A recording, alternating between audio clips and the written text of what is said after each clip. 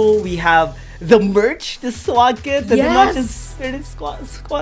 Yeah, It's just so I mean, nice. every single caster we want that also. I mean, the Dimension Spirit Swag Kit Riot. for the top 16 teams, Riot, and for the top 8 teams, there will be a total prize pool of $3,500. And of course, you will get a national pride because you will earn the title of the strongest team in the country, of course, and an opportunity to advance and join the country's influencer team in Phase 2 Rally Day. And don't forget, for today's tournament, we will drop a challenge. So you have to do your Demacian challenge because you have to able to win the game with the Demacian champion in your team.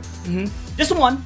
Doesn't have to be like every single champion, so you can spice it up. I would love to see a lot of Garens, because there are a lot of content creators here actually in the Philippines that loves spamming Garen in the game because it's a spin to win. Team. And this is the tournament bracket for the 8 participants, aka the top 8, that will be casted today and also tomorrow. So every single match except the grand final will be best of 1 series. So it's either you go big or go home. But for grand final, we will use the best of 3 series. We have the players as well from KK or KhanKluay. From Thailand, we have Dobby, Gon, Hexerens, Akihiko, and Gojo. I do love that we're seeing a variety of photos as well. Gon has this childhood photo. You have a casual photo from Dobby. Hex and Akihiko has like very, very intimidating pro player vibe. Yeah. And Gojo seems to be like the coach. Well, I was going to say that. I mean, now I know the reason why Gojo Satoru being sealed by Geto Suguru, because he wants to play in today's tournament. And for the opponent will be Team FF. We have a Weak Side Quali, the Blueprint, Arikeli, Gentleman 1x1, and also Wyrail as the support. So in League of Legends, may I know what role you? I'm an ADC in League of Legends, so I spam ADC champions a lot. But I'm also a one-trick Senna in League of Legends. So whenever I don't get ADC and I get autofilled as support, I just use Senna. And a lot of players usually don't like that because I get their kills. Well, yeah. Most of the ADCs don't like it to get their support. Still killing his money. I mean, but I'm also a support main. And and what would you like to ask my favorite champion? I think I don't need to ask. What's your go-to role / champion, Abigail? Oh, you can see it. It's Yumi. You see the merch? Yeah, you see the merch. I have a tons everything. Every single collection of Yumi's merchandise. So I'm a big fan of Yumi. So if you say something bad about Yumi, I'm gonna slap you.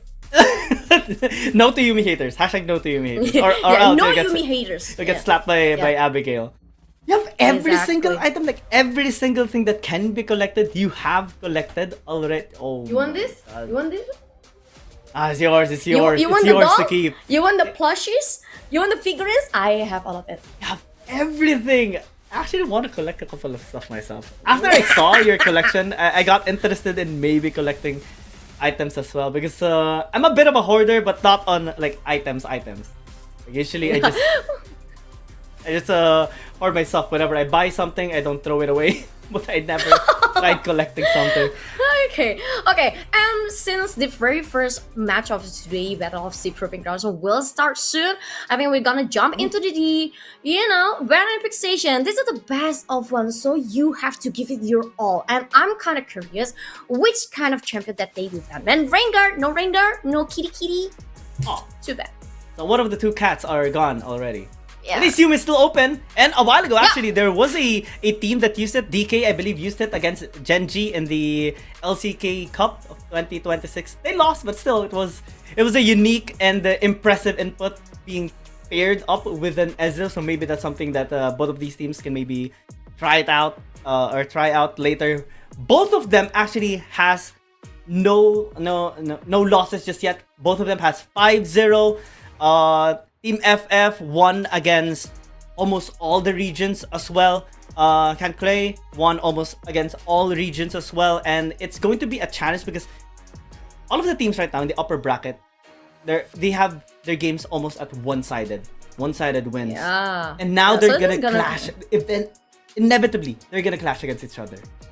Exactly, and that's the beauty of a Battle of Sea. And I also love the bands from KhanKluay and also the Team FF because they just ban every single powerful champions like Zahin. I to be honest, I kind of disappointed with the Zahin ban because I really want to see how Southeast Asia region playing this kind of champion because he's still sort of like an overpower. But Varus ban is also very good because he possessed a strong lane control as well as for the early game, and not to mention the chain of corruption that plays a big role in terms of the team fight.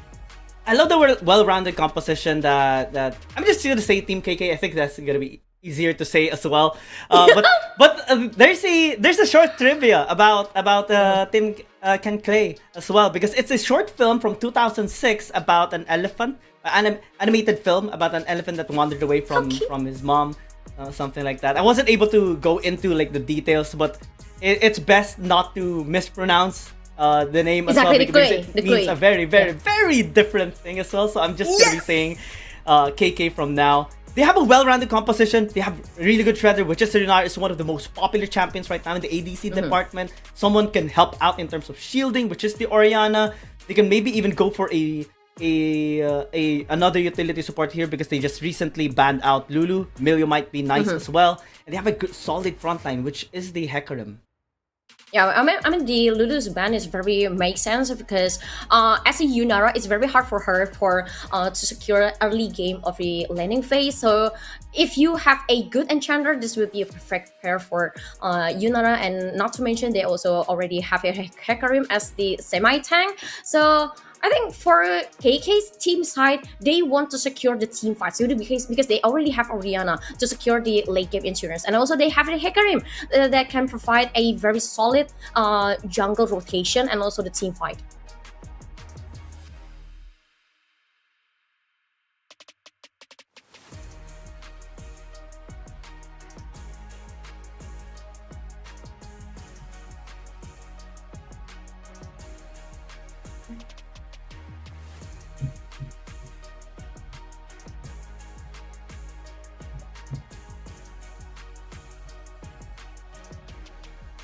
Guiang, I think there's something wrong with your voice. Oh, my bad. My mic got cut off. What I was saying is because Ash got banned out by Team KK, right?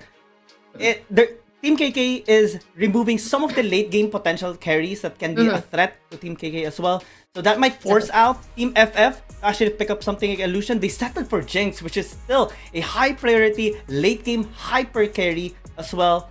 So this is a strong lineup already by Team FF. They have the Execute as well from the Viego. They have Initiating Power from the Scion and the Thresh as well. So many people can protect the Jinx from the back line. And I think Team KK is doing a really good job as well in answering that. They added in another frontline power, which is the K'Sante. I was thinking about maybe picking up a Rumble, maybe a Renekton, but K'Sante is much more sturdy. Yeah, I mean they just want to play it a little bit safe, and when the Nautilus pick, it is also very makes sense because they also want if considering the late game team fight, they also want something that can also have a very good combination in terms of AOE evac and especially AOE skill from KK's team side, because they already have Orianna and Hecarim. Will they go with the Talia instead? Oh, they went with Ahri. So much setting power for Team FF, right? Especially on small skirmishes, the Viego, the Thresh, and the Ahri can do wonders. And that's where Team KK needs to be very careful. Especially the Orianna, especially the Yunara. If both of them got taken down, even if it's just one, it's going to be a huge threat already for Team KK. Yeah, I mean, I think this already explains a lot the way they want to play this game, because the team for that they want to really go very aggressive at the start of the game, because if you have Jinx and if you can make her have lots of items before middle game, that will be a very big advantage for FF. And also you also have Ahri as the single targeted setup, and also not to mention to trust, because this will be a very very good aggressive early game combination. Yeah, it's I'm really excited to see the fights later on. So many initiating tools, so many ways to protect their backline as well. Team KK going extra aggressive, Team FF doubling down on having that capacity to initiate fights, favoring to them. They just need to be very careful of the hooks. Actually both of them, because the Nautilus has a hook as well, the Thresh has a hook. I think the Viego is going to be the biggest problem here for Team KK. If ever this Viego gets a reset, the Ari actually has a little bit of a reset as well on her Spirit Rush, so it's a double reset composition here for Team FF that really relies on having that leverage in a team fight, getting that first takedown. When they get that, they just snowball. Exactly. So the main objective for KK is to hold that kind of snowball. They actually cannot be snowballed by Team FF. Otherwise, this will be the end of them. Because most of the champions from KK is setting up for late game. So if you are falling down at the early game, that will be very hard for them to rebound. Guys, let us know in the comment section, who do you think is going to be winning here in this game? Which team are you rooting for? Which region are you rooting for as well? Because we're going to be loving to see the result of this. And it's just a best of one. One game to determine the victor. One game to determine which team is going to go to the next round in the upper bracket 6. And which team is going to drop to the lower bracket. In which they're going to be battling, I believe, against 57 or Sweet 57, 157. Or whoever wins between 157 and West Point Esports Academy. So it's going to be an important thing for those teams as well that surely is watching this match right now. Yeah, so grab your popcorn and your snacks, because we are going to jump into the very first match of today between Team KhanKluay and also Team FF. Who will win the very first step to become the champion of this Battle of Sea? Let's check it out. I just love seeing those kinds of intros, right? Or we see like the 3D setup, the cinematic view of the game. Those are the things I'm actually trying to learn as well, as a content creator as well, when I host events or tournaments. But I haven't really gotten to it as well. Well, yeah, I also love that. I mean, since the theme of current season is Demacia, I would like to encourage every single participant of this live stream to don't forget play League of Legends, because the Battle Pass of season 2026 is already up, and don't forget to claim your rewards, baby. Claim the rewards, right? Also, don't forget to enjoy the game. I mean, it is Valentine's Day, so it's a time to enjoy and not to be sad. You know, maybe you can also find your future partner in the game. Be a duo, not only in game but also in real life. Yeah, and I think Team FF, considering how aggressive they kind of champion composition, I think this is going to be very solid if they can secure the first blood and also the following kill. And in terms of the talking, they already have Jinx and also Trash. Trash is actually very good at early game lane phase, because they can just Team FF can just harass the both lane of KK. Yeah, I mean, they're already dominating, or at least being very, very aggressive, controlling the lane into the bot lane. Iril is doing a really good job denying some CS, maybe XP as well from Akihiko, in which it gives gentlemen one by one a lot of leverage already, at least as they slowly crash the wave. Now they're getting engaged. Iril took a little bit of damage. Akihiko is following up very well. Gentleman one by one is just gonna clear out the wave so that they can go into a much safer position.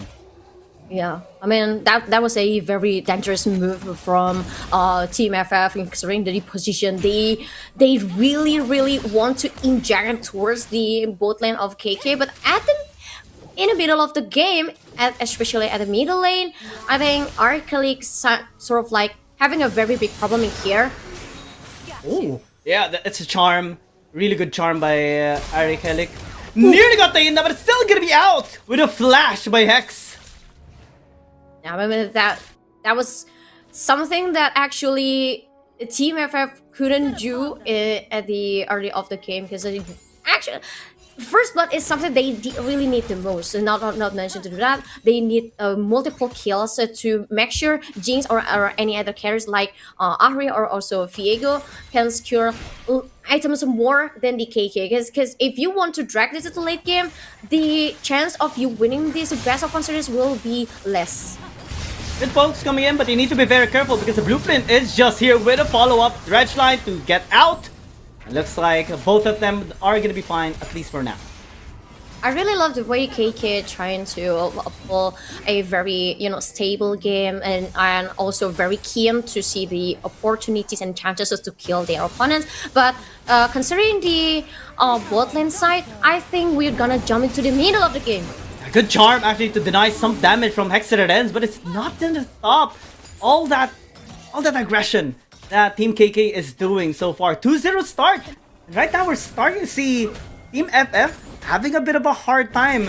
Usually when you have this kind of composition, it tends to be this team getting the aggression, right? We saw their attempts in the bot lane trying to get a gank onto Akihiko and Gojo, but with it not really succeeding, it gave a chance to Team KK to actually pull off a good engage in the mid lane.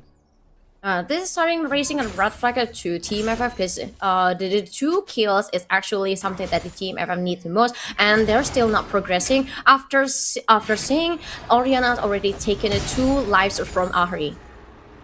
Yeah, it's a bit of a hard time already for Arikelik, and the Orianna did pick up the boots already. He's at least a couple hundred gold ahead from the Ahri. At least he's doing a really good job in catching the wave despite dying 2 times already. So he's trying to maintain, at least mitigate the amount of lead that Hexerens is having in the lane. Later on, he will have his chances, especially when he groups up with Iril. And back to the Baron lane, it is a very stable game between 2 parties because they just walking towards each other, and Team FF really need to make a progress. It's the bot lane. I think it's gonna be the most important lane here for Team FF. So far, Gentleman 1 by 1 is actually ahead against Akihiko. So even though they didn't really get a kill in the bot lane, at least they managed to at least control the wave. Now Kiss and Prio over the dragon. Gunlow needs to be extra careful. Looks like they're just gonna be giving this objective away. It's free buff for Team FF. Yeah, that's also a very wise decision from KK because not every single player from KK are ready enough to contest the first dragons, and since the Team FF already started first and the timing is not given for KK, so they just want to play it really safe, and I really love that kind of decision because you can still have a Reef Herald later after the first dragon, and it's to make sure you can secure the first turret. And for Team FF, I think their biggest priority right now is to just deny scaling capability from Team KK, right? That's why they already, since they got leverage already in the bot lane, they fully utilized it. They got the dragon, and then I think they're just gonna be doubling down. What Team KK needs to be extra careful with is Arkelik going to the bot lane. Because so far, the only gank we've seen is the Blueprint going there, right? But when the Ahri's involved, things gets a little more complicated, especially in dodging, because there's so many things flying around, going towards you, so many projectiles to try and dodge, and it might be a big hassle for Team KK. Yeah, but I kind of worried with the pace that Team FF brings to the game because we are talking about you already have a very aggressive early game champions that can set up for skirmish and also killing a single target, but I don't see that kind of setup from Team FF up until now. And just some setups in Vision so far by Iril. Setting up Vision in the bot side river, a little deep as well towards the right side jungle of Gon. They're trying to get information. I think they're just giving all their efforts and resources into this bot lanes, because if this Jinx gets ahead, when he gets his first item, maybe the Kraken Slayer, then the damage output is gonna be insane already. And maybe they're prepping for the Herald later on as well. Yeah, but I kind of worried with the team fight. I mean, the big team fight between these two parties, because if you jump into the big team fight, the Joker from Oriana will play a very big role in here, and this will be something that can annoy the formation of the team FF. So they really need to secure a big lead in now. So far, they are trying to secure Grubs. 1 out of 3 already done. Iril though getting charged. Here comes the onslaught of Shadow as well.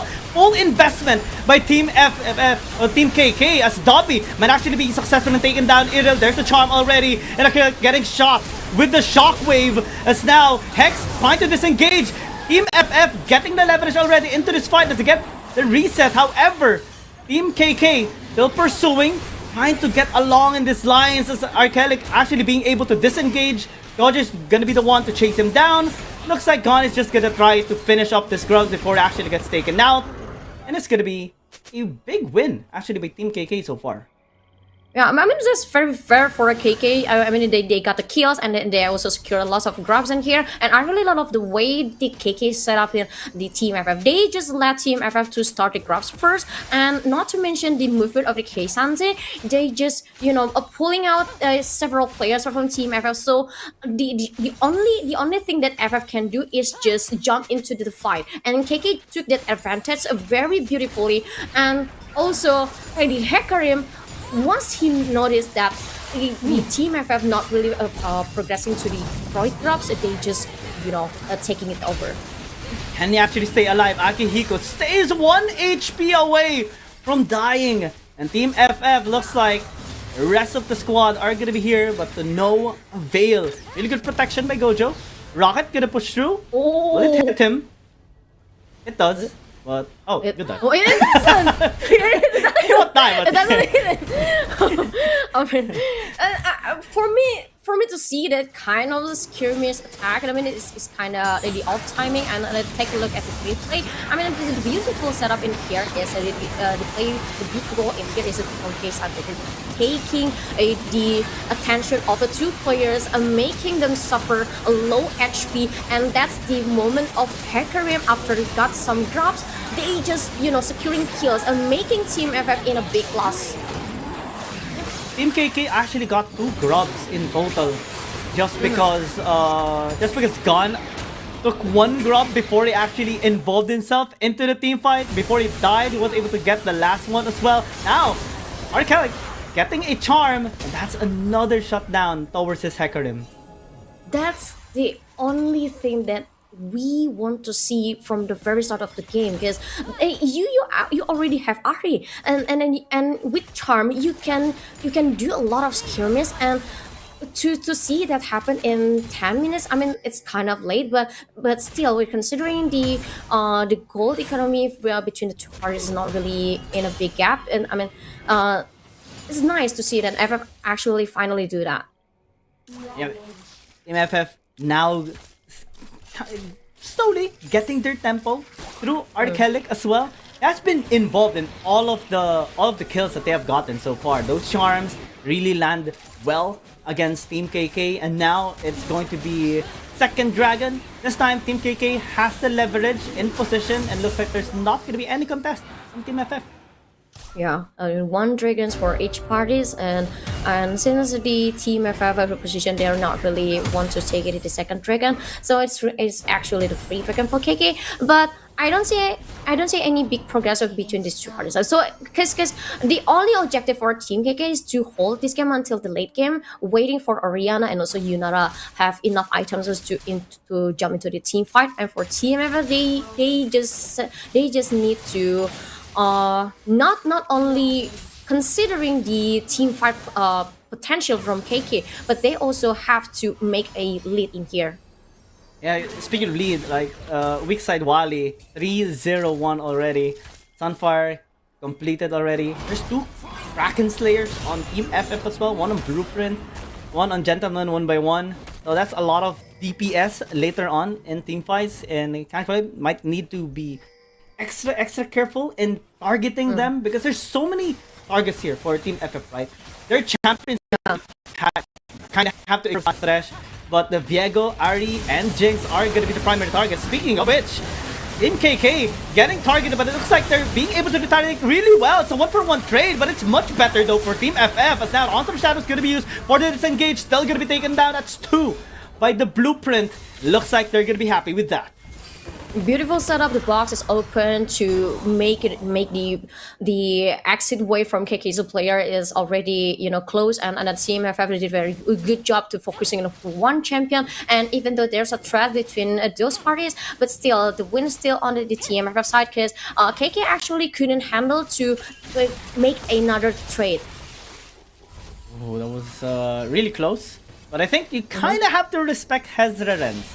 I mean, that Orianna is kind of fed, and even though you already have your Kraken Slayer, this one Shockwave might put you in a very critical HP condition. But speaking of critical, Blueprint having so much confidence right now. Needs to be extra careful though, as Gojo is on the way. Lantern gonna be used, and a really good smash there by weak side Wally. That's a guaranteed kill, and Blueprint just secures its 4th kill. Oh my god, a mispositioning from the Nautilus, and this will be bad for KK because they are now progressing down. But on the other hand, Orianna successfully got the trade. You lose the Nautilus, but you still able to get Jinx. That will be for me, still a win for KK. And it looks like Gentleman 1x1 didn't learn his lesson from a while ago. Still went a little too close for comfort onto Hexerens, and this time he got what we anticipated was going to happen. Just one shockwave and he's dead. Yeah, and then for Team FF, I mean, I really love that they are finally playing a little bit more aggressive and giving a lot of pressure actually to Hecarim. I mean, like annoy the jungle path of Hecarim is a very big thing, because you actually want to deny the Hecarim as he will play a very big role as the initiator of the team fight. Arcalic bought it on the rewards, bro. Like no one's gonna check the area, at least for now. MFF, even though they kinda had some odd casualties, they're still the one ahead, still the one calling the shots. 1,000 gold lead, equal in terms of objectives, but now Rift Herald is gonna be very important as well. And Team KhanKluay, I think they need to maybe establish their control in terms of vision. So far, it's Team FF that is leading, taking all of their vision on the top side river out. Hex Flash charging, Iril not getting the hook. It's like their walk off. Yeah, and the players are ready on their position, trying to find an information, but Team FF actually already started the Rift Herald, and we are not sure if KK is already noticed that, and finally the information from Orianna is already transferred to the other players. They decided to just fall back, not contest anymore. I think they're starting to feel the pressure being demonstrated here, at least shown by Team FF, and now they should be able to use Shelly into the mid lane to bash this tower down. That's an easy tower. Lots of gold being transferred onto the members of Team FF, but looks like they want more. They just disengage instead. Team KK doesn't want any part of it. Or maybe they want. As Dobby actually gets a teleport in, the Thresh is already gonna get taken down, and they're just gonna be waiting for Arcalic, Big Flash, and the Spirit Rush already thrown out. Yeah, everyone is disengaged on the Team FF. Team FF already got their objective, the first turret, and especially a middle turret will play a very big role in here, because if you got your opponent's middle turret, it actually open the access to your opponent's jungle. But Akihiko got a little bit of mispositioning and will be punished right away with Jinx. Just in time as well for the objective, but Team KK, they already maybe have anticipated that, because they lost their ADC, but at least they got the dragon. So it's a bit of an okay trade for Team KK. Yeah, an okay trade, a fair trade. I mean, if you secure lots of dragons, then this will be aligned with the composition of KK, because they are focusing on the late game, as you have already Orianna and also Hecarim, not to mention the Kisande. The only objective for KK is to hold the economy. They couldn't lose any big gap economy towards the Team FF, and Team FF, even though they already do a very good job at, in terms of repressing the movement of Hecarim, but still the progress of Team FF is not that big. So for me, it's still everyone's game. Yeah, the biggest problem though, or biggest threat right now, is the potential Infernal Soul objective. on anyone's side, once they get the Infernal Dragon Soul, especially with all the stacks of dragons that come along with that, it's gonna be a scary feat for the opposing team, especially that both of them does have a lot of explosive power. Now, Team FF might want to contest the next dragon, in case. Looks like they are interested in maybe taking down this tower on the top side, with more on the gold that they have been acquiring for quite a while now. The 1,000 gold lead for the past like 16 minutes has finally been increased to around 2,000 in 18 minutes. And their primary goal is to just expand on that. Have the higher gold lead, especially if they can funnel it onto the Jinx or onto the Viego. That's gonna be nice for their side. Yeah, but I think I can see the struggle from Team KK to handle the lane, and especially Hecarim is being pushed over and over by Team FF. I mean, the presence of Team FF towards the jungle side of KK is very big, and it makes a Hecarim kind of need to rework his path. Yeah, it's kind of hard right now for Gon, to be honest. It's one of the primary initiators for the team. But just one mistake, and even if he actually goes in, there's so many tools on Team FF side that can cancel him out, can suppress him massively, and can render him useless. And it's not really that tanky just yet. Has the Spirit Soldier, has the Merc Boots, but nothing really to prevent him from getting just decimated early as he goes in. At most, Dobby can actually tank a lot, even though he just has the Iceman Gauntlet. It's AK Sante. It's always going to be tanky. It's always going to be hard to kill it with all those shields and mobility. But for the Hecarim, it's a one-way trip most of the time. Yeah. Now talking about the tank from each parties, I kind of worried with the Team FF City. Well, yes, Trash is a champion that actually kind of tanky at the early of the game, but during late game, he's not that tanky. I mean, he's kind of a squishy one. So Team FF need to work really fast in terms of the team fight. They could not pull a very long fight with KK later in the late game. Warwick nearly got killed there. It was treading on fine lines. Yeah, it was a scary moment, to be honest. But he managed to get away with just the ult. I think he's still gonna be fine. Will have his flash and available in a short while as well. So nothing really to be scared about, at least for now, especially since objectives are getting up. Baron, I think, is going to be a massive objective here for both of these teams. So right now, we're already seeing Team FF establishing, or at least attempting to establish, a couple of vision topside river-wise. And Team KK kind of struggling to deny those.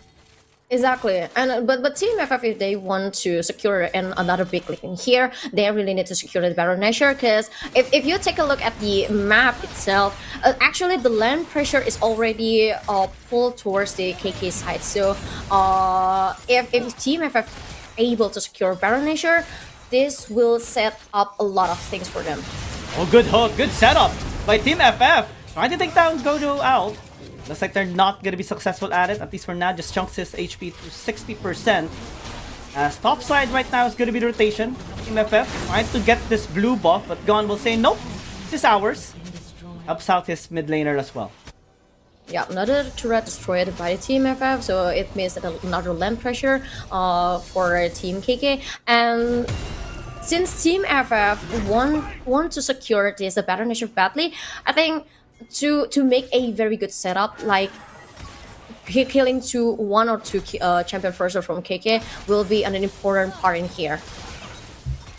You know, if there's something that I've been noticing on Gentleman 1x1, he's very independent, I would say, but oftentimes gets into a really bad spot, which was capitalized a while ago by Team KK. This time though, they're leveling down onto this dragon as Team KK is looking for a Relic. They're not going to be successful in taking the Ari down, and it gives a chance for Team FF to at least equalize the dragon stacks. Yeah, I mean, they just lose one dragon, but I mean, it's okay as long as they can trade it with one turret, and this is gonna be kind of very hard for Team KK if they play this kind of slow. But Akihiko once again punished by Team KK as he mispositioned himself. Yeah, the CC chain from the Nautilus is just insane at this point, right? You have so much crowd control. It gives so many chances for an Orianna to just put the ball down and click R. Once you press R, it's done already. The damage output is insane, especially with Shadow Flame already. Yeah, but the death of the Ahri doesn't give any big effect to Team FF because, well, yes, they lose one life of Ahri, but on the other hand, the trade of Ahri's life is the turret. So, considering the trade is not equal, KK need to work on something, and finally they get the Thresh as another kill, but I think they still need more. Yeah, they were able to take down Thresh. It's what you get after, right? More important. So far, they haven't really done that just yet. They're now starting Baron though, so maybe this is it. No initiating power, at least reduced initiating power here for Team FF. And they have to force this fight 4v5. I think the Baron debuff though is going to be a problem for Team KK. They need to be wary of that. Except Wally's going to be the first one to actually check. Dobby got hit by the charm. Also the shadows are so good. Ball delivery with the shockwave. That's how Gentleman 1v1 is going to get... It's still going to stay alive. One actually thought he was going to be down. But Akihiko got too greedy, trying to 1v1 him. And he just bit the nail. Now, Team KK has to back away. They weren't able to get the Baron, and they weren't able to get any kills after that. They got nothing actually. I mean, that was a very good opening from Hecarim, but sadly they couldn't escalate it to kills. And the Team FF did a very good job of punishing the mispositioning of the Yunara, aka Akihiko. And for Team KK, since they couldn't get the Hecarim back into the team fight, once again Team FF just pressing it back, and now the Baron Nation is open widely for Team FF, and there's no way KK can contest it. Akihiko got too greedy, too overconfident with his item Fin Hunter Bolts. Thought he could actually just 1v1 and shred Gentleman one by one. But yeah, you don't do the name. You don't do the 1v1 against the Jinx because it's never going to be a 1v1. There's always going to be backup. There's always going to be the other teammates. Shockwave going to be used by Hexarenz. It actually blows up Abigail. What? Oh my god. He's not going to connect. He stays alive. What? There was another scary moment from this Oriana. I mean, I couldn't handle my heart each time I'm watching Oriana playing solo to clear lanes and having, you know, a shock and a surprise from Team FF to take his life. But now is a good job for Oriana because it's actually Oriana is kind of very fat in here, so. I can tell why Team FF want to secure another skirmish towards the Oriana, but it's kind of hard for Team FF to take down Oriana, but they still open to another chance. Like you can take down Akihiko, aka Yunara, because here's the weak side in here from KK side. I think the only thing lacking from Hexaren's combo a while ago was a mastery emote. Or any emote, right? A thumbs up would have been so nice. Like, good try on the gank, but I'm strong. I'm 6-1-1 already and almost reaching towards a potential death cap or Zonia's. Either way, it's gonna be it's a lot of ability power on this Oriana. So far though, Team FF not really letting that affect them so far. They managed to push bot side as Abigail being the target into the mid lane. Soaking up a lot of attention there as the rest of his teammates are just pushing bot lane, maximizing their Baron buff. Well, yeah, and considering we are almost entered the late game, I can tell that the different tempo from KK, they are now playing a little bit more aggressive and matching the tempo from Team FF. But for me, it's still kind of late for KK because the Team FF already secured all of the first lane threat from KK. On the other hand, KK is still not really good. Great progress with the turret, but now the Drake is already slain over the Team FF. No team fights and no contest at all from KK. Now, I mean, it's like starting a time bomb from KK because they tend to give away lots of objectives towards Team F. Just one ult by the Sion, and all those frag controls are just negated. So with the shockwave down, Team FF can maybe start a fight, and they know they know so far from the 2 objective fights from the past 7 minutes as well that Team KK will not start a fight. They're gonna wait for Team FF to actually start a fight, and maybe that's where they can actually like set a trap against them. Yeah, and at this point, it's kind of tricky for Team FF to do the team fight. I agree with you, and the Team FF do very a good job in here for waiting Oriana to spam this shockwave, or at least waiting Hecarim to miss position so they can jump into this fight, or initiating a fight, more comfortable. It's a hard time to be Team KK right now. Soul Point, Infernal Dragon Soul on an Ari Viego Jinx. That is gonna be wild. That's gonna hard to resist damage. Especially the Jinx right now is really loading up. Almost completed on his items as well. At least on 100% crit rate, right? When he fixed that Lord Dominic's in, and he's just gonna hurt so much already. Let's see though, as Arkelic is always a target for some reason. It's like they're bad at only Ari Kelly. The only target is this Ari. I mean, Ari Kelly is a weak side from TMFF, so I think that's also very makes sense for KK to gaining points and also economies from these players, because the progress from the Team KK is actually very slow in here. They're often to failing securing turrets, and even though they jump into the big team fight, they couldn't secure any big leads in here, even though we are already entered the late game. So KK just trying to find any possibilities that they could grab. Well, a kill is a kill, right? And if they're gonna be able to deal some damage onto a tower, then that's something that they can latch on. Akihiko though, getting latched with the hook by Irel. It's just perfect timing for Team FF. Their punishment is just too severe, and it's just the thing that gives trauma to Team KK. It's tremendous. One mispositioning, one nice hook, and you got your life way taken by the Team FF. And now the Team FF, just dragging and driving their lanes towards the Team KK. And I think we will see another big team fighting here after the inhibitor from KK successfully taken down by the Team FF. Yeah, they're already chipped down a couple of HP onto their inhibitor tower. Arcalic needs to be extra careful though. He attempts to land a charm onto Gojo. I don't think it Nautilus though is going to be the primary target here. So far in terms of damage output, I think Team FF can actually turn onto anyone here on the side of Team KK. Maybe the Nautilus, maybe the Hecarim, maybe the K-Sante. I think they already have the damage output to shred any one of KhanKluay's members down.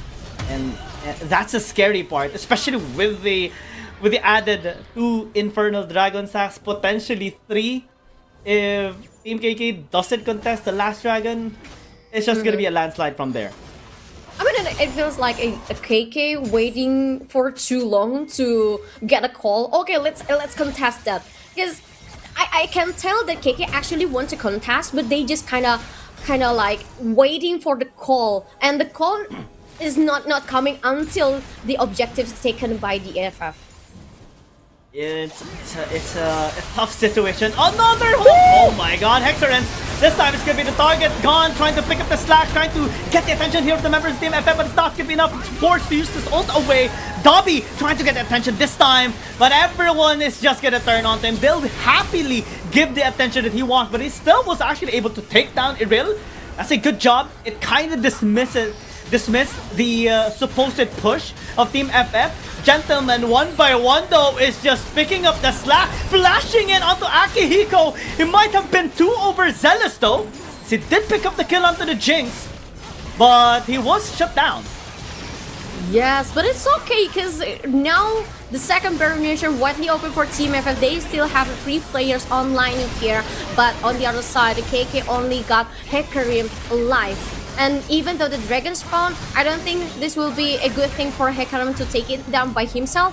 And since the Baron Nashor already taken by the Team FF, it will give them a big advantage to give more pressure towards the lane of KK.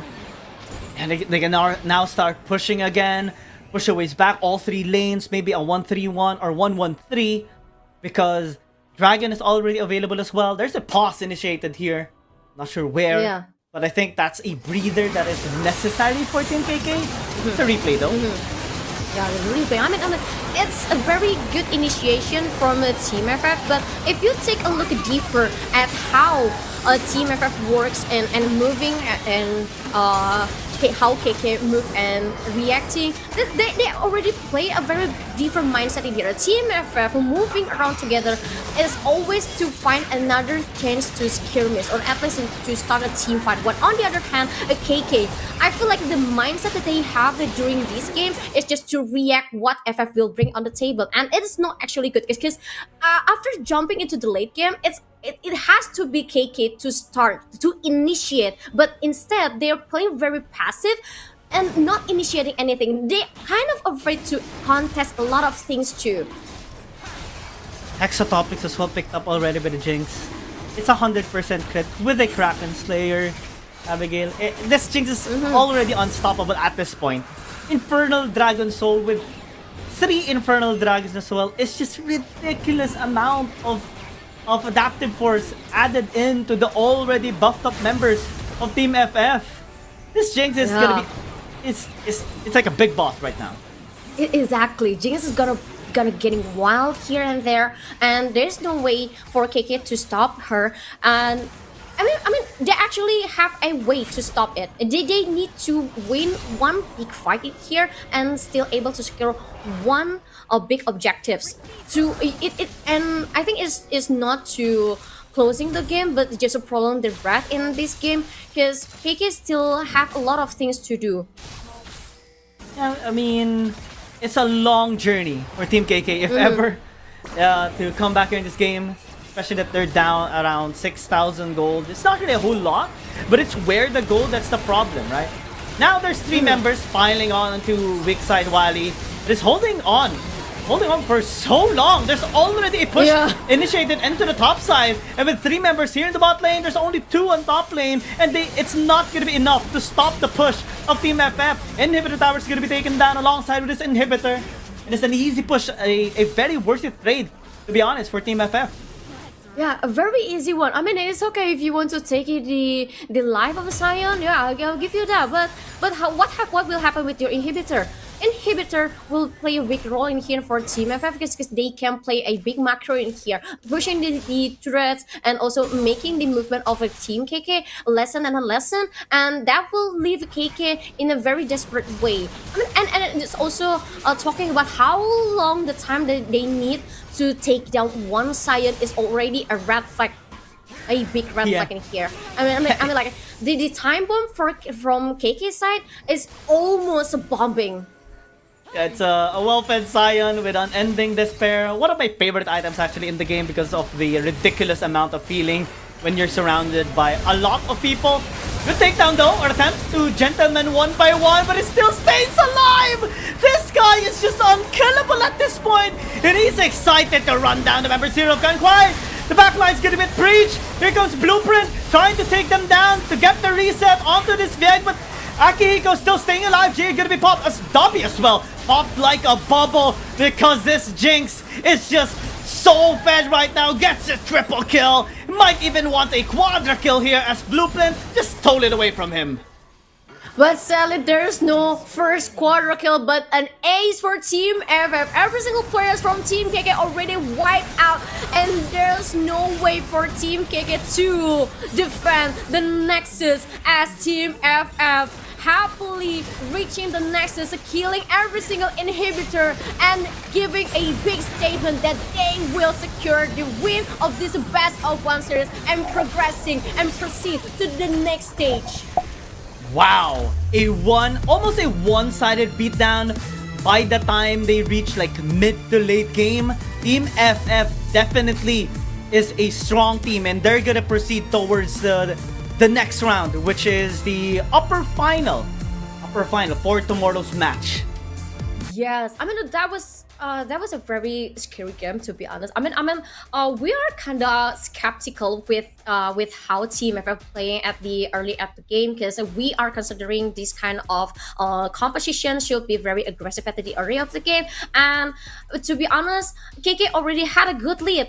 because they already secured 2 kills from Ahri, so they already opened a weak side from the team FF, and after they got the 2 kills from Ahri from the team FF side, they actually can play it safely. They play very safely, but I think it's just too safe until the late game. And the team FF, after they got the first dragon and then they got some confidence, they just don't want to put that chains away. And I really love the way they trying to abuse that kind of confidence and also the chains. And considering how passive team FF, team KK playing, and I mean it's kind of sad to see the lead that you already have during the early of the game just vanish in vain.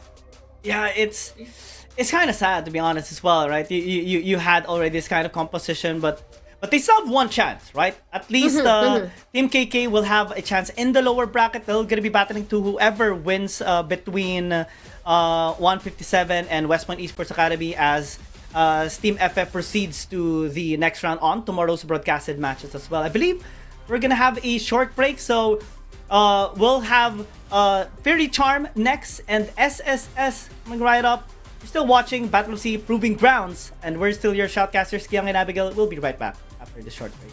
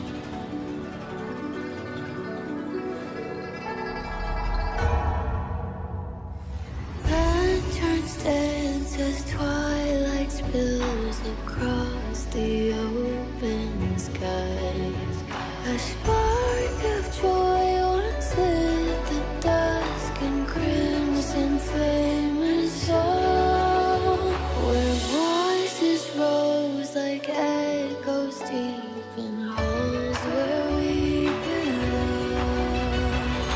Yeah, yeah, 海角公民遇见你我，共此时光。愿此情长，四月流芳。Where we belong.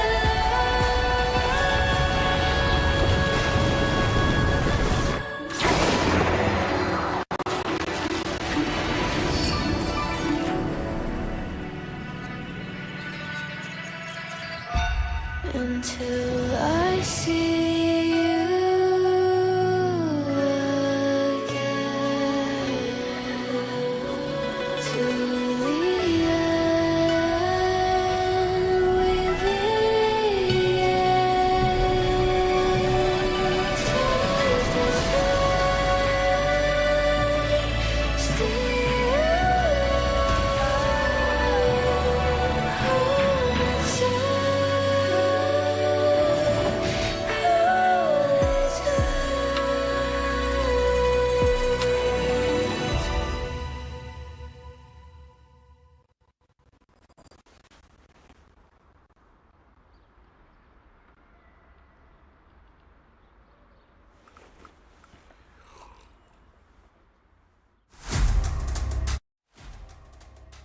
Welcome back again, Summoners, to Battle of Sea Proving Grounds with us, Abigail and Guiang, as your caster. And we already finished the first Best of 1 series match between KK and also FF, with FF proceeding to the next stage. And now we are going to continue to the second match.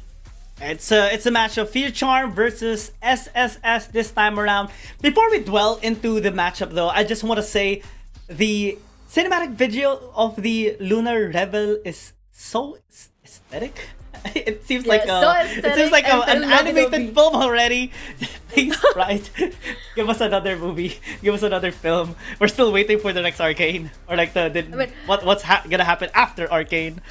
They just produce so many really good contents. But I love the details. Like how they pull this kind of a cinematic for today, because since today is Valentine's night, and they just pull a cinematic where two people, like one woman and one man, enjoying the time together. Ow, so sweet. But moving back to the game, we gonna have a team Triple S SSS with us Arashi Nekodesu and the other two players, and Faerie Charm from Malaysia and Singapore as well. One JWP as Evaski, Quake, and Born This Way. This is a very solid lineup, and we've seen their performance last year during the LCP qualifiers, and their opponent also a very strong player too. And I think this is gonna be a interesting match, because it kind of gives me a LCP qualifiers vibe back again. Yeah, exactly. The moment I saw LJW or 1JW and Born This Way, I was thinking, the guys from LCP. These guys were really strong. And just a little bit of insight as well. LCP? Yeah, they were at the LCP wildcards and at LCP, or supposedly for LCP promos as well. And they were, at that time, they were representing Inferno Esports, which was a PH team. But Born This Way did get the finals MVP at the LCP wildcard at that time. It was an interesting one, because I believe they battled against Full Sense or Fear Charm at the time. So this is going to be an interesting matchup, because Team SSS is going to be against Fear Charm, and this time 1JW and Born This Way are gonna be with Faerie Charm. I love this. This is a respect band towards each other, because you want to deny the Vi and also the girlfriend from Arashi, and also for Team SSS they also deny Nico. That's a very good band, because Nico can play a very big role in terms of the team fight, as she could change the towards the appearance of the other opponent, and so another appearance, and that this will be lead the Faerie Charm into a very tricky situation, and Team SSS did a very good job to deny that. And Varus band like the first game is very reasonable. I mean, considering the power of a Varus, yes, Varus at late game is fall off in terms of damage, but it will be substituted with his ultimate, the Chain Corruption. I like that this matchup right now is giving like LCP vibes from the banning, and of course for the players as well. It's just gonna be LJW's Akali or Savasky's, because LJW also uses Akali. Come on, please, lock Akali, please, Just lock it in, man. Please, Come on. lock, please, Yeah. please. I Yes! think they locked it in. No, it's not With locked the in yet. Lee Sin. They did. I love Akali. I love Kitty. I love Akali the most, and I really love the Lee Sin peak. So you have Akali, and also you have Lee Sin. So Lee Sin will provide the team fight in a scrimmage at the early of the game. But Akali, once she turns to level 5 or 6, she will have a very good time with Lee Sin comboing toward each other and find a good scrimmage. And if you pick Ryze for Team Triple S side, this will be a good late game insurance, to be honest. But they have to be careful with the positioning of Ryze, because in the early of the game, Ryze is also very easy to bully. Yeah. But once he gets his actualizer, he's the bully. Actualizer is such a broken item for Ryze at the moment. It's been spammed out on not only on just rankings, but all over every tournament, including the LCK, including the LCP as well. This champion is really strong. And so far, they have really good champions that can complement the Ryze as well. Really good initiating power with the Xin Zhao. And of course, the Rumble has that long range capability. And looks like it's going to be LJW Sakali, because now they locked in the Anivia for Savasky. Wow, this is hyper aggressive composition. Yeah, it's wild. It's wild. It's wild. And I really love the way Triple S pick Rumble, and you have to remember Rumble is a very independent Baron lane. Okay, so Team Triple S can focus on other things like the weak side and or probably just pampering Ryze, and a good pick for Xin Zhao, because the Xin Zhao also can deny the team fight from Very Charm, even though it's just once, but once sometimes can be a very good thing for Team Triple S. Man, Triple S, they have to respond with maybe a safe ADC. I'm not sure if picking a Yanara is gonna be a good option here. Maybe Corki is gonna be enough to at least have some sufficient backline access, but it's banned away a while ago by Faerie Charm, so it gives little to no choices, or at least reduced choices for Team SSS, right? Maybe Ezreal's gonna be a good option, at least to not get easily latched on by the Akali, by the Lee Sin, and not get cut out with the walls as well of the Nivea. Yeah, Ezreal will be a good pick, because he also has an escape skill, and for Team Triple S, they tend to just denying Born this way, denying Leona and also Nautilus, which we already saw during the LCP wildcard. Born this way played very good with aggressive support and aggressive tanky support. It's so good on those champions, and can also use like utility champions like Renata or Lulu, depending on what ADC is accompanying, right? And in this case, looks like they're just doubling down. They keep doubling down on very, very aggressive champions. We saw the R1 Akali and R2 Lee Sin.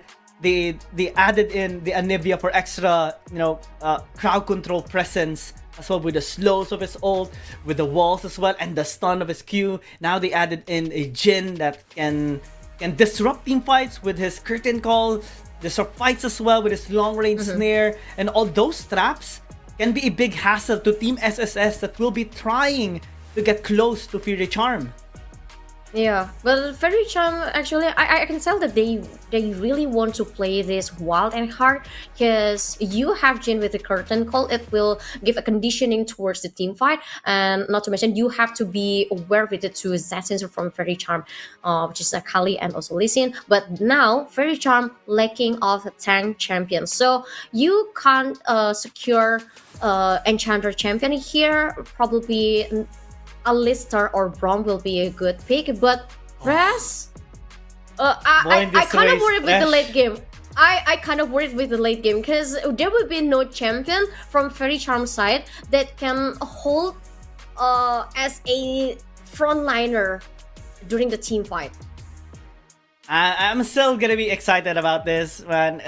Especially because Born This Way on his Thresh. I think I saw him already use Thresh before. Not sure if it was in the local tournament here in the Philippines before when they participated, or when they were at wildcards or while LCP promos. But he's damn good on this champion. With the Jhin, it's just perfectly paired as well. So it's a hyper aggressive, fully Exactly. doubled, and like everyone all in on this composition for Faerie Charm. And Team SSS, they're playing it very conservatively, right? Yeah. They have a decent amount of early game power, decent amount of laning pressure as well, with the Rumble, with the Rise, Wave Clear, and late game insurance definitely on the Yonara and the Rise. What they need to be very careful of, though, is the very mobile, very disruptive, very destructive lineup of Faerie Charm. How do they contain, control, and mitigate Faerie Charm is the question. Yeah, exactly. And for Team Triple S, I agree with you. This is kind of a very balanced lineup from Team Triple S during the early, mid, and also the late game. But for Faerie Charm, we already know that this kind of lineup, you need, the only objective that Faerie Charm needs to do is just close the game as fast as possible, and this is gonna be wild. I mean, I will expect a very chaos early game because with Lee Sin and also Akali, not to mention Trash, you can set up a lot of skirmish towards your opponent, and that would be crazy. I'm hoping for invades. I'm hoping for a lot of invades coming in from Faerie Charm. You guys have to charm us, pun intended, with your prowess in the game. And Triple S, well, it should be a tough. It may be a tough time for them in the early game, especially with the composition so far. Lee Sin, Thresh are strong initiating ganking tools as well that can go on all three lanes. If we look at the lanes, at most maybe top lane is the least preferred lane for them to actually gank, but for mid lane, bot lane, I think bot lane is gonna be like the sweet spot for Faerie Charm. Guys, let us know in the comment section, who are you rooting for? Will it be Team SSS or Faerie Charm? Make sure to share the live stream as well. Thank you so much for your support to League of Legends as we get closer to determining which of these teams will be the representatives, of course, of their region as well. I believe both Faerie Charm and SSS are from Singapore, or Malaysia, Singapore, MYSG, similar to Team FF. So either one of these teams, they will battle against Team FF to determine the representative for MYSG. Because in the lower bracket, DokoTCG is also from MYSG, but they're not really in a good state right now. Yes, and don't forget, for every single participant in this live stream, wherever you are, play League of Legends, because the 2026 Battle Pass is already up. Same goes with the game. The second match of today's Valentine Day, as we are watching, a Team Triple S will be facing Faerie Charm. But I just like this. Born This Way, he's already had this kind of character from before when I first saw him as well. He always spams his mastery emotes. And yeah, he's a true League player by heart. I like that. Yeah, I mean, there's one saying that if you want to get a good support, let him or her playing trash. And if this player plays a very good trash, then this person will be a good support. Yeah, absolutely. Thresh actually was one of the first support champions I used in the game when I was first introduced League of Legends. It was recommended to me by my dear neighbor or friend from before, and I really like this character as well. And to see it right now again just gives me a little bit of a nostalgic feel. Born This Way. May I know? May I know what did he say to you when he introduced Thresh to you? Did he say, "Oh, this is a very easy champion to play"? Is it like that? Because my friend knows that I'm I'm like really into MOBA and I'm good at MOBA games. So he specifically told me to use Thresh because this is one of the most complicated supports. Okay. No sugarcoating and all. I mean, because Yeah. sometimes people just trolling you with it, with saying that, oh, Thresh is actually very easy to play, but turns out that no, ain't No, no way it's Thresh not. is easy to play. Yeah. You need a big brain to play Thresh. Thresh is the squishiest engaged champion in the early game because you kind of have to get the souls to get some armor. You don't build Yeah. MR as well as you scale up, so you kind of need MR items. Your range, so you don't get a benefit from melee items or such, especially before. And you basically don't deal damage that much. So it's a weird situation for Thresh. But when you land your Q, the cooldown reduction is insane. That's one of the reasons why I Yes. also like Thresh. It's like an only hook, basically, when you have enough cooldown reduction. Yeah, and then I think if you are very confident with how good you are as a playmaker in your team, Trust will be very fit for you. And I mean the options for support champion in League of Legends is very wide and various. So it for me, it's also down to your personality as a supporter, whether you are a very supportive one that can play Enchanter, Ooh. or maybe the one who can set a plane here as the bottom lane. Finally, start a little fighting here. Lee Sin trying to give some support, but now the fight already avoided by the Faerie Charms player. It all started with a hook missed by Born This Way. And it's actually a good thing that they placed a ward on the Tribrush in the bot lane that gave them information that Arashi was actually going bot side. And PS did respond accordingly. Took some damage though from the Xin Zhao as Born This Way was trying to get away without using flash. They're still relatively safe and okay. But in top lane, actually, LGW is doing a really good job in the top lane. Yeah, it will- Not getting pressured at all. But if you take a look at how these two teams are playing, they're actually kind of very keen to a chance to take down their opponents for both parties. Even though Team Triple S sort of like a balance, but in terms of the early game power is less than Faerie Charm. But they are also trying to match their tempo with Faerie Charm, which is a very good thing. And thus, I think the Rumble needs to just pressure down more. Quake! Good flash by Born This Way to give like extra distance away from Team Triple S as well. It was a scary moment though. Yeah, that was a scary moment, but I really love how this Yunara and also Lulu. I mean, this is a very good combination. I mean, Yunara will be having a very hard time during the laning phase. So having a good enchanter like a Lulu, and especially that can help during the team fight and giving a lot of supports, a lot of buffs. Not to mention to that, will be a perfect pair for Yunara to at least have a little bit of breath during the early game phase. I just can't get over with Born This Way spamming the mastery emote. It's just- I don't think I know any player that does that in League of Legends. If So I were entertaining. him, I would be very proudly, showing and spamming Yeah. my mastery for Yumi. Yeah, and you can always do it as well. Like they Yeah. can do anything because you're latched onto the ADC. Exactly. The first dragon is already up from Team Triple S, but I don't feel like the Team Faerie Charm will have enough time to contest that. So I think they just will let it slip. And they kind of are not interested anymore in testing. Or maybe they are. They're actually grouping up. Will there be a steal? No. PS No. was a little late by a millisecond, but they were able to at least take down Arashi. Trying to get the next kill. Elia was able to slow them down. It's a dragon or a kill. Yeah, I mean, but that's still a good trade for both parties. I mean, if your opponent get a dragon, they couldn't use the effect of this dragon until the late game. So I think there Team Triple S will need longer time to maximize the potential of the dragon that they just took. Oh, plans already popped there for Blaze. The moment the hook landed onto him. So I think that's at least a summoner spell denied by Faerie Charm. And they can look for more picks. This time it connected onto Felia. They might actually commit here. Ignite, ticking, flash in, and the 4-shot by Quake. And even the combination with the Mastery emote. It's the full combo by Faerie Charm. Yeah, now the game is up after got the first kill. Now they're finding the second kill.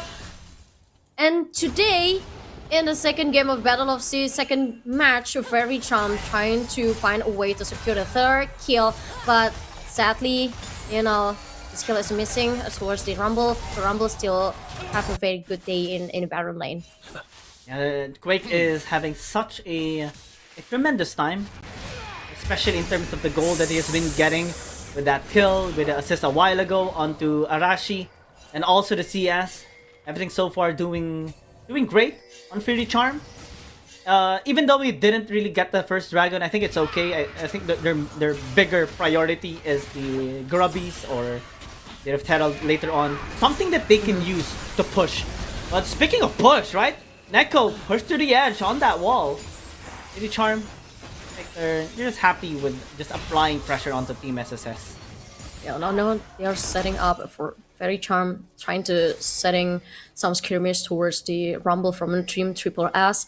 But since Team Triple S already noticed that feeling, no, Faerie Charm couldn't do anything with that. It's a bit of a sad thing for Triple S as of now, right? A while ago, they kind of were confident getting through the maps here. Like roaming around, looking for picks. But this time, they're kind of forced to respect Faerie Charm. They might turn into the bot lane though, as multiple members from Team SSS flash in by Arashi to try and shut down Quake. It's taking a bit of a long time though, as the lantern was barely there. It was just a little too far away. Yeah, a little too far away to grab the lantern, but a Team Triple S actually just trying to find a trade because they couldn't contest the Void Graph that already taken up by a Faerie Charm. But now they are demanding the lives that they just taken, Jin's life from Team Faerie Charm, and Team Triple S trying to play a little bit more safely here, as they don't really want to give a big lead towards the Faerie Charm. Yeah, you have to shut down the Jhin as much as possible, because there's no really tank members on the side of Team SSS, so no one can really resist the burst damage coming in from this Jhin.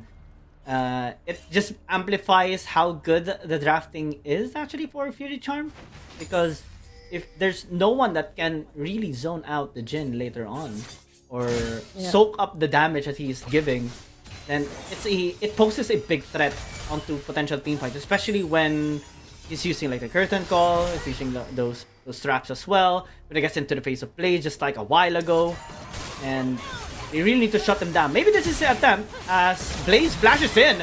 Quake doesn't have any utilities, and he's shut down. Well, I mean, that was very quick from the Team Triple S to see that Thrash already leaving Jhin behind, and that's the right moment to punish the single left Jhin at the dual lane. But Team Faerie Charm seems very calm with that. They just are playing it along. Yeah, it's basically knowledge, right? That they just fully utilize. They know that Quake doesn't have flash, doesn't have barrier. Born This Way does have flash, but I think they saw him like remove some wards on the bottom side river, so he's kind of far away. And Blaze just immediately acted with that information. That shows how fast they can decide based on the information that they actually have. Just good. It's a good sign so far. 2 kills on Blaze on this Sionara with a Kraken Slayer already. Yes, and this will be a good sign for Team Triple S for securing the late game too. And the second Gram is already pop up already. Faerie Charm, now is the time to take the second big objective, as they're already securing the 3 crops. Now with the 1 dragon, this will give them some kind of a solid late game performance. Oh man, LJW deals tremendous amount of damage as Dust desperately trying to dodge. But LJW knows that already. Just waited patiently. Got that kill. Yup, and finally we see the duel of the Baron lane as they already they are the most calm, the most safe lane. Because I can tell that the Fairy Charm actually trying multiple times to find how to take it down Rumble, but the time is always off because as a team triple S or always put the right position of ward to Yeah. make sure they always know the jungle path of listen from Fairy Charm. Actually want to know. I think that we should have like a fun trivia here in this game. Like What? at the end of the game, how many times did Born This Way use his master emote? I couldn't count to be honest, but I think it's already passes Million 20 times. million times. I mean, 20 is low. more It's more just than spamming it 20 every probably. Actually, thinking, does he have like an auto clicker for that, or does he just spams it whenever, like for the additional APM? Probably he's a special shortcut to spam the mastery. He merged it with like the right click. Yeah. They just cast it every time. Man, this guy, he just doesn't stop, man. It's just completely intentional at this point. It's so fun to watch. Arashi, getting cut out. Nesudo trying to help it out. As PS getting low with HP. Will disengage. Flash hook did not connect as the Lee Sin gets taken down.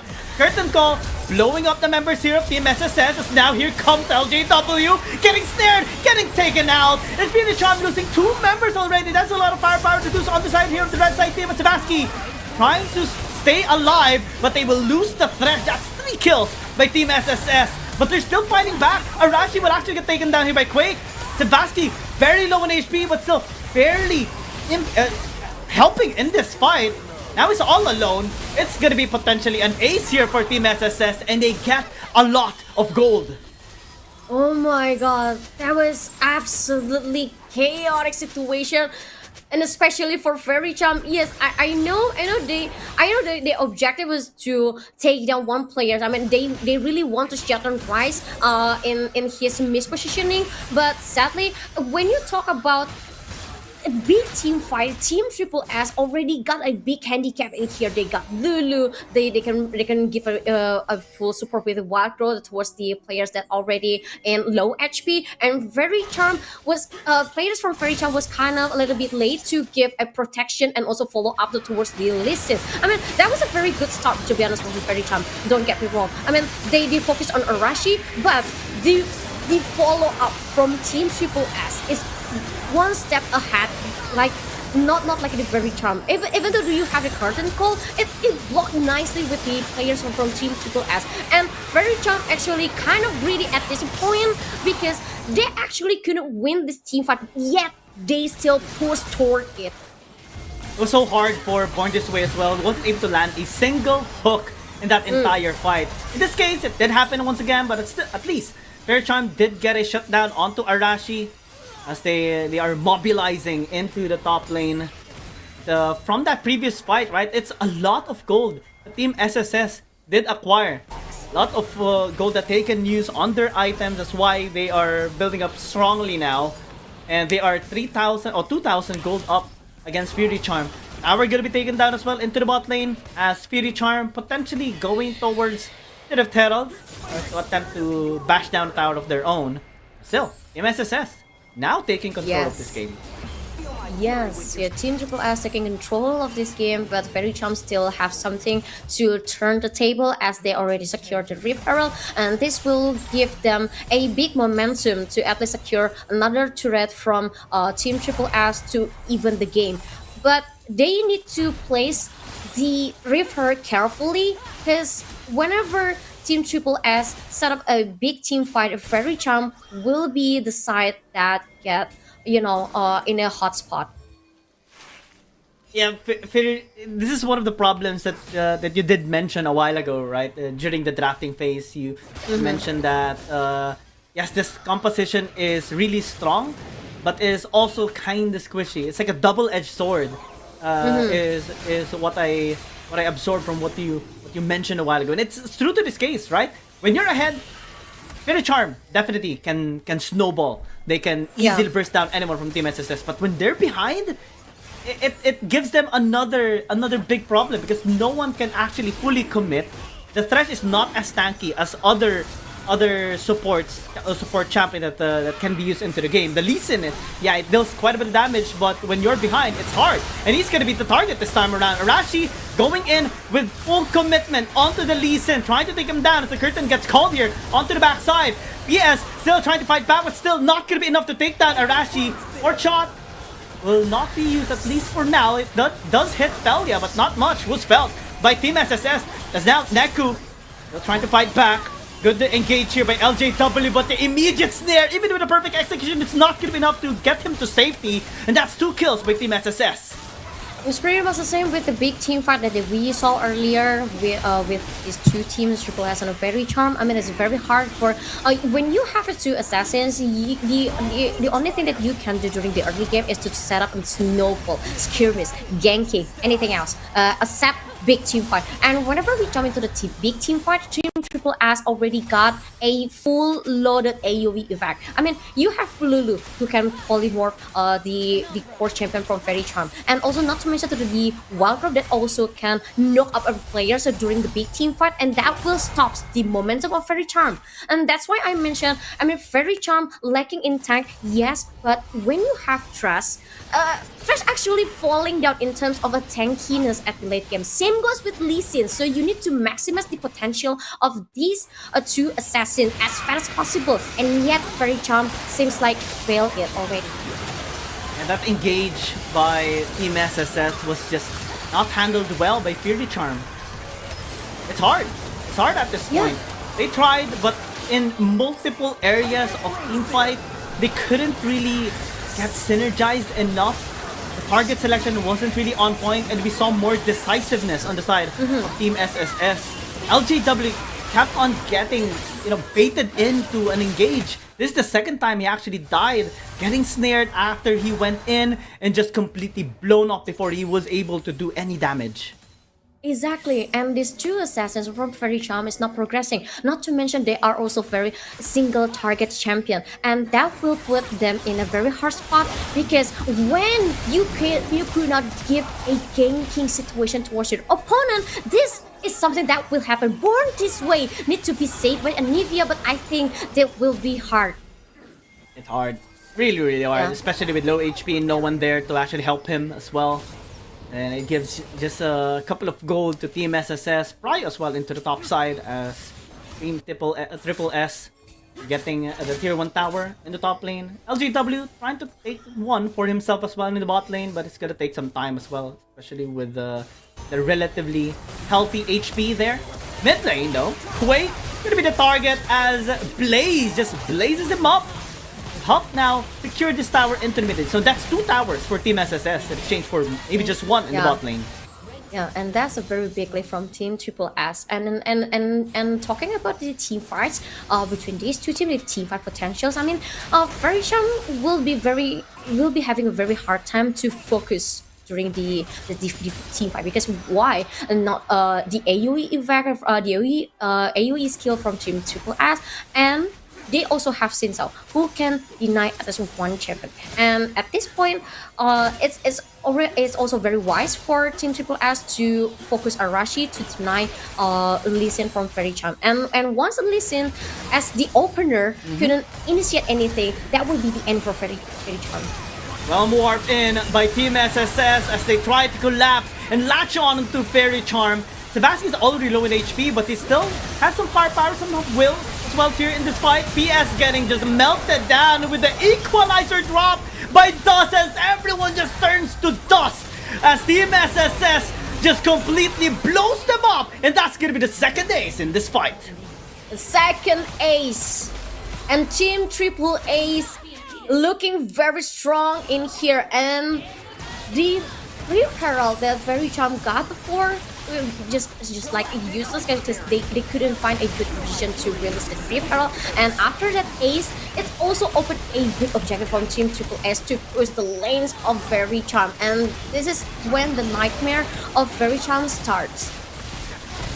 It is a nightmarish of a situation for Faerie Charm. A while ago, they were behind just 3,000 gold, but now it's 12 or 9,000 gold from Team Triple S.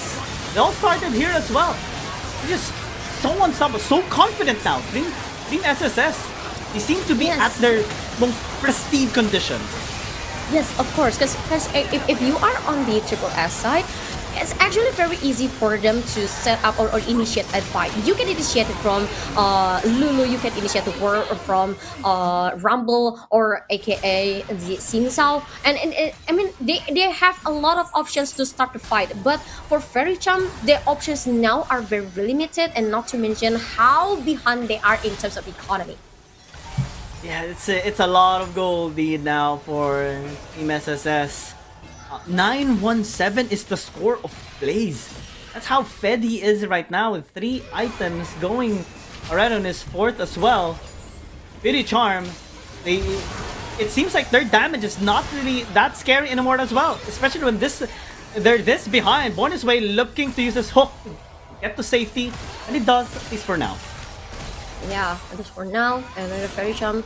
One thing that I also noticed from Faerie Charm, I saw Born this way moving a lot during the early game, but I don't see any clear objectives why you leave your Jhin behind.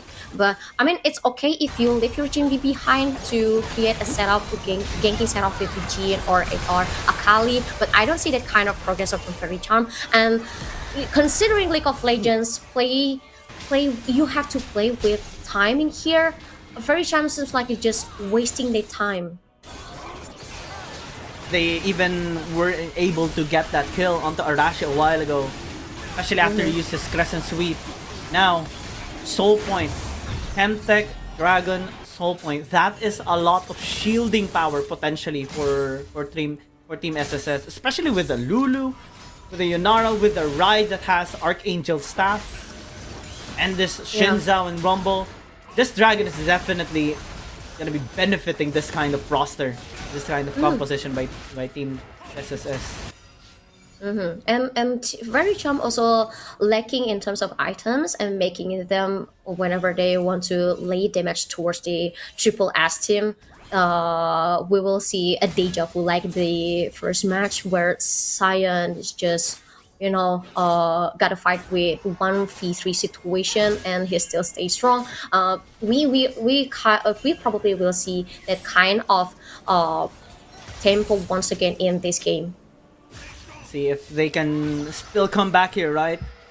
Faerie Charm not really giving up. Grouping up this time as 5, not leaving anyone behind on one lane because it didn't really result in any way good in any shape or form. It just resulted to that lonely member getting assassinated by Team SSS. Now, it's still a scary situation. Even if a hook lands, they can't really fully commit onto it, but they do. They try to, as the damage really just comes from Team SSS. They couldn't really get anyone taken down. Say's gonna be used there by Dust to stay alive as they completely turn around the fight against Faerie Charm, taking 3 members out in exchange for just Blaze. Yeah, and you can give a crown to Arashi because that was a very good hook from Faerie Charm, to be honest, towards the Team Triple S. They actually want to initiate the fight, which is a very good, but you cannot forget what Arashi as Xin Chao could do. He just denied the formation of Faerie Charm and make Faerie Charm fight into 2 separate areas, which is make Faerie Charm's damage distribution separated to two ways, and it's very easy for Team Triple S because they still clump in one area, so providing buffs toward each other, and it makes the damage can fully focus on the weak side of Faerie Charm. Yeah, clumped areas can work well for Faerie Charm as well, especially because of the Anivia, right? And the Akali can maximize the burst damage from his 5-point strike and perfect execution. But this position is definitely not perfect for LJW. Is desperately trying to stay alive, hunting under the shroud, but still spotted by the members here of Team SSS, especially because of that Oracle lens. So they know where he is. 3 hits! by Blaze! And the Jin is down. Sebastian gonna be next as well. The egg is not gonna be enough to save his life. Man, this Yunara is on fire. And Team SSS just blowing up the towers now. Yes, and very charm. Now they are confused. What should they do to protect the turret as watching Yunara destroying every single inhibitor turret and proceeding make a big progress towards the nexus of very charm in here. Flash in. Team SSS. Just full confidence now on this team, on this roster. Nothing seems to stop them. Not Faerie Charm, and they're looking forward to their next match tomorrow for sure because they're gonna be battling against Team FF. And congratulations from Team Triple S. That will proceed to the next stage. And for Team Faerie Charm, they still have one chance left at the lower bracket. I mean, that was very sad for Faerie Charm for not maximizing the double assassin that they have on their lineup. I mean, I expect a very aggressive playstyle from Faerie Charm because they have two assassins, not to mention they also have Tres that can set up ganking situation and also skirmish, but every single of that kind of ganking that and also skirmish that we hope for just didn't come at all. Yeah, they were getting a couple of leverage in the early game, but when Power Spike came, man, Team SSS just blew them apart, especially Blaze, Yeah. right?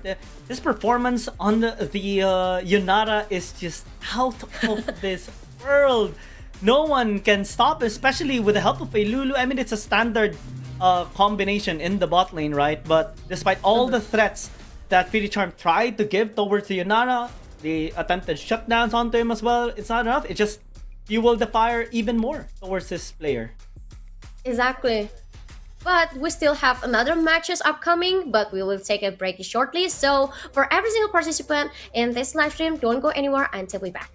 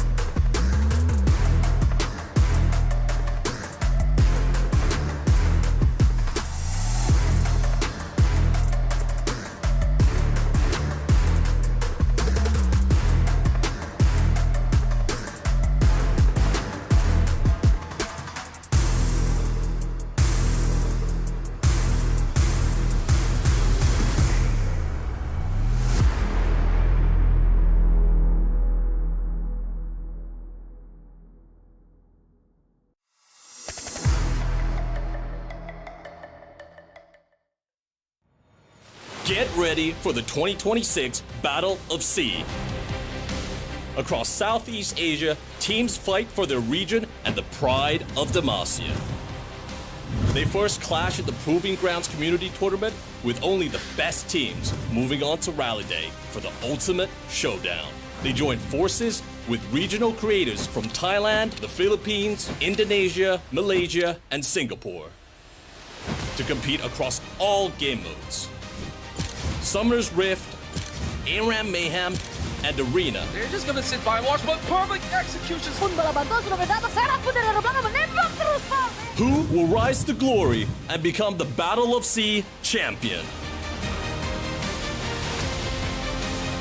Grand finalist! Battle of S.E.A.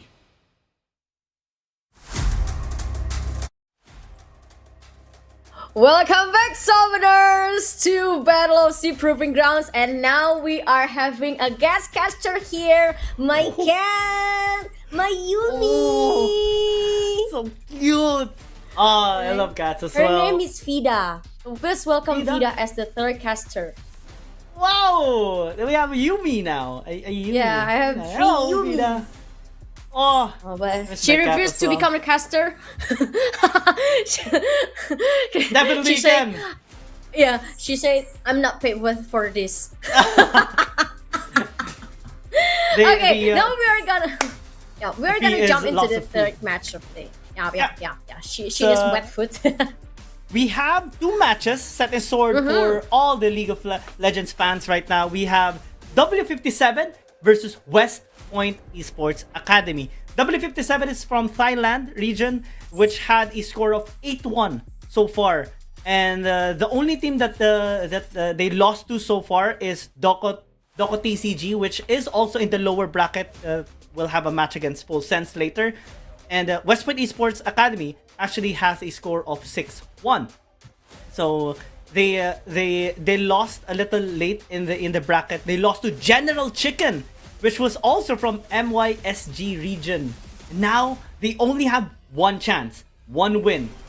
One loss will take them out of the tournament.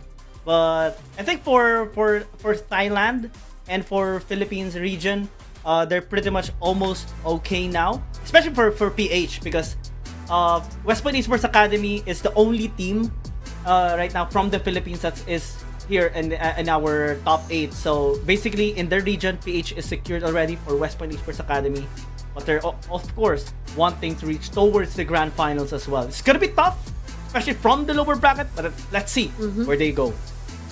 Yeah, but I'm kind of curious with the result of the double bracket, because you mentioned a lot about one 57 team who will compete against West Point East Academy. But if you take a look at another match at the lower bracket, we will have Full Sense and also DokoTCG. Full Sense is also the participant of LCP World Cup last year, and if Full Sense win the game against DokoTCG, they will face Faerie. So this is really like giving a vibe of LCP World Cup. True. And fun fact actually on both of these teams as well, both W57 or 157 and West Point Esports Academy had a match against an Indonesian team, a Thailand team, a Philippine team, and an MYSG team.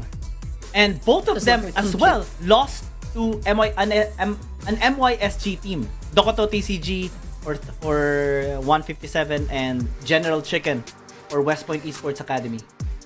Yeah, but for West Point Esports Academy, we will having Revelate, Polo, Aragona, Devour, and Relia as the roster, and they are the only Philippine teams left in this bracket, right? If I'm not mistaken. They are definitely the strongest in the Philippines.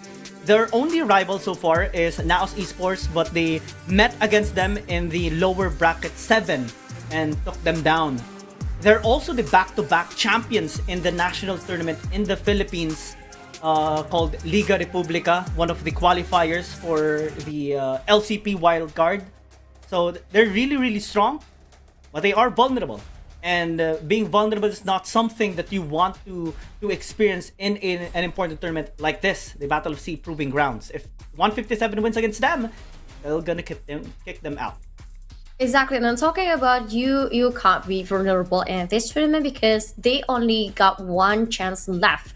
Because if they lose, they will go home. But don't worry, because there's something that I really want to mention about the tournament system. So because at the 22nd February, we will have a rally day with the influencers from each regions. So we will only take the most performance team. I mean the most the best performance team from every single region who will play with the influencers. So even if you are not the champion of this Battle of Sea Proving Grounds, you will still able to play with the influencers on the rally day. Yeah. As long as you reach towards the latter parts of the tournament, if you reach the furthest from all the teams that registered in your region, you're gonna be the representative of your region. So for Thailand, 157 and Full Sense, they're gonna be the ones battling for that spot. So good luck to them. For MYSG, it's going to be a tough one because Team FF, SSS, and DokoTCG are the ones to battle for that spot. For the Philippines, they basically secured their point already, or their spot. Indonesia, they have concluded their spot as well. The team that qualified there is Don't Be Afraid. Now, we're on to the match of West Point Esports Academy versus 157. Yeah, no Viego, no LeBlanc. I kind of sad, to be honest, to not being able to see LeBlanc in the lineup of the champion because, well, LeBlanc is not really fun to play with, but she is really fun to watch. So, to be honest, I kind of hoping there will be a team who play LeBlanc on their lineup, and especially Yumi, because even though I know it's kind of impossible to have Yumi in the lineup, It's hard. It's possible. I mean, we did see it a while ago. For LCE. Probably. Hopefully, maybe. Yeah, hopefully. But the Gallia ban seems like very new to me. Probably it's just the respect banner towards the VPE Academy. But Mundo first pick, this is big because the Mundo pick after rework, it kind of gives him a new how to play Mundo. And for me, in certain situations, Mundo can be so tanky, so tanking that you don't need another tank in your lineup. Yeah, especially actually a fun fact, because some of the players from this tournament, from some teams, actually live stream their games as well on their social media platforms, and it's so nice because it gives us like a perspective of how they communicate, how they play, how do they perform in this high stressful situations as well. Devoured, which is the jungler here of West Point Esports Academy, actually was live streaming his games as well, and he has spammed out Dr. Mundo in his games. Yeah, and we are finally able to see a Varus on the lineup as well as Aurora. This is a very good, good combination with the Chain of Corruption, and also Aurora is a very elusive one, and not to mention the late game damage that she could lay towards their opponents is also very big. So we already see what kind of play that WPE wants to play. They really want to engage a big team fight in here, and they are ready with that, with the AoE skill.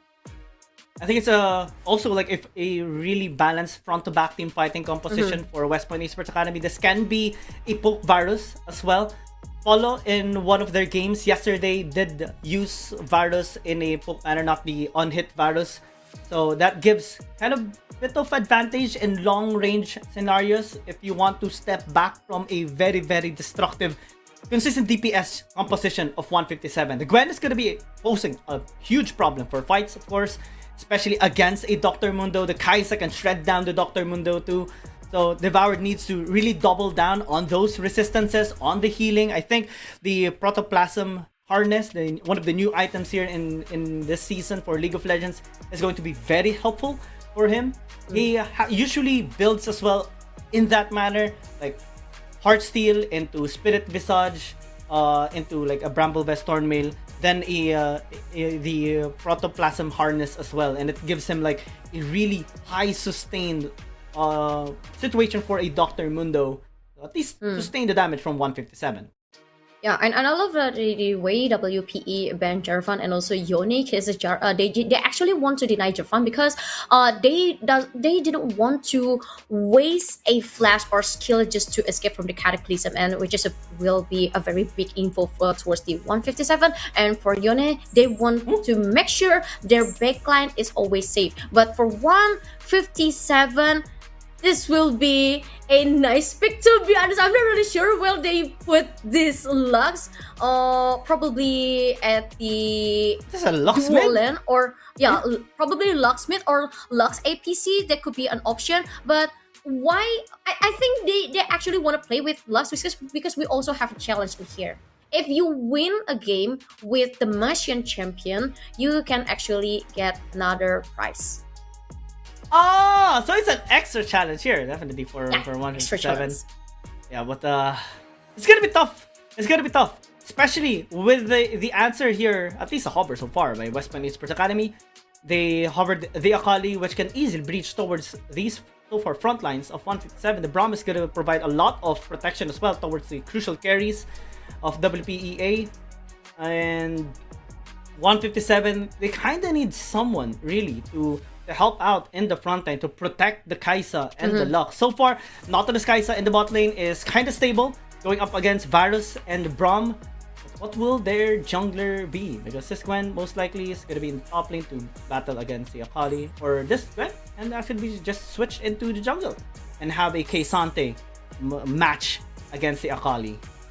Yeah, K'Sante pick that's very reasonable and makes sense. Pick it from 157 because if you are in the position of 157, having Lux, Gwen, and also Kai'Sa on your backline, this will giving a hard time for Nautilus to focus which champion that he should protect. So having a K'Sante will lessen the burden of Nautilus. But on the other hand, WP Academy have a very good composition in here because they are very balanced. They have the assassin, they have the mage, and they also have the AoE effect, not to mention the tank. And I really love the composition of Varus and also Braum because it opens a wide options about how to engage the fight. You can start with the Chain of Corruption. You can set up with the Infinity Stone that a Braum can deploy into the battle.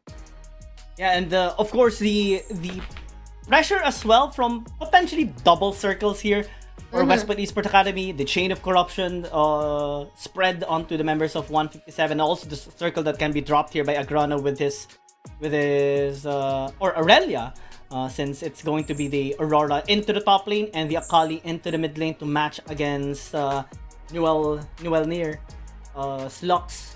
It's a tough situation maybe for the Akali, at least in the early game, especially being prone to pokes from a Lux. Let's see if they can actually stand out. I think in terms of early game, this is where 157 can fully utilize their Lux and Nautilus to maybe pressure down bot lane, mid lane, maybe even top lane. Because when mid game happens, that's where Westpoint Esports can actually be ahead, especially with their kit. Yeah, to be honest, judging from the composition from both parties, I feel like this is the most balanced composition so far because they have a very clear objectives. They also have a very balanced damage distribution and also potentials from the early, middle to the late game. But they are also very keen to set the positioning of each players, not to rely on to only one players and not too greedy to put so many damage dealers on the lineup. So probably this will down to the momentum, but since every single team has their own powers at the three phase of the game, so probably we will have to see at the big fight during the first big objectives. Yeah, for sure, Westpoint Esports Academy is going to be prioritizing scaling more than anything, especially with their Dr. Mundo, especially it's going to be potentially a Mountain Dragon Soul or a Chemtech Dragon Soul or an Ocean Dragon Soul. All three is going to be, very beneficial for the Dr. Mundo to survive because he's going to be one of the main front lines here of West Point Esports Academy. For the side of 157, all they need to do, I think, is to just funnel all the gold to the Kaisa. The Kaisa and the Gwen, because both of them can just, in tandem, shred anyone on the side of West Point Esports Academy. The Lux may serve as a utility champion more than a carry, but it can be flipped around depending on the situation. Because Lux is one of the most prone champions to getting picked off as well, with almost zero mobility on her kit.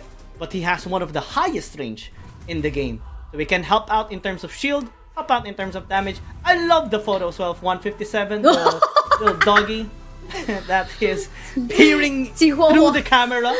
It's like giving like a who are you? Who are you? Oh my god, Yeah. this is gonna be solid. I really want to see how they're gonna play this different composition with different objectives. So let's move to the third game of today, Battle of Sea Proving Grounds between WPE Academy against 157. It's I think it's gonna be an explosive game. Both of which actually have tremendous amount of experience already in tournaments, and with this cheesy pick by Newell Near, gives a little bit of a spice towards potential matchups.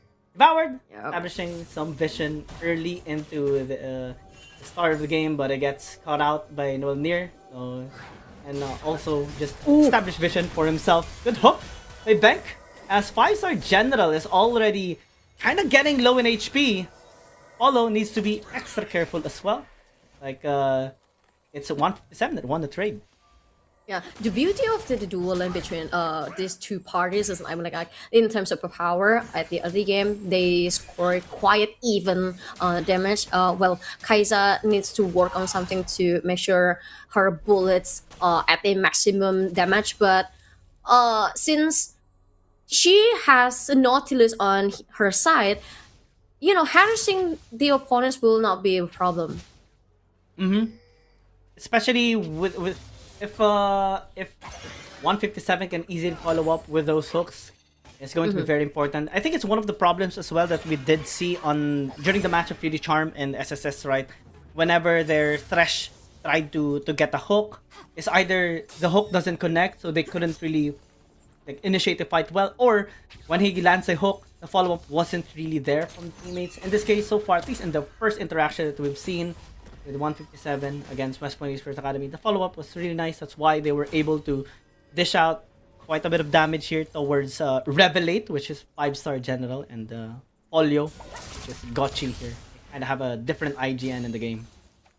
Yes, and considering the battle of the Baron Lane from WPE and also 157, 157 actually already have a weak side, which is K-Sante, because melee against a ranged champion will give K-Sante a very hard time in here. As you can see, I mean, the game is just started almost 3 minutes ago, but the pressure from Aurora towards the K-Sante is so real hard to handle from the K-Sante side.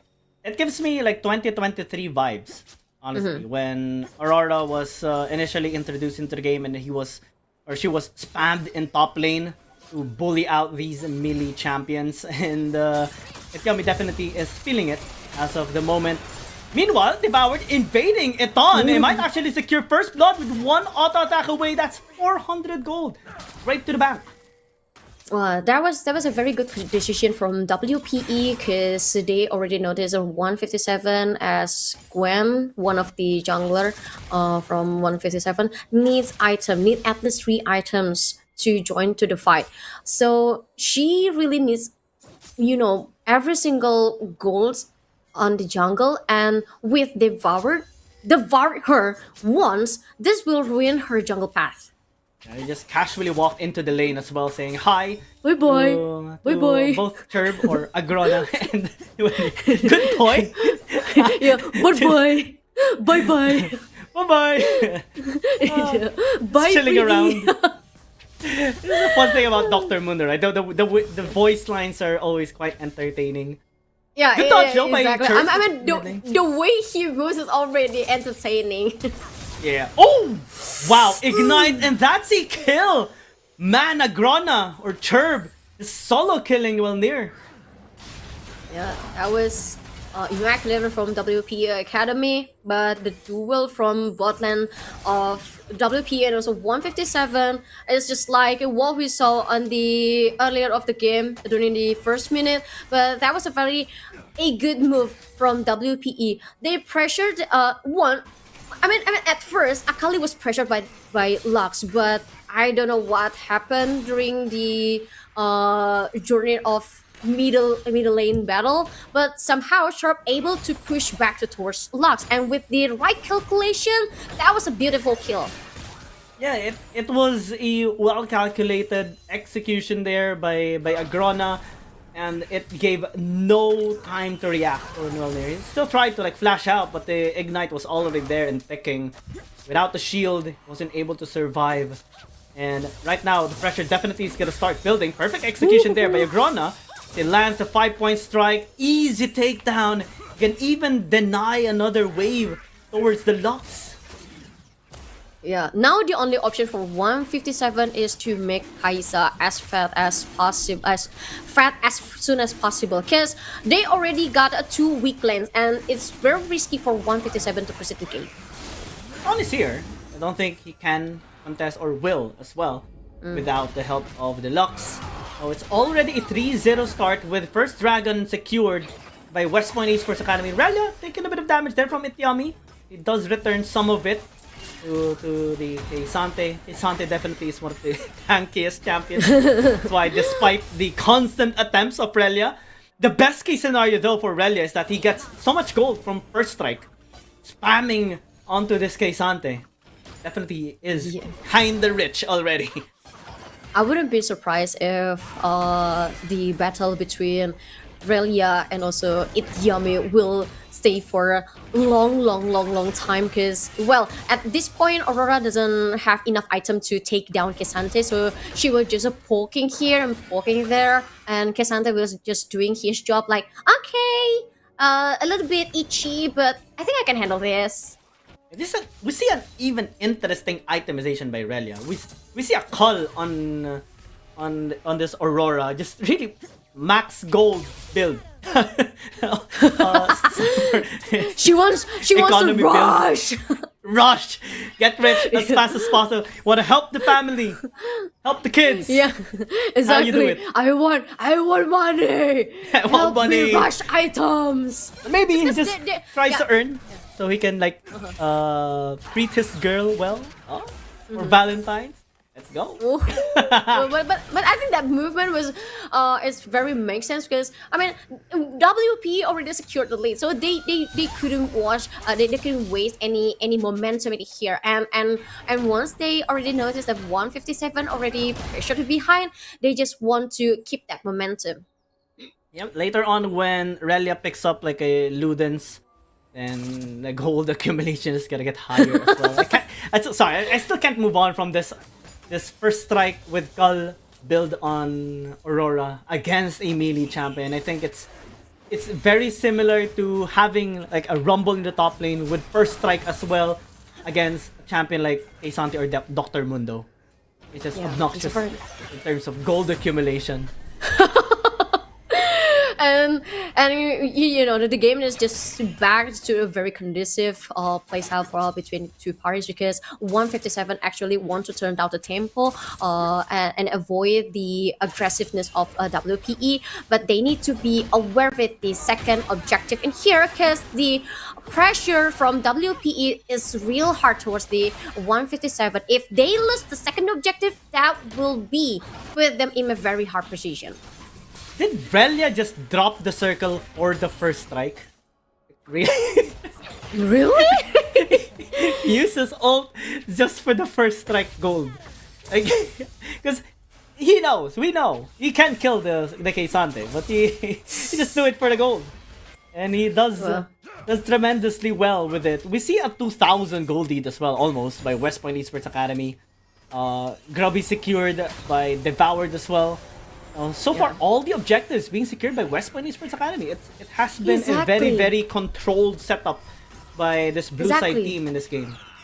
Yeah, and there's no any contest from 157 because they actually really want to avoid a big fights. They are not ready yet because that and they already know that, and that's why they want to prolong this game. Okay, if the opponent want to play it safe, okay, we will follow that because that will give 157 a good time to take a breath, and so they can just scaling up their goals, items, and not to mention they are not in the position to start the fight.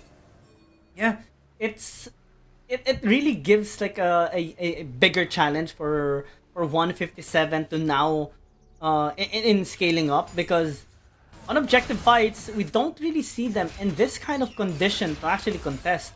And with West Point Esports Academy taking objectives really fast, especially dragons, it really just doesn't give any time for 157 to wait and scale, because as West Point Esports Academy gets more dragons, takes more gold away from them as well, it just increases the gap between both of these teams.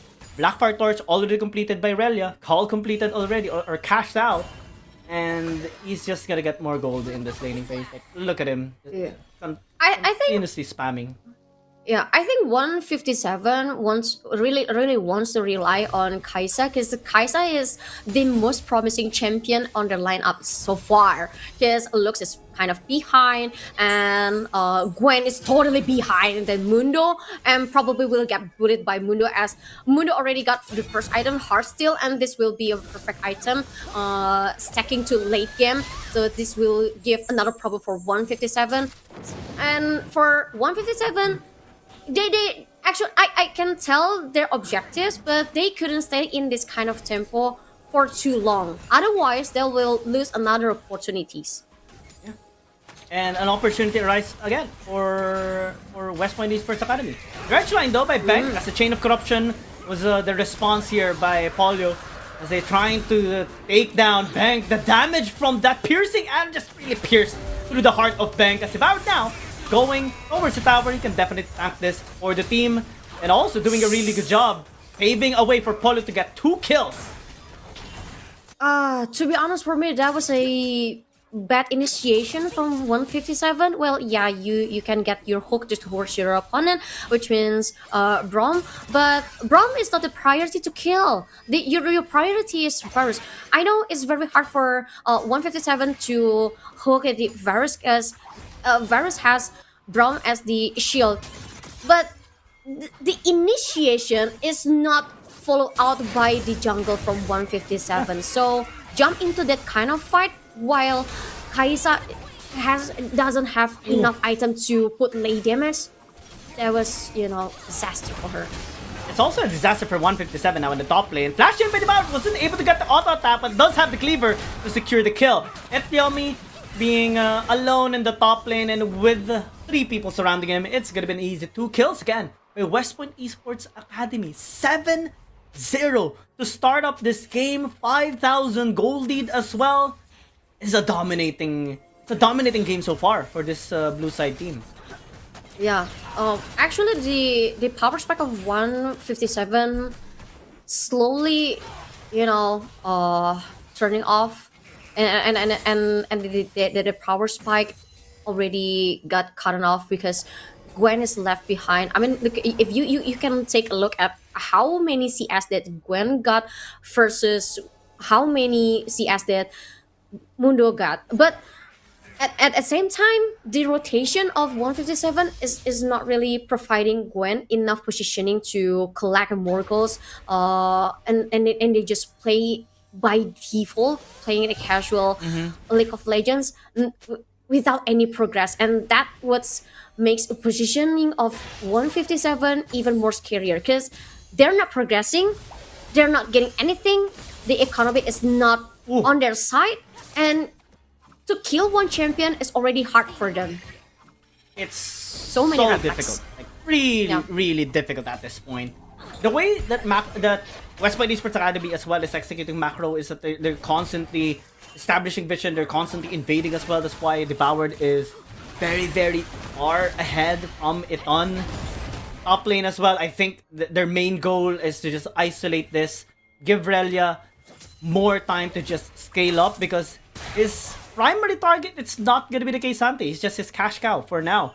When he gets his item with the items that he keeps on getting because of his first strike procs, the main targets, of course, are gonna be the Lux and the Kai'Sa, and then the damage output later on is gonna be obnoxiously high. Right now, we're seeing it as not really being that high because of the Kanik Rookrun picked up by Ityami, but onto like the squishier targets, it's just gonna explode onto them.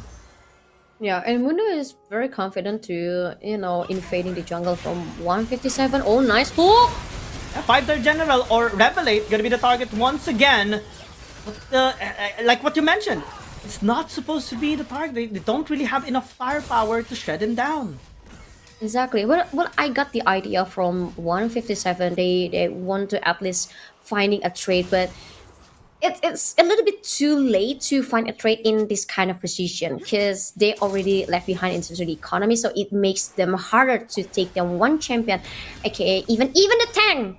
But now with Especially referral the tank. spawn, 157 really need to contest, because if they are not contesting this objective, they just lost 4 big objectives, and that will leave them in a very even tougher position. Yeah, the only item of Iton so far is a Dusk and Dawn, which is like a mini, another iteration of the Lich Bane. It's kind of helpful so far, but with only that and Devoured already on the way towards Spirit Visage, there's so much damage negation already. 157, like you mentioned, they can only really rely on the Kai'Sa being ahead in terms of CS, not being ahead though in terms of gold, especially with the 2 kills that Polio did secure in the bot lane a while ago. But at least it gives them a little bit of late game insurance. I think we can conclude that in the early game, yeah, West Point Esports Academy, they are stronger right now, especially in this kind of situation, 16 minutes in with all the gold that they have secured so far. But in the late game, there will be chances for 157. They just need to keep mitigating the amount of gold lead that West Point Esports has been acquiring. If they manage to retain it at like 6,000, maybe they have a chance. But if it gets ballooned to like 10,000, 12,000 gold, it's gonna get harder and might even be impossible to come back from. Yeah, with 5k gold diff, it's already very hard for 157 to engage with 4. I couldn't imagine if they suffer more than that. And now the third dragon is already up. Mundo already, positioning, set up the dragon, and even start the dragon. And 157 still not progressing. Not to mention Nautilus already got his HP decreased by the players of WP Academy. No contest once again. 3 dragons, Yep. 1 Rift Herald, Void drops completely taken by WPE. The only Oh my positive God. thing though for 157 is that out of all the dragons that can be secured as soul, it's a cloud dragon. So it's the least threatening dragon soul, I guess, compared to like having an infernal dragon, an ocean dragon, even a mountain dragon or a Chemtech, right? Having like cloud dragon is a smaller buff compared to the other dragon stacks. Yeah, but in this kind of situation, 157 definitely need to deny every single fight that WPE take towards them. But as Rift Herald already spawned, the first dress destroyed from 157, and 157 still can't do anything. Up until now, Oh, no. almost 80 minutes, we don't see any kill for 157. Many attempts, I would say, but no succession by 157. Under the tower as all 3 outer turrets destroyed by West Point Esports Academy. No answers by 157. Not even a single plate has been secured by 157. Mid lane though, Agrona got assassinated by Chason. And that's a big shutdown, I would say. Finally, the first kill for 157. Let's kind of give 157 a hope because Kai'Sa is not dying yet, but they need to fully pamper Kaisa all over the way she goes. If there's only a way to like transfer gold to a player, right? They might have done I it will already. transfer every single of my money. Just take my money, take my money, my and money! take the game. Yeah, bang the card and take my money, Kaisa! That's 2 items as well. Rage Blade completed, so that's gonna help out on the Phasma stacks. And, they can really rely on this player right now. Getting a solo kill against a Grona on an Akali is also not only just brave, but really impressive. Oh, Well, what's it? we Locket didn't was see used the by- full. We didn't see the full clip between the fight of Akali and Kaisa, but I'm pretty sure it was like a greedy movement from Chirp. But now at the middle lane, something big probably happened. I think it was Unsealed Spellbook. I think Revelate just changed the summoner to an Ignite. Why he used the barrier a while ago. It wasn't the Locket. Just caught me off guard, hearing the sound without a fight. But at the same time, 157 need to be aware with the lane pressure that WPE put towards them, because 157 actually already lost the first lane of their turrets, and now Baron Nation is already up. Speaking of the lack of economies, lack of powers from 157, and they only could funnel to Kaisa. They couldn't get Kaisa taken down at this point, because if Kaisa's die now, Baron Nation will be over for WP Academy. Oh my god, that was scary, was because so Kaisa close. still survived.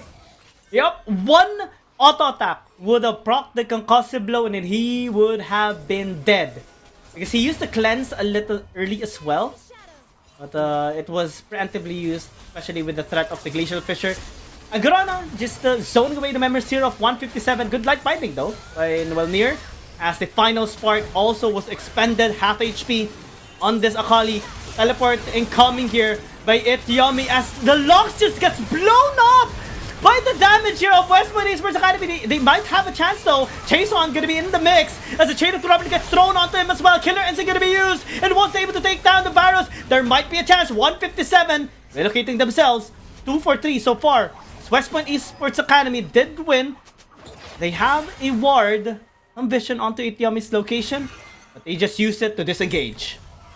That was a good deny from 157 towards the WPE. I mean, it was also good for WPE to, push back Kaisa first, because they know the real threat from 157 actually the Kaisa. And Kaisa needs a longer time to give a backup towards her friend, but actually the presence of Kaisa itself already give a big warning towards the WPE.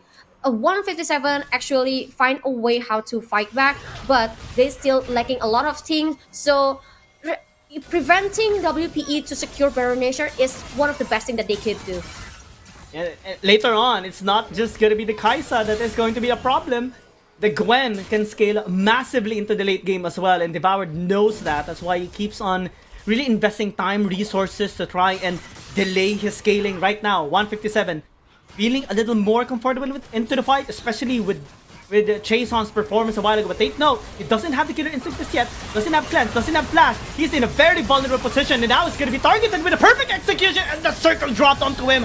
Early shutdown onto the Kaisas now. West Point Esports Academy are just collapsing onto 157 one by one.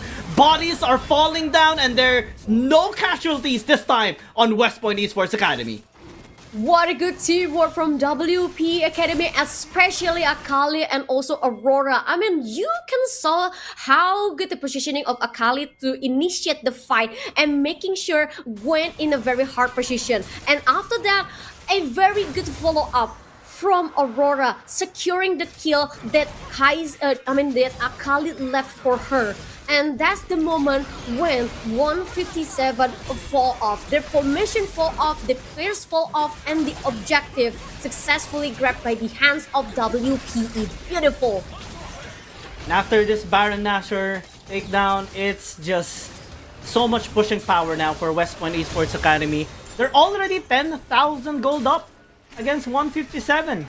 And the gold accumulation as well on gold funneling is really well distributed onto everyone aside of West Point Esports Academy.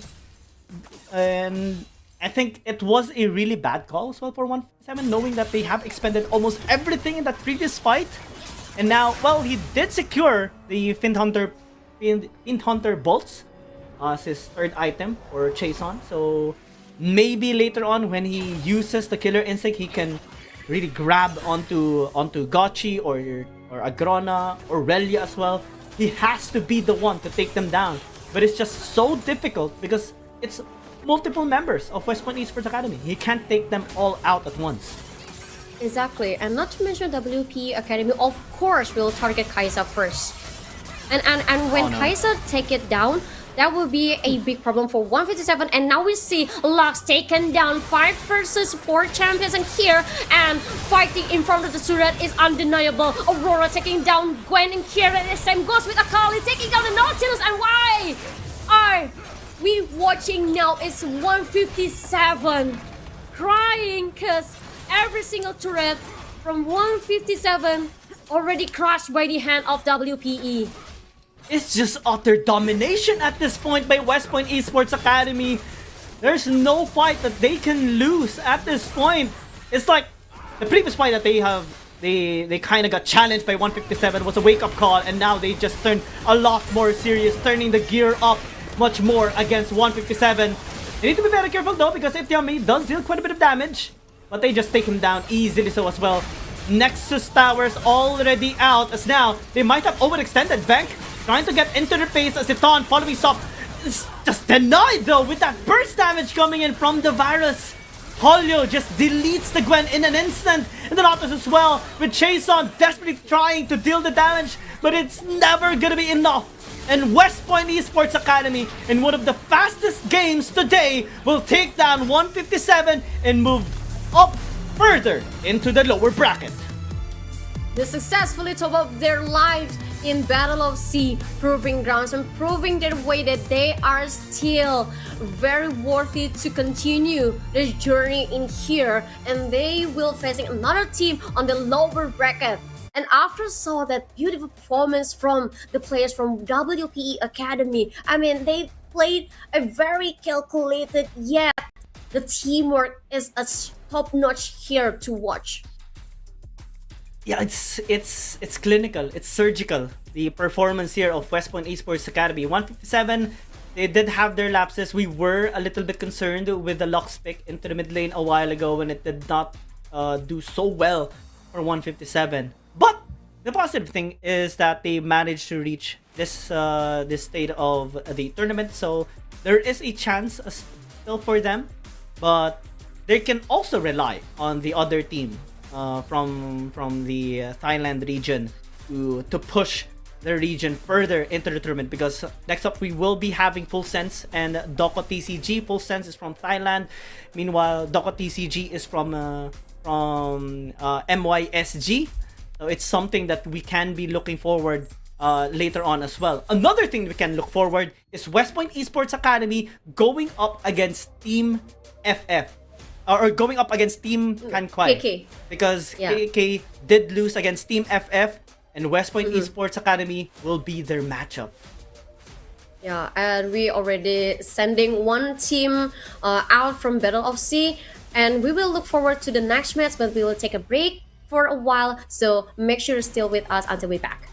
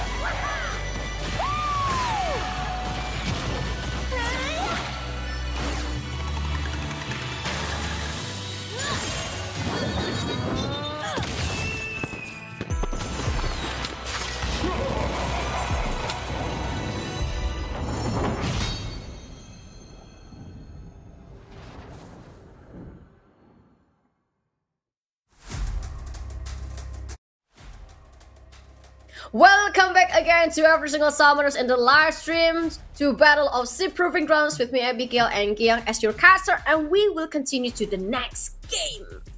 It is going to be the match of Full Sense versus DokoTCG. Full Sense is from Thailand, meanwhile DokoTCG is from MYSG region. And they have very similar scores actually. Full Sense did secure a 6-1 score so far. So they got into the lower bracket a little bit later than DokoTCG because they have a 7-1 score and they kind of had to grind through the lower bracket in order to reach this part of the tournament right now. Full Sense did lose to Faerie Charm, which is one of the teams from the upper bracket a while ago. And DokoTCG, they did lose against KhanKluay, which is Team KK. So really well-established names were their opponents and were the ones who took them down. So I think we have really good expectations for Full Sense, as Full Sense is also a well-established team as well that does participate in international tournaments. I love the uniformity as well from their photos. I like it. Their jerseys. I think they're the only one who has this. Do they? Yeah, I think so. Yeah. Not sure if West Point Esports does have this as well, but this one is. Yeah, except for Shiro, he kind of has like a more of a casual vibe on his background, but the rest does have the photo shoot vibe. It does have like medals. Probably, I think it's shells or something similar with that. And one thing that I love the most with Thailand teams, especially from established esports team, they always wear the same type of pants. I mean the Thailand pants. I always mention that as Thailand pants. You know why? You know, like the batik pants that they always wear. The one that you can find at the local markets. Yeah, that has 11 drawings with batik. Exactly. I love that. And they always wear that as the uniform. And for DokoTCG as one of the representatives from MYSG, I think we got a lot of MYSG representative. I mean, probably the most rich the most regions that secured positions in top 8 is MYSG. Yeah. We have 4 out of 8. 4 out of 8 actually is from MYSG. 3 of which is from Thailand and 1 from the Philippines. That's how good MYSG is in the performance to Battle of Sea. And now we're gonna be seeing them battling against Full Sense. It should be an interesting match for sure, with Full Sense, a full stack roster as well. I do like the name of some of the members here of DokoTCG, Samsung Charger. I love creative names, like a Doko. I think DokoTCG stands for Doko as the juggler from DokoTCG, and Dior. That's a very luxury name. Watermelon 123. Well, yeah. Watermelon 123 is for like, kind of giving me a, when you downloaded some games, they actually put you a random generative names, right? So Watermelon 123 seems like that. It seems like that. Watermelon 123. So we have a food. We have a name, a food name. We have an item name. Maybe if I were to have, and I want you to think of one as well. If I were to have like a name, a different name for my IGN, maybe it would be for food. I think it would be like beef wonton noodles. It's one of my beef favorites. wonton noodle. If it were me, I'm gonna pick ramen. Ramen. Oh. Yeah, 'cause I love noodles. I love ramen. I love noodles. But I kind of sad to see Zoe being banned by DokoTCG. Actually, I really want to see the matchup between Zoe and also Israel. Because why? Because they have special voice lines, and we all know. I thought because of the Zoe. ship. No. That's also the point. But the thing is Israel, both Israel and also Zoe and Luz, the triangle love in here, they have a special voice line towards each other. Yeah. I'm down. We did see Lux a while ago as well, so it would have been nice to see like Zoe and Ezreal. Maybe throughout the day we would see Maybe just Yeah, maybe. yeah, probably. so But far, and a up kinda and up aggressive. until now, we haven't seen Garen. Yeah, no Garen yet. Yeah, no yet. Garen. I mean Garen's so good pick, No right? spin to win. Good standard pick that provides spin to win. It's the most complicated champion to use in the game. Most difficult. You have to be mechanically gifted to press your R when someone is low in HP. Harder than Yumi. Harder than Yumi, I would say. All right, which one is much more chill to use, Garen or Yumi? I think it's still Garen.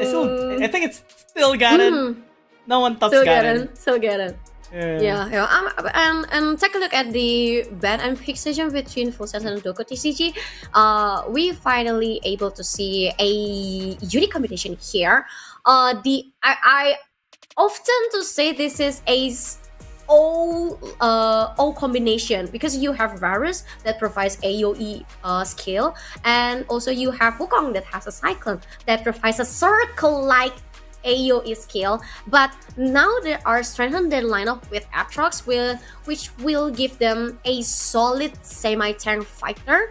That will be very helpful in terms of team fight. I think Orianna is gonna be a good pick here for DokoTCG, not gonna lie. With Wukong, Aatrox, so much crowd control present already on the side of the first 3 picks of DokoTCG, because even Varus has a Chain of Corruption for the additional layering of CC. But Full Sense, I think in terms of damage, they are really, really in it. Crowd control wise, they don't really have that much. At most, they can only rely, so far, with the first 3 picks, on the Slow of the Rumble, the Kick from the Lee Sin, and the Snare from the Rise. Not much really to control this very aggressive composition of DokoTCG. Yeah, I agree with that. So Full Sense probably will play a little bit more aggressive because they have reason. So Lee Sin only needs someone who can help him to set up the skirmish or ganking. And since DokoTCG already banned Orianna, so there's no circle AoE skills additional, but they have my beautiful Another lady circle? here. Fierce. Yeah, another circle. Fierce. Still counted. Still count as circle. and this will be bring a lot of problem towards Full Sense if DokoTCG pick Karma as the support. Oh, yeah. Because, well, the shields are a massive problem. The snares as well. Exactly. Especially from the Inspire shield. And the Lee Sin with the Syndra pick actually can be countered. I mean, when you go in, one scatter of the week, you're cancelled out, then so much crowd control from DokoTCG. The punishment is severe from DokoTCG. That's why Full Sense needs to maybe plan this out carefully and execute it carefully when they go into a team fight. I think Ezreal is a really, really good pick. Much safer choice than other ADCs that we have seen so far, just because of the presence of so much crowd control on DokoTCG. Yeah, and also he is a little quiet, independent because he also has escape skill, and not to mention Full Sense already picked up Leona. This will be a good pair, and in terms of team fight, because Leona movement speed is kind of fast, and not to mention the utilities that she can provide for the team fight is every single of them is small cooldown skills, so it will help a lot in terms of setting up ganking or skirmish for Lee Sin. Yeah, I like the composition more on the side of DokoTCG. Everyone has crowd controls and has circles. Even the Rakan has one. So yeah, so they do have this team so far, which is very interesting. So many ways to counter the Lee Sin, so many ways to really pressure down the Ezreal and the Rise. Meanwhile, Full Sense, they can only rely on the Leona for the setups. Maybe the Lee Sin as well, but in terms of crowd control, they don't really have that much. Damage is what they have. But maybe they can rely on that later on. Because even if you get crowd control, if you deal the damage or you have dealt the damage already to your enemies, then they won't be able to stop you anymore. Well, yeah, I kind of afraid if Full Sense drag this game to late game because the DokoTCG will be very strong at the big team fight, especially talking about how good the combination of every single AoE skills that DokoTCG will cast towards Full Sense player. Let's see. I mean, what I only like about Full Sense is that they actually can leverage the early game, especially with the Lee Sin pick. Rise is kinda strong at level 3, even though he is Yeah. outranged by the Syndra. They can work their way into maybe invading the camps of DokoTCG, of Doko. Maybe hence the name, DokoTCG. And give like a similar execution in the early game to how West Point Esports were bullying the jungle camps or the jungler of 157 a while ago. So Yeah. that may be one of the patterns that we can see between both of these teams. Let's see. Yeah, to be honest, taking a look at the competition between these two teams, I prefer the combination of Doko TCG because it's kind of more rely on teamwork and skills combination that also very good in terms of a team big team fight and also contesting the objectives that which will play a very important role for the playstyle of Doko TCG. But on the other hand, I still see a very clear objective from a Full Sense because they just want to secure Snowball first as Lee Sin at the late game damage will fall off.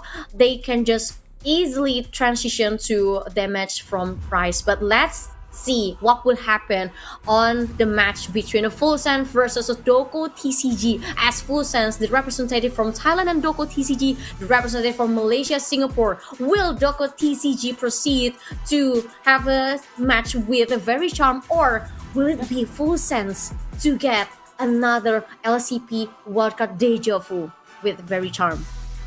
It's an intense matchup, but I just want to mention it's a cute logo that DokoTCG has. I think we see like a dog or a forum, not sure really, but it's a cute part of their logo, and I really like it. An intense game for sure. They have endured long and troubling games so far. We had so many games actually in this tournament for Battle of Sea. I think this is the 321st game. Yes. As of after today, for Yeah. for the entire tournament. Yes, let's see. The battle is already started between Full Sense and Doko TCG. We are now focusing on the POV of the dual lane as Trafalgar already, a cast a skill towards the Doko TCG's dual lane. This will be there will be no early game skirmish. I was really hoping there would be a first minute ganking at this point. Yeah, I was hoping for one as well. Let's say Yuyusaki just gonna be kind of aggressive in the bottom lane since he does have Blondie, forcing out the cleanse early onto Watermelon 123. And they're really maximizing the potential aggressiveness perk of an Ezreal, especially because of those mystic shots, chunking down the bot laners of DokoTCG to half. Yes, and not to mention when you have Leona, you actually have one of the toughest champion from support.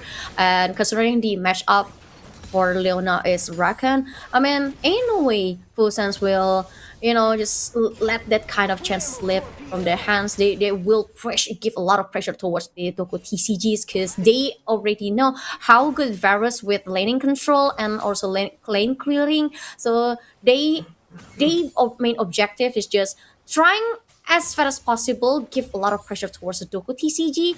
If they are able to take down the Varus, that would be the bonus. Yeah, especially that it's an unhit virus, right? So shutting down the virus early into the game is going to be so beneficial for Full Sense. And keeping his distance. Blondie, if he manages to keep his distance from the virus, especially with his range advantage, is going to benefit him really in laning phase, maybe even on team fights as well. So far, they're doing a really good job applying pressure. They're also kind of letting the wave build up, so that they can attract more of a gank with the help of Q, which is on the way already into the bot lane. Good chunk though, onto Blondie.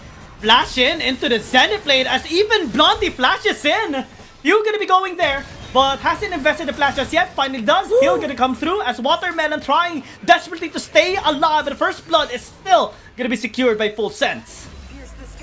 Even though it's kind of hard for Full Sense and you know it requires a lot of time to take down one champion from DokoTCG, they are finally successfully. But Shiro, on the other hand, become the trade as Doko successfully secured one kill as well. So it's gonna be even for both parties.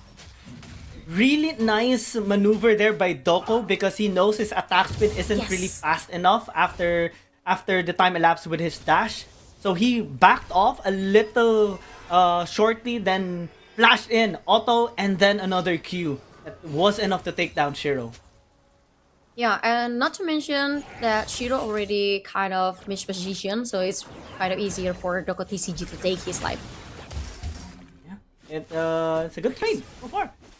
Yeah, We see yeah, a good much trade. more active game, I would say, compared to some of the games that we have seen over the course of the night, where we see more farming and then fight starting on objective spawn. This time we see a really proactive move by both sides. Yeah, I mean, you have Leona and you have Listen, and it's very easy for Full Sense to set up a skirmish like this, and not to mention, they can just switch bodies to, you know, block the damage around the turrets, and they did really good job in here, as well as DokoTCG, who seek a, you know, fast trade after they saw the forest being taken down. Now though, Full Sense invading. Scatter of the Week gonna be used already by Dawning, but I think he got a little too overzealous. Flash in with the auto tap as S.E.A did secure the kill. You will not proceed anymore to Doko. They're just gonna be respecting the Wukong. But in the bot lane, Yuyusaki still trying to stay alive. The damage is gonna be enough coming in from Watermelon, and they might even secure a double kill even with the barrier. And this time, DokoTCG bounces back. With mid lane though, another kill for Full Sense. What a chaos early game from both parties, but I can tell the Full Sense was a little bit greedy on the dual lane kill, because actually you can't forget that Rakan can heal Varus, and I really love the way how they work on this kind of skill, providing heals and shields towards Varus in the very right moment to turn the table towards the Full Sense. And because of the over aggression, right, of Blondie and Yuyusaki, they kinda messed up in the bot lane. Giving 2 kills on a Varus that is unhit is kind of a nightmare. So he's gonna have his scaling accelerated much more with the goals that he has acquired, and even at the state of the game, right, we see him getting a little bit ahead in terms of CS, despite the pressure being made there by Full Sense a while ago. Was able to catch up, get those kills. Now has boots as well and Vampiric Scepter. So his sustain in the lane is gonna be much better as well with the lifesteal. Exactly, and one thing that I love the most from DokoTCG is how reactive they are to, you know, to answer what kind of situation that Full Sense put towards them. But on the Barrelman, what a damage and see what that? a kill! Yes, That Listen, move just taking by Q. Edwards down. He casted his Sonic Wave, casted Smite on the minion, and then just fully committed on that. Oh, it's just really impressive. Yeah, that was impressive. There was some and minion that blocking. happened so quick. So good. Oh my so good. God. I like that. I like that. That was beautiful. That was beautiful from Full Sense. And back to the two duel in. I think we can expect more team fights towards these two duos. But if you look at the rotation from Doko, it's already, you know, set up positioning for taking the first dragon as it is the Inferno dragon. But for DokoTCG, they need to be aware with the power spike of Listen at the early game. Yeah, 3-0-1 is kind of scary on a Lee Sin. So, Dawning, Watermelon, even the other members here of DokoTCG might be in crucial spot being bursted out by the Lee Sin that has just picked up the Eclipse. Dakoto is on the way onto the bot side, just forced out the Arcane Shift from Blondie. It's just gonna be fine. Full Sense is still ahead by about 1,000 gold. But DokoTCG, they will start this Infernal Drake. And looks like no contestation from Full Sense, or at least they will just try to equalize the Objective objective trade. score by Yeah. taking the grubbies. Yes, the objective trades from both parties. I mean, this is the best options that Full Sense can do at this point. But if you take a look at how the tempo of this game bring on, Full Sense and DokoTCG, both of them actually really are keen to find a moment to skirmish. But DokoTCG is a little bit more reactive to what Full Sense do, because they actually want to scale a little bit, because they still have Aatrox and Wukong that needs to be set up. But the duel between Aatrox and Lee Sin, not a duel equalizer. anymore, as Rise giving a backup towards Lee Sin. Syndra is a little bit late, and this will be a nail in the coffin for DokoTCG as Lee Sin kicking Syndra's hat. Yeah, Samsung Charger tried to. I'm sorry, I can't help laughing when I hear that name. But the Aatrox tried Kicking the to hat. prevent Few from getting the red buff, but he just got caught out in the crossfire. Blondie, though, might be in a bad spot, getting charmed there by Diorn. And looks like he just overstepped his boundaries, trying to get a kill onto the Varus. Yeah, very Full Sense duel and still kind of greedy, but DokoTCG, you can't Whoa. leave for well 130 like that, because Leona will push forward with Lee Sin on his back. Now Lee Sin Oh. is trying to find a way to secure 2 kills at the same time. Successfully take down Rakan, but Leona is the life that will be a trade for Rakan's life. No! He got hit by the true shot barrage! He got info already from Dawning, spotting it out, but I think it was already busy shopping. That's too bad for DokoTCG, and a good shot by Blondie. It Yes, was a bit of a messy fight in the bot lane, I would say.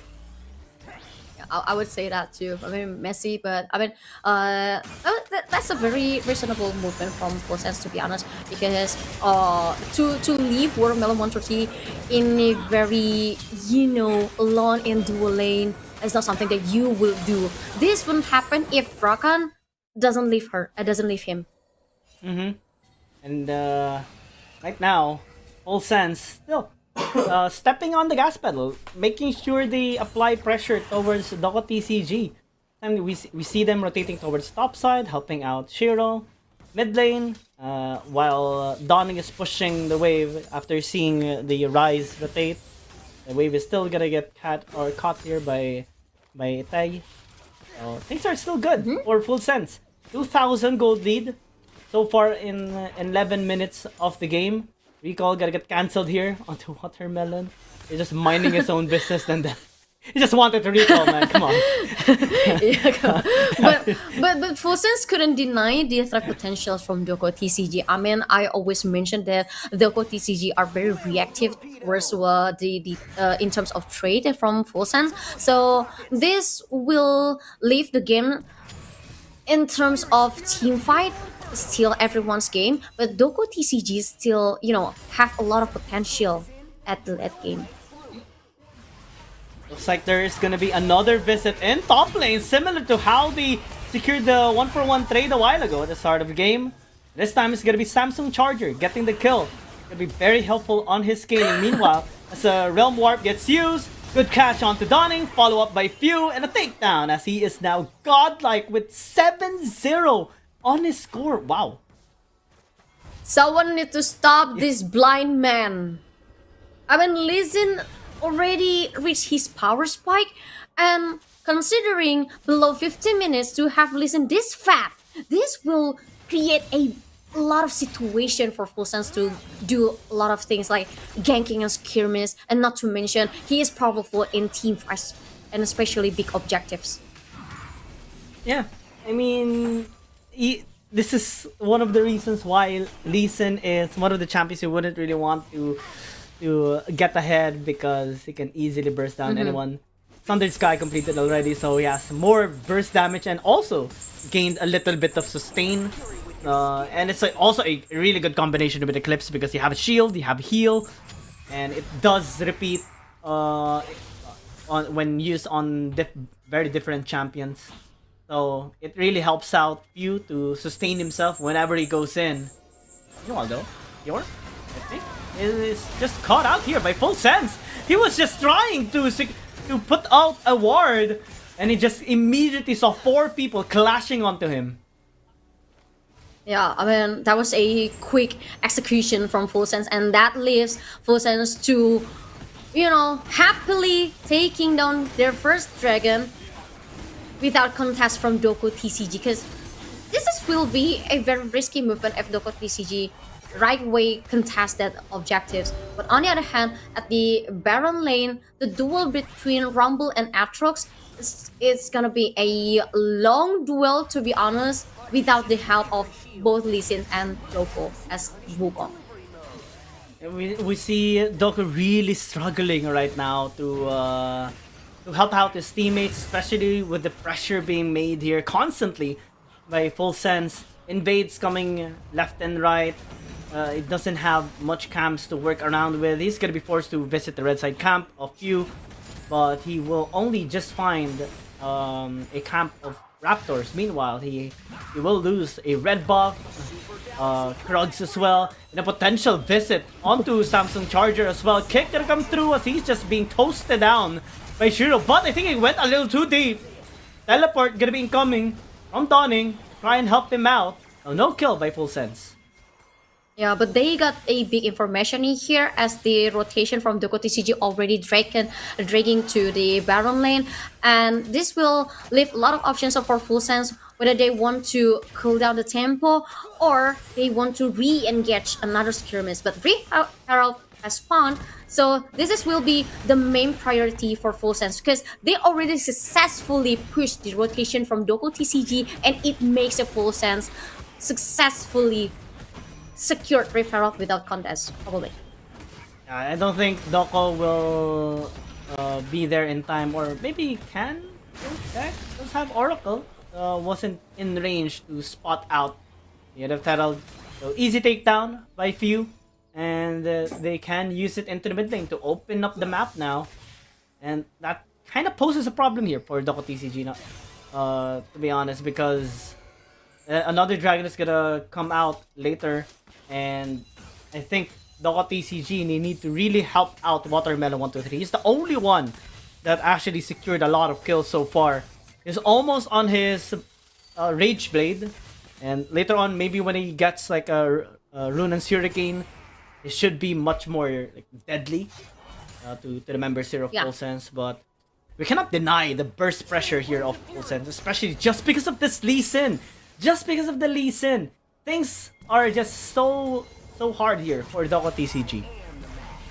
Yeah, but DokoTCG, they still have a chance to win this game and especially at least win a big fight. But they really need to be careful with how they want to set up the combination of the AoE skills. And as the Rift Herald already spawned, the first threat of DokoTCG will be crushed. And this leaves Full Sense to have an access to jungle, to every single spot of the jungle from DokoTCG. Yeah, top side, bot side, they're already clearing out the red side jungle of Doko. Potential round number 2, but it's not going to be 2 versus 1 this time. There's also the Leona visiting. He is craving for that takedown. But they did spot out some of the members here of DokoTCG, so they just walk it off. Good dodge by Samsung Charger. Just dashed in, or dashed out of the True Shot Barrage. Yeah. Small details. Yeah. It kind of counts sometimes. Yeah, but oh, flash in though! Onto Dawning! Quick maneuver by Dior with a quickness into the grand entrance as the equalizer gets dropped. Doko trying to layer up the CC to prevent them from following up. And it was a good defense by DokoTCG. yeah, that was a good counter attack from DokoTCG towards a Full Sense, even though they couldn't take down any champion from Full Sense. But it doesn't matter as long as There's no any other player from DokoTCG that taken down by the full sense. Otherwise, the economy will not on their side. And so that's just a good defense play from DokoTCG because the pressure is still on the DokoTCG side. I mean, considering the team fights, Full Sense is already ahead from them, and not to mention how free Full Sense player to get an access towards the DokoTCG's jungle, and even the skirmish and the ganking seems like very strong on Full Sense side. Yeah, it's the main perk of the lineup here of Full Send. The small skirmishes, they really doubled down on it and benefited from their composition. But we haven't really seen a full 5v5 team fight, and maybe that's where DokoTCG can shine. They're only down 4,000 anyways. So it's Yep. very possible for a comeback as well. I think on the next Dragon, this might be a chance for them to finally redeem themselves. Scatter Reek gonna be used here. Don, though, still forced to flash away as the Unleashed Power gets scattered onto Few, but still, the Ezreal is gonna be taken down. That's a huge takedown already by DokoTCG, as Doko just gonna be backing away. Few looking for a way to re-enter the fight, but looks like they're gonna be done for now. Without Ezreal, it's just so hard for Full Sense. The MVP of that attempt of skirmish towards Lee Sin is Leona, because Lee Sin is almost died multiple times during that one moment, but thanks to Leona, that doesn't happen. Because Full Sense already know the objective in here. They need to protect Lee Sin at all costs. Because if they successfully shut down Lee Sin, this will open a lot of options towards the DokoTCG and will lessen the winning chance of Full Sense. But on the other hand, Now- DokoTCG still got a big prize in here because they are finally get a chance to get their second dragon without contest from Full Sense. Not gonna lie though, I would have wished for a different dragon, anything but a cloud dragon. But DokoTCG, they're holding on really strongly. Samsung Charger is very durable, and he managed to like prevent all that damage from executing him. But it's not gonna be the same case for Dawning. It looks like it's just gonna be a buy one take one for Full Sense. Even the tower is gonna get taken out, and that's a lot of gold that they have acquired. Bot lane though, there might be a take here onto Shiro. Chin Corruption dodged, including the Cyclone with one flash, and now Baron is available for Full Sense. Yes, you got the dual and turret from your opponent at what cost? At Baron Nature cost. And this will open even more options. I mean, I really love the decision making that Full Sense just did, because you mentioned that Aatrox is very durable. Yes, he is undeniably durable. And Full Sense also noticed that, so they just shift the damage towards the most squishy champion on DokoTCG's lineup, which is Syndra. And after that, they can really bully Aatrox at the same time. He was really good on the Lee Sin. I just saw him do a Sonic Wave and then just smite the minion for that clear path on the Sonic Wave. It did not connect the Aatrox, but it's still really fascinating to see how consistent he is in being able to like think like that. And it's one of the reasons why maybe that he is just so damn good on the Lee Sin. 704.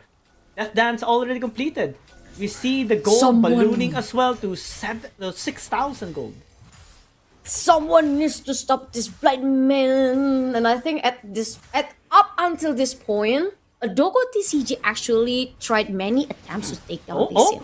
But the protection towards Lee Sin is already fully loaded. But connected. I think we'll finally see Lee Sin shot down, probably Trisha Barras connected to several champions from DokoTCG, but doesn't prevent Lee Sin to be shut down. Yeah, it's a massive takedown by DokoTCG. They took a bit of damage though from Blondie. So they kind of needed to fall back. But it's still a lot of gold. That's 1,000 gold for sure. Yes, but one thing for sure, DokoTCG finally find a opportunity to get Lee Sin caught off guard, and they just need to keep that kind of momentum once again to even their scoring here with the Full Sense. Samsung Charger just trying to stay alive. Oh my god, that Lifesteal and Sundered Sky healing is out of this world. Did you see that heal? What the hell? Oh my god. Imagine if the support of DokoTCG is Yumi and Yumi consistently be on Atrox's side. Yeah. Imagine how troublesome it is. I couldn't imagine. Oh. I mean, it's can. already hard I to can. take down Atrox, and imagine if he has Yumi on his side. There's That one could be thing a we have to disaster. conclude here. Full Sense needs more anti-healing because it's only Shield that actually has, and he Yeah. wasn't involved in that bot lane fight. So I think it was like Samsung Charger feeling a little more free to heal up. I think he got surprised as well with his healing compared to Yeah, his yeah. usual healing whenever Shiro is there. Yeah, I agree with you that.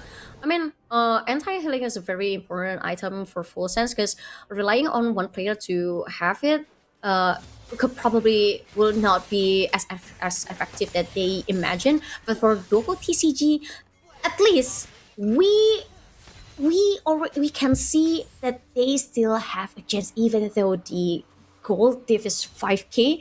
But considering how good this Atrox could be, this will make a lot of options for DokoTCG trying to set up another tempo towards Full Sense, and especially after the fall off of Lee Sin's damage at the late game. We're both gonna be secured here by Doko as they got spotted out a bit by Full Sense. So that's some information for Full Sense. Looks like they want to contest on the incoming Cloud Dragon, and it looks like they are much more comfortable poking around as well. You need to be extra careful though, because again, DokoTCG, they have a lot of crowd control. Equalizer gonna get dropped. Ashiro nearly gets dropped as well, forced to flash away. Watermelon is on the other side and wasn't able to free it at all as he's getting threatened by the kick of Pew. Looks like he's just gonna be forced to flash out, but the threat is just so real coming in from Full Sense. Samsung Charge doing a really good job sustaining himself, but it's not gonna be enough again with Full Sense taking all 5 members of DokoTCG with a triple kill from Pew. The Dragon's gonna be theirs as well, and they only traded out their support. Oh my god, what a good play from Yu of Full Sense. I mean, DokoTCG already did a very good job at initiating the war. They successfully put the chain of corruption towards Rumble, so it makes a Full Sense in a very awkward position. But look at the positioning of Rice and as well as Leona. They know what they need to do, and when Rumble successfully got a space after Lee Sin striking back towards the players of DokoTCG, Rice coming to kill the backlines of DokoTCG, lessening the damage and the threat potential from DokoTCG towards a Full Sense player, and that's the moment the formation of DokoTCG falling off. Every single player from DokoTCG, the HP already low, and that's the moment Full Sense just, eating every single players that left in front of them. I love the kick coming in from Pew as well. He was very patient. He kept on just looking at Watermelon 123, knowing that he is the biggest threat of them all. It's one of the reasons why he kept hugging over the wall as well in that fight, because he knows that the Lee Sin is angling on him, and now Full Sense grouping up into the top lane. Samsung Charger has nowhere to go. He's just surrounded already. Or maybe he can still. There's no vision. Ooh. And he teleported out. Okay.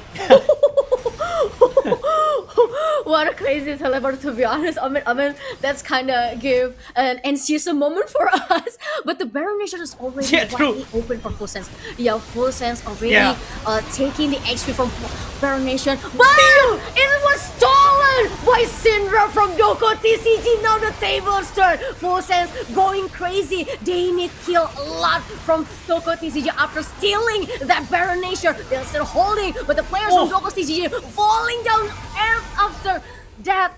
Every single players from DokoTCG wiped out once again by Full Sense. So the Baron Nation buffs will be vanished in vain. But it's okay, because they essentially denied the Baron from Full Sense, got 4 kills, and well, in exchange of in exchange of 5. I think it would have been just better if DokoTCG was able to shut down Itai as well, because he has 700 bounty under its name as well. But that was just so cool coming in from Donning. Look at him, the scatter of the week was enough. And it paved the way for DokoTCG to actually extend this game. Look at Samsung Charger as well. The heals are just insane. Maybe if he was able to take down the Ezreal in time, he would have been able to take out the Ryze as well. But he changed target knowing that the Ezreal kept on auto-attacking him. And it paved the way for Itai to actually shut him down. Yeah, but I also love the way Full Sense try to shift the damage towards the players of DokoTCG, preventing them to back to their base. Because they They're mad. actually know if they miss that opportunity, the table will be turned. Yeah. They also got the revenge onto Donning. Screw you for stealing our Baron a while ago. They just took him out and just walked away casually. It was just a target. I don't know why. That's the only storyline I can think of. Bye! Bye you all! I mean, Full Sense, I really love the game sense that they showed us today in this very best of one series game. But DokoTCG still, has something on their sleeve. And I really appreciate that they are still fighting up until to their last blood in here. Man, it's I think this is one of the most active games that we have seen for today. Yeah. Most kills as well. Yeah, I'm actually comparing it right now to the other games. The first game we've had like 33 kills total. Second game we did have 30 kills. Third game we had only 26. In this game so far we have 36 already. So it's already the highest.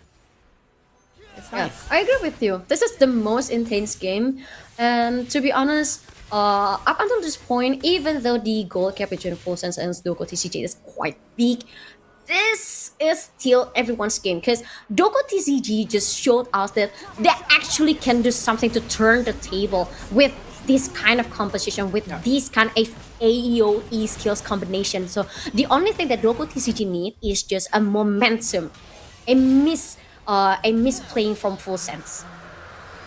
Now, one misplay, right? That was already a warning shot. The Baron steal by Donning. If they get another similar case like that, maybe a Baron steal, maybe a Dragon, or much better, an Elder Dragon steal later. If ever we reach towards that state of the game, then it's just gonna give a 180-degree turn on this game. So far, they have been behind, but still fighting back. 8,000 gold lead at this point is still relatively high, but the outputs of team fights is actually not reflective of the gold lead that Full Sense actually have. DokoTCG is actually standing quite strong despite being very much behind. Exactly, and Full Sense actually have to be wary with the presence of the Aatrox, not to mention Rakan, that can give a full support, and as well as the utilities towards his team, and also the crowd control effect. But on the other hand, the AoE skills that DokoTCG have is one that can give the most threat towards Full Sense, because we already know that Lee Sin already falling off in terms of damage, so they need to shift towards the other champion, which is a Ryze, that could lay a lot of damage towards the DokoTCG's single players. There's an interesting itemization as well that we see on the members of DokoTCG. So much sustain on Aatrox and the Wukong. Donning has Actualizer and the Storm Surge as well. So I think he's really investing on burst damage, especially when he taps that Actualizer. His Unleash power will really unleash a lot of damage towards his primary target. But he doesn't have a death cap yet, so it's not tapping really on its full potential right now, and he really needs that item. Yeah, but the threat from Full Sense is not stopped yet, because if you look at Rise, KDA right now, someone also needs to stop this Rise. At early game until the middle game, someone needs to stop the Lee Sin, but now the damage potential and the threat potential is already shifted to Rise because we already entered the late game. So the potential of Rise is already Yeah. risen, and DokoTCG need to be aware with the positioning of Rise that always be protected by Leona. Interesting itemization as well coming in from the Virus, right? We see a Jack shows now. Fight brewing out. DokoTCG is layering down the CC. Quick disengage as the equalizer gets dropped. Watermelon though took a mystic shot. That hurts so much coming in from Blondie. But they did secure a kill onto Leona. Well, they managed to alleviate the situation. Full Sense though might be interested in going back to the Baron Nashor as they take away the vision. Oh, what a brave decision making from Full Sense to re-engage the Baron Nashor without the support. They're doing it fast. They're doing it really fast. Forcing out Scatterbait this time. It's not gonna get the steal, but they're still gonna be pursuing into the fight. Shiro will use the stasis to buy a little bit of time and space, but they need to disengage. Where Realm Warp is available and looks like they are interested in using it as well. They're gonna cast it as Dior tries to cancel them, and it's not gonna be enough. They even went to get the kill onto Dior and was able to bounce away. What a perfect teleporter from Rise to save his friends, and now we're engaging back towards the DokoTCG's players, and two Tempests already taken down by Full Sense hand. Double kill from Lee Sin, and now they are trying to find more. Chain Corruption connect to players from Full Sense, but that doesn't help, doesn't delay the death of Varus from DokoTCG. Man, things just got out of hand to DokoTCG. It's a disaster so far, especially after the Baron takedown. They lost their Rakan. They weren't able to get any more kills aside from Yuyusaki, and then they got caught out by Few, securing another triple kill under his belt. 13, 2, and 10 is his score. He has been involved in 23 kills out of the 27 they have. Yeah. I mean, this is the moment where the crazy part is going to happen. The teleport is ready, bringing every single person from Full Sense back and safe, and they are still re-engaging the attack. And I started questioning why DokoTCG with this kind of situation doesn't reset. Well, it's a question that is yet to be answered so far by DokoTCG, but we know the answer that Full Sense is giving towards them, and that is severe punishment towards their overextension and lack of reset. And to think that Itai actually is still unkillable in this game. 8-0 and 13. He has been positioning himself really effectively in team fights, dishing the damage out effectively as well, while maintaining distance towards the threats of DokoTCG. Yeah, now Full Sense with the Baron Nashor buff will pushing towards the turrets of DokoTCG, giving a lot more pressure once again. And what will happen? And what will DokoTCG do towards this kind of pressure?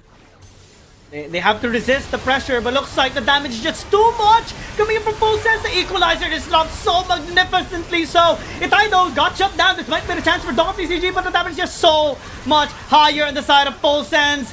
Blondie being able to pre-hit. Sustain not gonna be enough here for Samsung Chargers. He gets taken down as well. It's only Doko remaining alive. But what can you do when there's 3 people surrounding you? Absolutely nothing. And Full Sense will secure the ace and potentially the game as well. Yes, only 2 inhibitors protected the nexus of DokoTCG, and with every single players down from DokoTCG, the only thing that they can do is watching the nexus being broken down by the hands of Full Sense, as Full Sense also proceeding to the next match, and they will have Very Charm as their opponent. It's a really good performance that we saw from Full Sense. A demonstration of prowess, especially in closing out the games. I think it's one of the most entertaining game though that we have seen so far. I really like. I really enjoyed watching and commentating this game. We see a lot of back and forth action as well. A lot more resistance towards the losing team as well. DokoTCG, even though they're gonna be bidding goodbye to the tournament, they still were able to showcase how good they are in the game. Alright, Abigail, Mike. Let's check. It's a fun time seeing these kinds of players really at the edge of like in high pressure situations really shine, and we saw it. Unfortunately, we saw it more on Full Sense. So congratulations to Full Sense.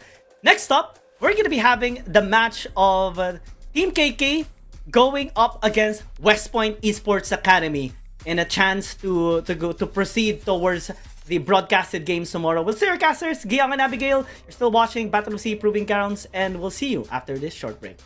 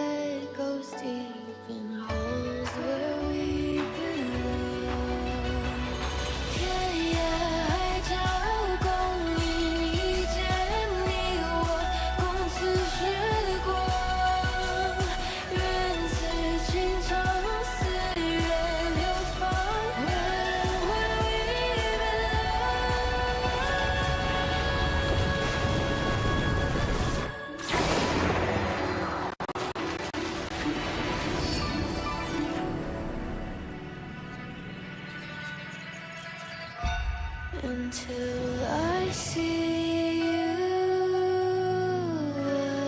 again.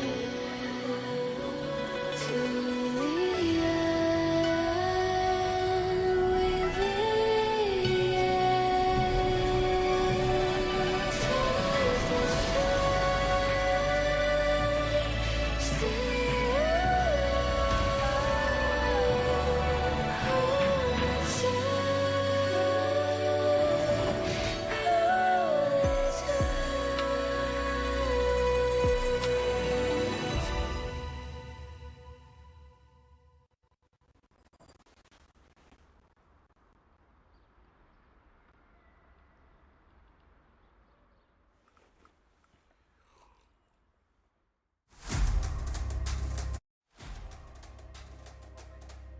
Welcome back, Southerners, to Battle of Sea Proving Grounds with us, your caster Abigail and Guiang, and we are down to the last two matches of today. We have, first off, we will have the match of Team KK versus West Point Esports Academy. Next up, we should have Faerie Charm versus Full Sense. So, two of the last games to determine our top 4 in the tournament for the final matches for tomorrow. And I'm really excited because we've seen how good these players are. A while ago, we did see as well how strong the winning teams are so far. For Team KK, this will be their last time to redeem themselves. They have been dominating the entire tournament for the past few days that we've been since February 11. And now we're gonna see them battle against West Point Esports Academy, which did have one of the most dominating games in today's matches. They had, their score was, I believe, 23-3 against 157. And to think that if they can materialize that kind of performance in their matchup right now, then it might be the same result. But we cannot deny the fact that Team KK did stand a really good chance against Team FF a while ago. They're still a really strong team, and I think this time they're much more prepped. They're much more hyped as well, and they would do anything to not have themselves thrown out of the tournament. Yes, and this is gonna be an interesting match, and especially if we are talking the playstyle of each parties. Like for example, KK, we've seen how they play during the first match of today, and to be honest, for me, they're kind of a very passive team, even though they're from Thailand. Because the stereotype from Thailand team is they are very aggressive. And I mean, it also applies to every single region in Southeast Asia. Not to mention MYHG and also Philippines. They tend to be aggressive players, but I don't really see that from KK. And probably this is the time for Team KK to expose how aggressive they are. Or probably this is gonna be a statement that not every single team from Thailand is as aggressive other players. And let's see, because West Point Esports Academy, they're really now opening up the banning phase with some focus onto mid lane and jungle as well. Looks like West Point Esports Academy is still gonna maybe attempt on securing that Dr. Mundo early, but looks like KK did spot it out quickly. This is one of the first games that we're gonna be seeing Dr. Mundo denied onto Devoured. Although his champ pool is very wide, he usually tends to use the same champion until it is like answered already or respected. Yunara though, gonna be respected by West Point Esports Academy. Yeah. It's one of the champions Yeah. that we did see Yeah. on Akihiko a while ago. Yeah, both parties just drop a respect band towards each other. So I'm down to see what's the first pick from a WP Academy. Caitlyn! Caitlyn, first pick? Well, so Wow. for me, it is a very bold one to pick Caitlyn as your first pick because it opens a wide option to counter her.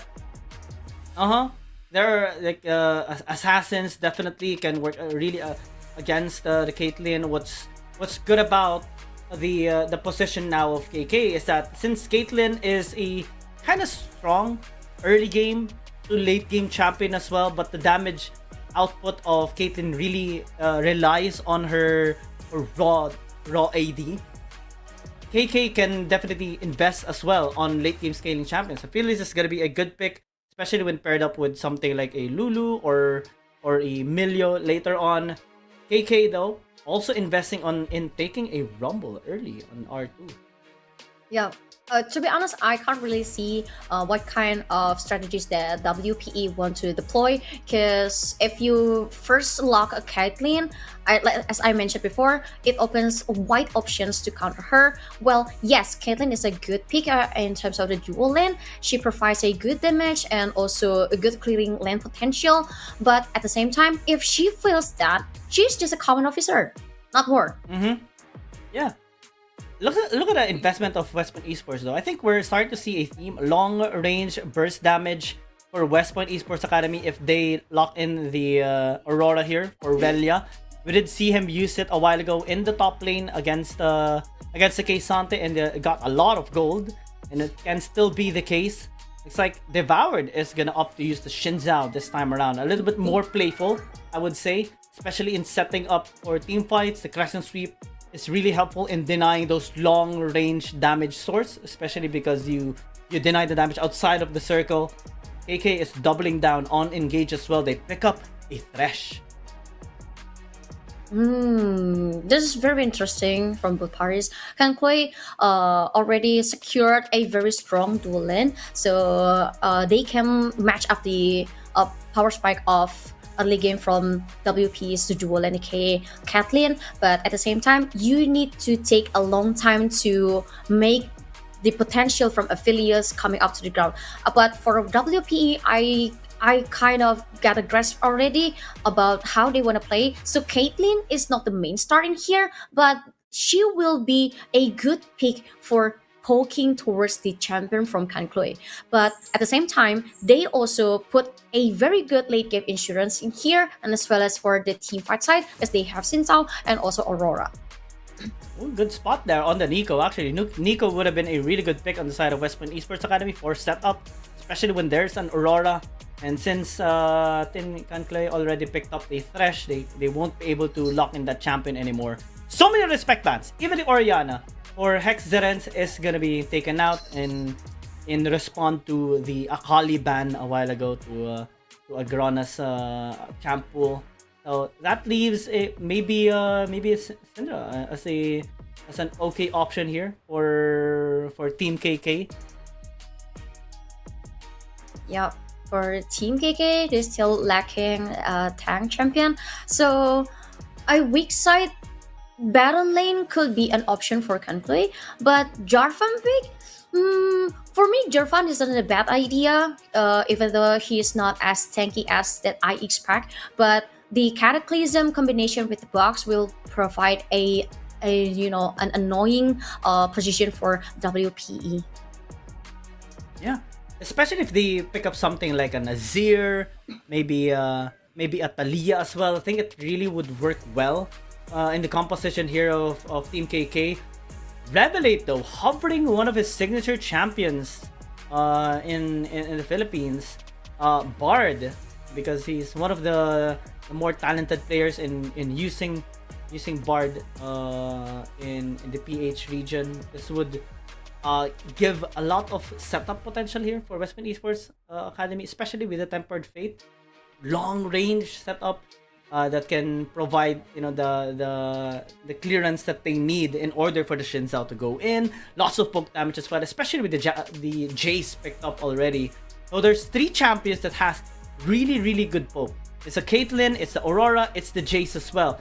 I think the goal here of West Point Esports Academy is to chip down these scary members of Team KK, and once they see them in low HP, that's when they call the shots. That's when we see the Xin Zhao going in. That's when we see the Tempered Fate being casted in for the setup of the rest of the members of West Point Esports Academy. But the Mel will have its debut for this broadcast tournament as well. It's a good pick to actually even counter some of the projectiles here of West Point Esports Academy. At least some raw DPS, some executing power, and lots of really ways to disrupt team fights. Yes, nice pick from KhanKluay actually for picking Mel as their last pick is well. With WPE actually has lots of projectiles type of champion, and also it requires a good setup for WPE. To be honest with you, well, they already got a strong side of Baron lane, but on the other hand, this will leave WPE down to an option whether they want to focus on Jace lane or Aurora lane. And for KhanKluy's side, they actually can play with a lot of things in here. Even though Aphelios is sort of like the late game insurance for KhanKluy, but if Rumble pampered enough by KhanKluy, this will be a nightmare too for WPE. Same goes with Mel. Yeah. Yeah. It's an explosive lineup on both sides, and you know what they say, when you have an explosive lineup, things can really go downhill as well with that. Not much front lines for West Point. KhanKluay, at least they do have a lot of front lines, but in terms of control, with the pokes present on West Point Esports, it's not a whole lot that can be absorbed by the Jarvan and the Thresh as well. It gives a little bit of pressure towards them as well to initiate fights fast enough before they get chipped down massively in their HP because of the pokes, the triple poke from West Point Esports Academy. So, interesting turnaround of events. I think we do have a well-rounded composition on both sides. I'm looking forward to seeing how they would execute this kind of composition, especially since I think early game can be much better here on the side of West Point Esports Academy. And it's kind of true to their nature as well. They really like being very aggressive in the early game, getting those invades done as well. And that's where Team KK needs to be extra careful. Yes, they really need to be extra careful, and as well as for WPE, they also need to be aware with the skirmish potential and ganking potential from Jarvan. I mean, Jarvan is also a good early game champion, early good setup too for in terms for the side of KK. So and it also opens a very wide option for KK2, which lane that they want to gank, because Aurora can be ganked by Jarvan, and also Caitlyn pretty much will be bullied by Jarvan too. But let's see what kind of decision that KhanKluay will bring to the table when they are matching to the WPE Academy as our fifth match of today. Let's see. I'm really excited about this. But I also wanted to just give another shout out to Team KK on their logo. It's a really cute logo as well. I do appreciate the creativity of some teams, especially those who give a little bit of cuteness onto their logo. Because there's some teams, there are two types of teams, right? One that is really formal and much more serious in wanting to vibe in tournaments. But there's some who likes to get a little cutesy as well. Yeah, I mean that's kind of balance the vibes of Battle of Sea Proving Grounds. I mean, some can be so serious, but some can be so chill. But let's take a look at the inside of the game. Oh my god, early game contact between two parties is undeniable, but the damage has been focused towards Kochi as the Caitlyn, he almost died. Yeah. Especially because of the lethal tempo of Akihiko. It was able to proc it out and stack it up much faster. Good dodge as well on the Q of Polio. So they're able to deny some of the damage output of West Point Esports Academy's bot laners while able to answer back much more efficiently. Right now at level 2 as well, there is the bigger threat, which is the hook combo or engage potential of Gojo. So I think West Point Esports Academy will need to step back a little with the dodge on the shock blast there by the Hex Zerens not being pressured that much by the Jace. I just remember that this kind of sad situation between Mel and Jace because they are lovers. Oh my god. Bring back Alright, Akin. yeah. Was there an Elk? It's Valentine's Day. Hello? It should be a day, hello, a night it's for Valentine. love. Did they fight over something? What did Jace do this time? Come on. Yeah, it's always made on the fault. It's It's like always the initial impression. Like, Yeah. okay, Women always right. what did the guy do? What did the guy do? Come on, why are you guys fighting? What did the guy what did Jace do? 'Cause Probably Jace always Jace- does something. I can give a brief explanation. Probably Jace just doesn't notice that Mel just changed her hair. Probably, Yeah. or maybe Jace forget to tell Mel Happy Valentine, darling, or Jace probably forget to bring flowers for Mel. Well, a lot of things, Yeah, but it must be Jace's fault. yeah. Jace was spending too much time with Victor. and Mel got a little jealous. So, yeah. the little bromance happening between Jace and Victor. Yeah, the It's bromance okay. Pro Max. Bromance! Oh, flash in to flash out by Agrona. That was so close though. Very short range. Gone in the vicinity though, and he does have flash. Devoured as well is gonna be on the way. Let's see as they try to bait each other. They're still gonna be pursuing, especially after being accompanied by Revelate. Flag and drag used actually onto the Bard, as the damage output is actually quite high. Forces West Point Esports to back away. Yeah. Yeah, protecting the queen at all costs. I mean, Jarvan is actually wanna teleport back to the base, but after seeing KhanKluay, Bard coming to the mid lane, he just show himself up, just give a presence towards the WPE. Don't do any mess towards my queen, but still. There's no any engage at all from both parties. They just poking towards each other. Something that I expect from WPE because they line up on the early game.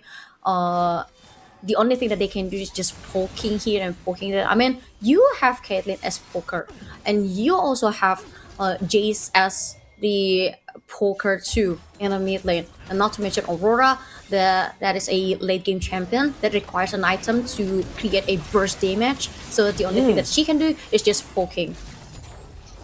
Good response though by Gojo as well. Might force out a flash there onto Folio, but they did chunk them out real good. Half HP, quarter HP as well onto the Caitlyn. Another visit into the mid lane. This time the Jace doesn't have flash, and definitely Agron is gonna be taken down. That's first blood by Team KK. Nice crowd control back towards the Jace, but oh my god, what happened? He wants to get back, but he cannot, and only need one projectile to confirm the death of Sintel.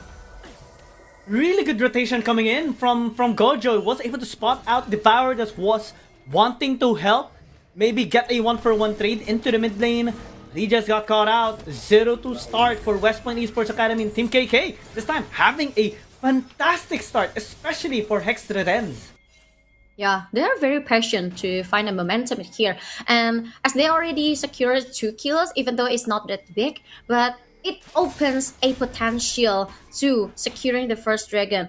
But WPE also, kind of very quick to respond to that. So they just try to reposition themselves. But I think this is not a good position. Yeah, Devoured is already dead. Here comes the ult coming from Hextra Rens, as now Team KK is just collapsing onto West Point Esports Academy. It's a 4-0 start.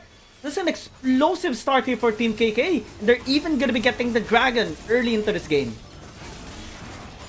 I get the idea that WPE wants to do, but the setup of WP is just a little bit premature towards the KhanKluay, and considering how many players that they deploy in front of the dragon pit, and that's why KhanKluay just can take them down easily.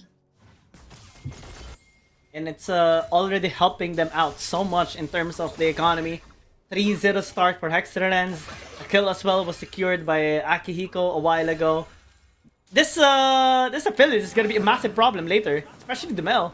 Even though there was a couple of changes made onto the Mel, the kit still remains the same and the damage output is still relatively high. Most especially when you give this amount of kills and gold. So towards this champion. Yeah, West Point and- Esports Academy, if they want to come back here in this game, they really need to step up. And don't forget that the threat is started to rise in here because Melon already got 3 kills. So for WP Academy needs to try need to find a way how to set the score with the KhanKluay. And I think it's kind of hard this time. Maybe through top lane, because bot lane is kind of hard as well to exit given the composition that they do have with Devour this behind so far as well. Team KK is managing to really cripple the members here of West Point Esports Academy. The punishment that they have made so far, even down to like the summoner spell cooldowns, is really massive. Good spell block by Hexerens as now no flash on Agrona. It's still on cooldown for 5 seconds and he still cannot escape as he gets blown up by Hexerens. That's gonna be his 4th kill. Devour trying to give a 1-for-1 trade, but it's taking too much time. Finally, he does. And he does step back a little bit, but a flash in by Hexerens forces another flash to at least disengage for Devoured. That's a very big information for KhanKluay, and as well as what happened on the dual lane. WPE get a lot of pressure from KK team, and that's not looking good because the game is on from WPE to find a trading here. Akihiko is already dying here, but 5-star general still trying to give a lot of support towards the cat lane, and every single person at the dual lane successfully get back. Yeah, it was a good tempered fate coming in from the Bard. However, the biggest problem there in that situation for West Point Esports Academy is that the Caitlyn doesn't have mana. So he couldn't really do the full combo on the Caitlyn. Even though there was a trap laid out, he couldn't use the Q and the E effectively as well. And it was being threatened by Gojo as well. And it's just a really nice retaliation by Team KK. You Yes. see a little bit of a CS lead as well by Akihiko. 20 CS lead. So that's actually quite high in the laning phase. West Point Esports, they are so far losing 2 lanes. The only lane that is kind of fine so far is top lane. Exactly, but they also successfully grabbed the void drops, all of the void drops, because they successfully take down the Jarvan, so it kind of slowed down the tempo from Team KK, which provides a good situation for WPE. But now KK probably will try to set up another ganking because the rotation for this kind of players is kind of suspicious. It is. It's not characteristic of what we usually see on West Point Esports. Revelate getting caught out, forced to use a Tempered Fate onto himself, but it's still gonna get blown up by Hexerens. Good follow-up though coming in from West Point Esports Academy as the ult from the Caitlyn gets blocked by Gon and just completely denies any sort of revenge from West Point Esports. Nice body block, and it gives Team KK a lot of profits. They took down the support, they drag a Caitlyn, so it makes affiliates from Team KK even more comfortable to secure another set of WPE's minion.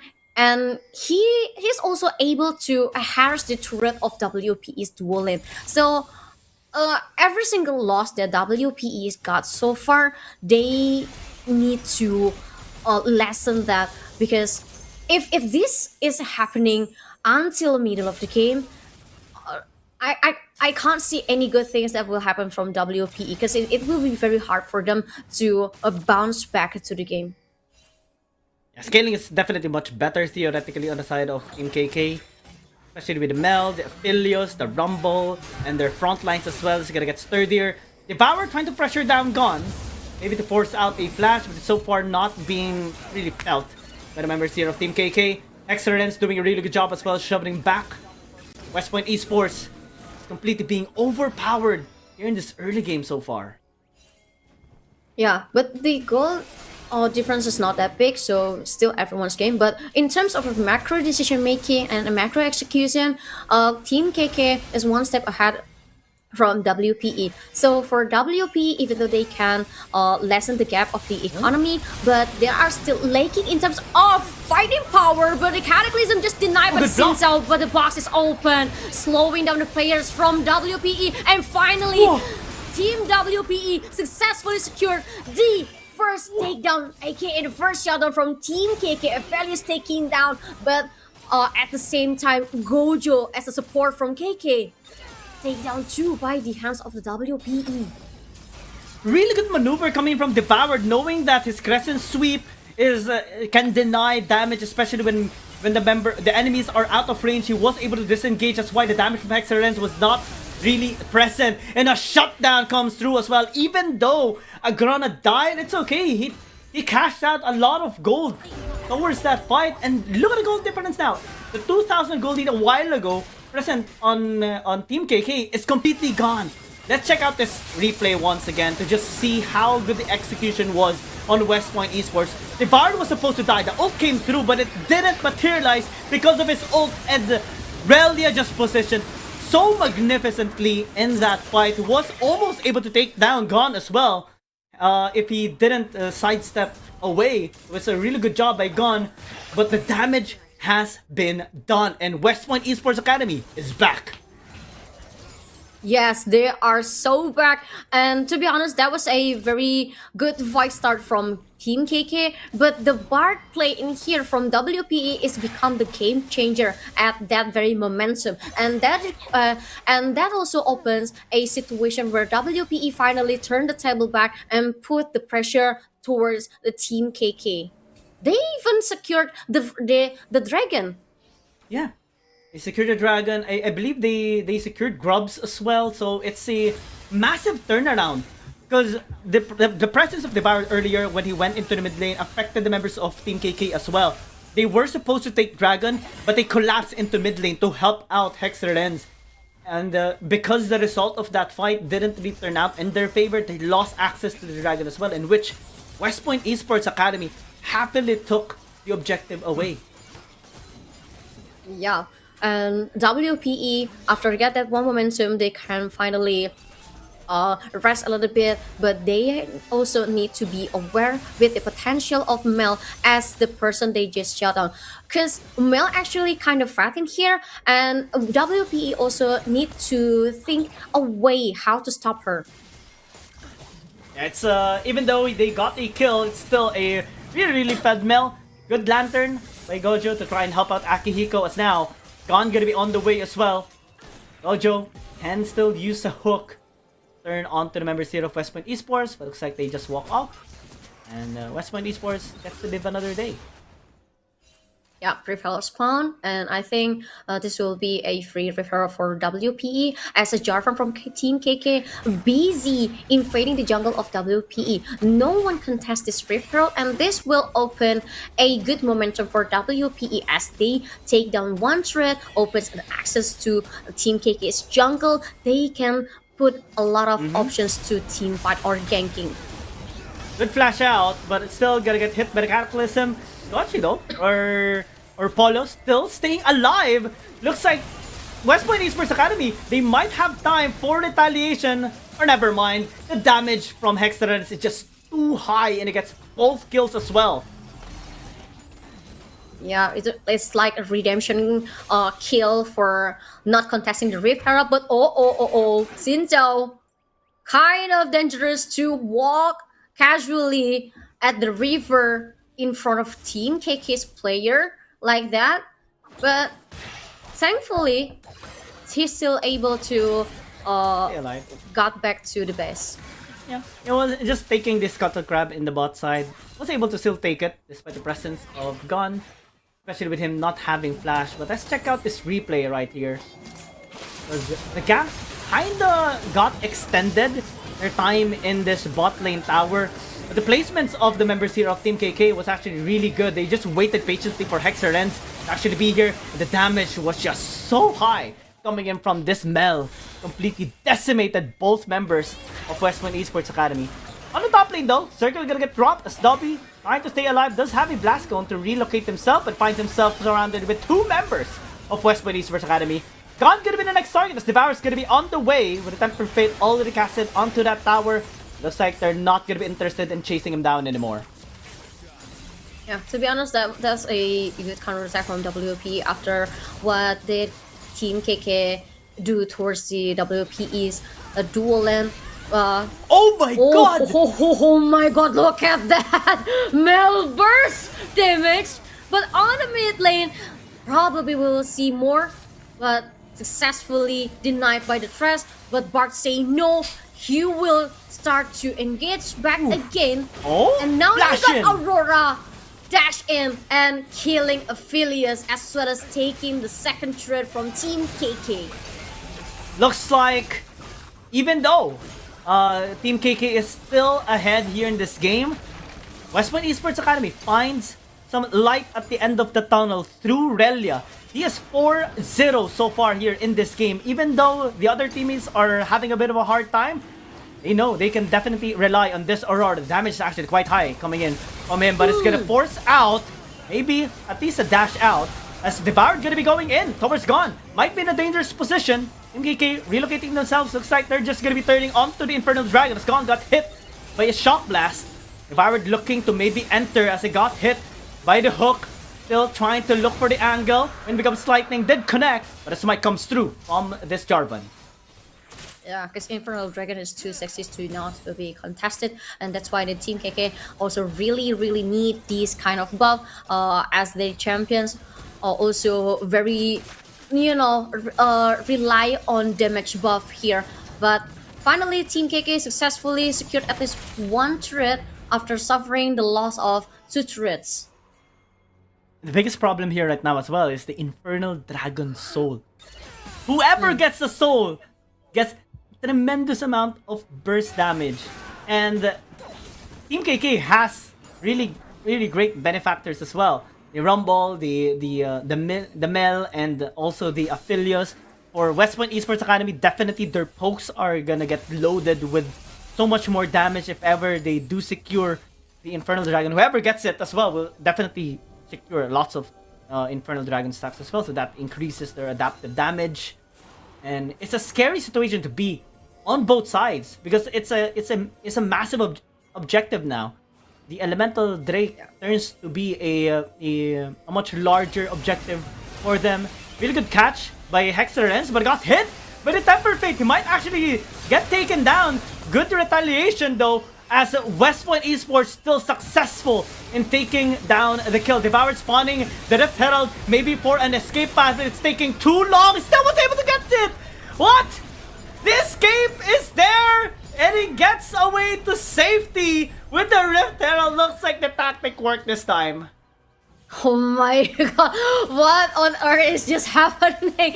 Well, to be honest, I was kind of sad to see the movement of Mel from Team KK because it's just like a little bit too confident to stay on that bush, thinking that she will be able to handle 2 people from WPE side, not knowing that actually it's not 2 but 3 with Bart.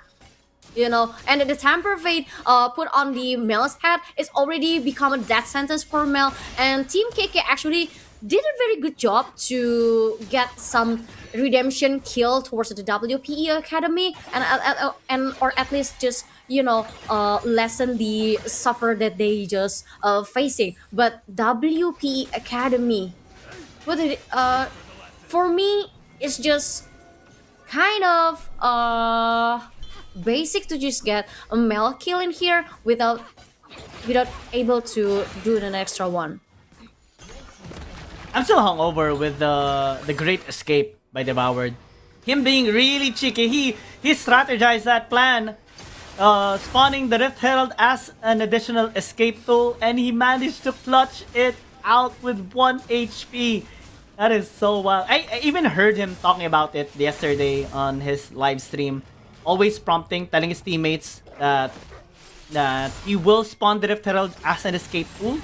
So that's one of the reasons why he really prioritizes Rift Herald, because it's a dive escape tool for him as well, not just a push objective. And he managed to escape a really tough situation with it. Now Baron gonna be started though.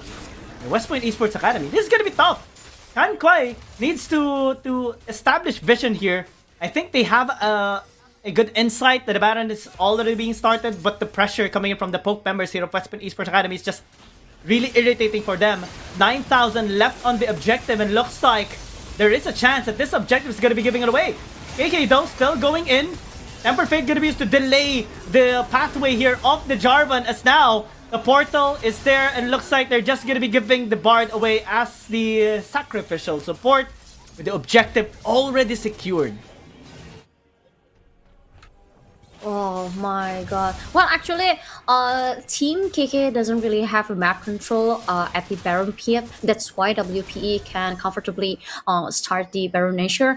And not to mention, they also have Bard to to attack back towards the Team KK in case Team KK just contest the Baron Nature. But hold on for a second. Mill, for the second time, are still confident walking by herself and got punished twice. Yeah.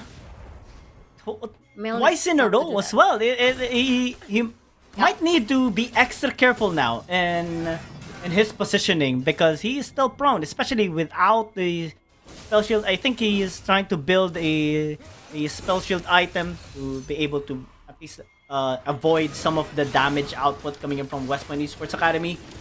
But it's still kind of far from that. And because of the Mel being taken down, it's another dragon gonna be taken, this time by West Point Esports Academy.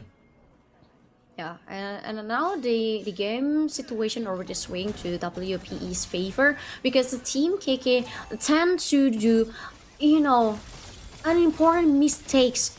Like, it's 2 times in a row. Mel that walk was so close. casually by herself, get punished, and that turns the tempo from Team KK to maintain the situation of the game on their favor, turn down twice too.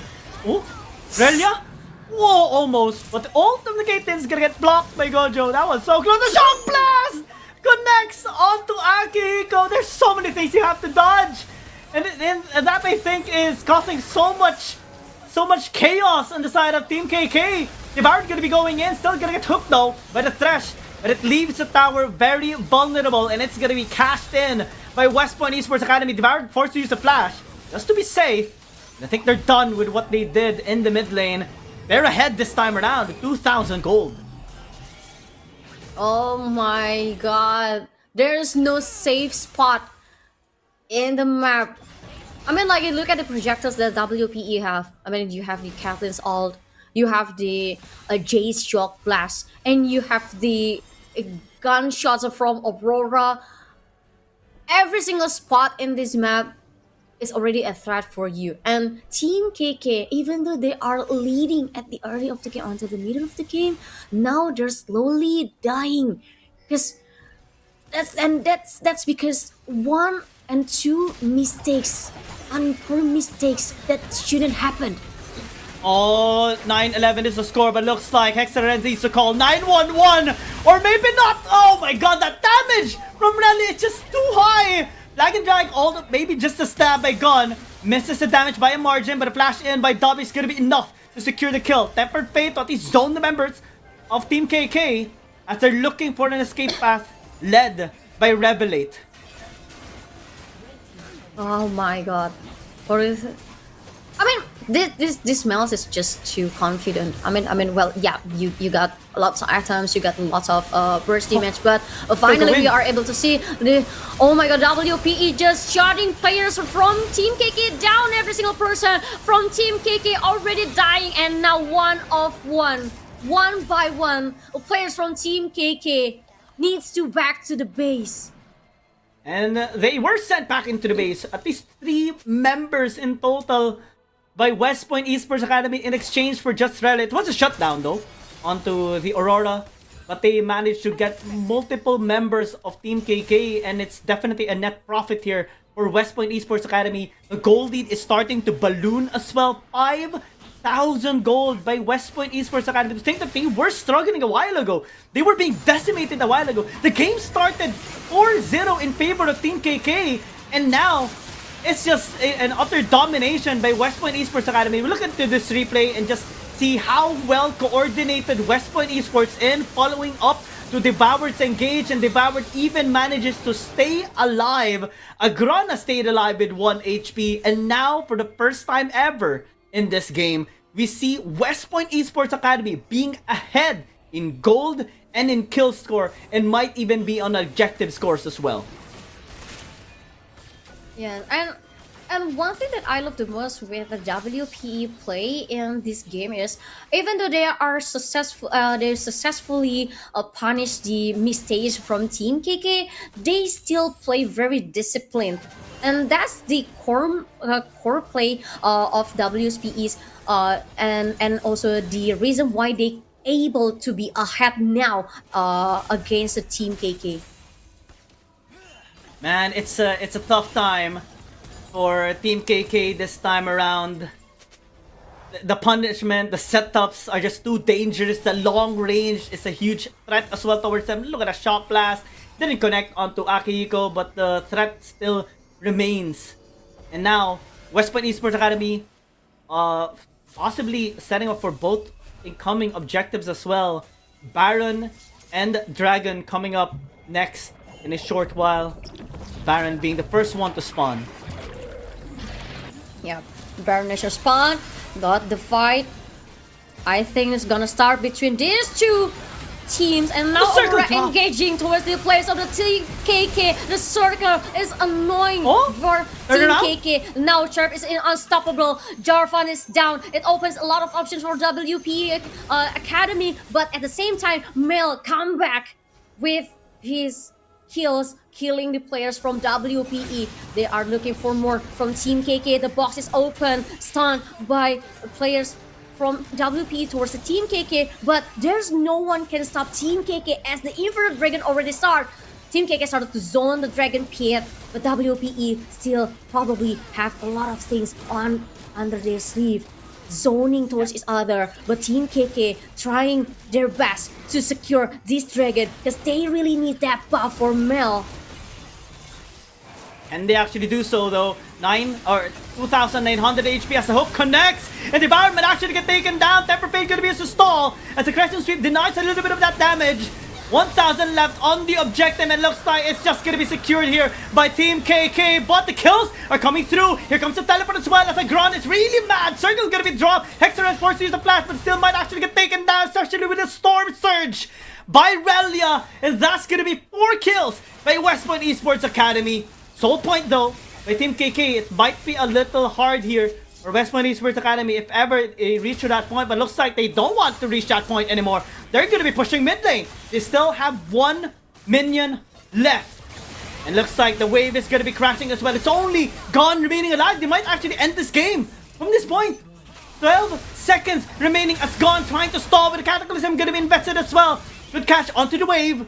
But the GA going to get popped, and he's going to get popped alongside as well.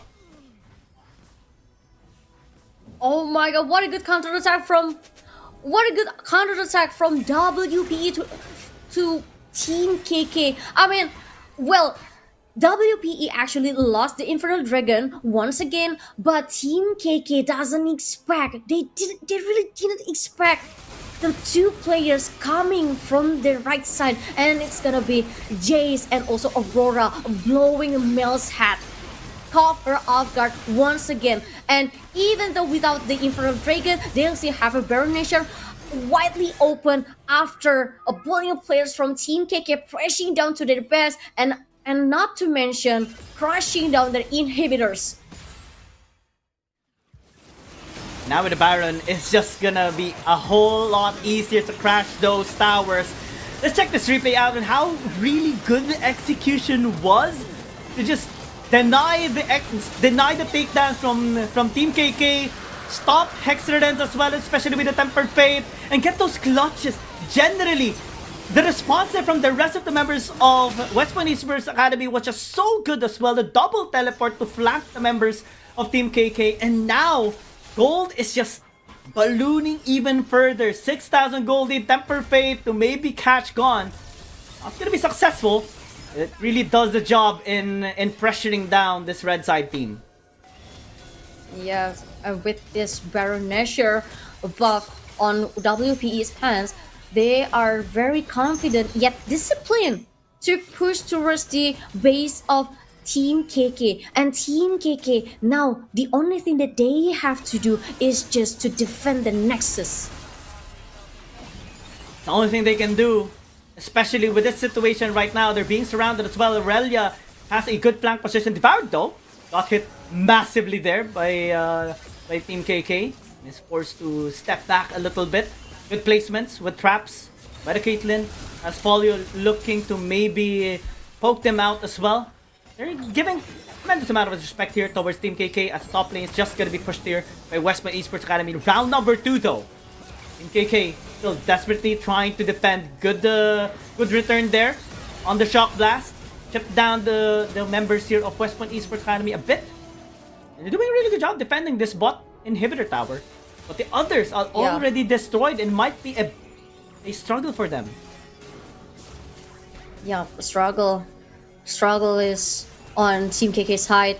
They only have one inhibitor left in front of the jungle, but now it's destroyed.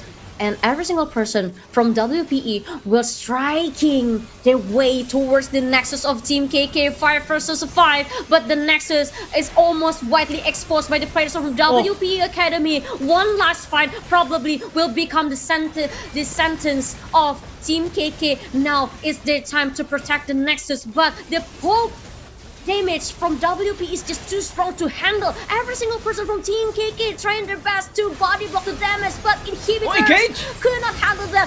Now the Nexus, the Cataclysm, trying to delay the movement of WP's player, but the Nexus already crushed, and this is the win for WPE Academy, and they are proceed to the next stage. Really great comeback here by West Point Esports Academy. Through the macros, through the pickoffs, through the comeback team fights that they have done. That started off in the mid lane. Just a demonstration of how good the team is from the Philippines as they took down this incredible team. It's really fascinating to see how well they came back here in this game, because Team KK, they were already ahead, massively ahead. The Mel was I think 8-2 at some part of the game. Then it wasn't the kills that kept on rising anymore. It was the deaths, and they were able to really prevent the Mel from being able to help in the team fights through those creative tempered fates, and also the engages coming in, the death brushes that Relia and Agrona were setting up, and slowly but surely they regained their tempo and bounce back through taking of the objectives and slowly just ended the game. Yeah, and that proves to us, even though you have every single thing that can make you win the game on the palm of your hands, it could be vanished by one mistake. And that's the 5th game of today, but we still one last match. So we're gonna take a break, and don't forget to stay with us until we're back.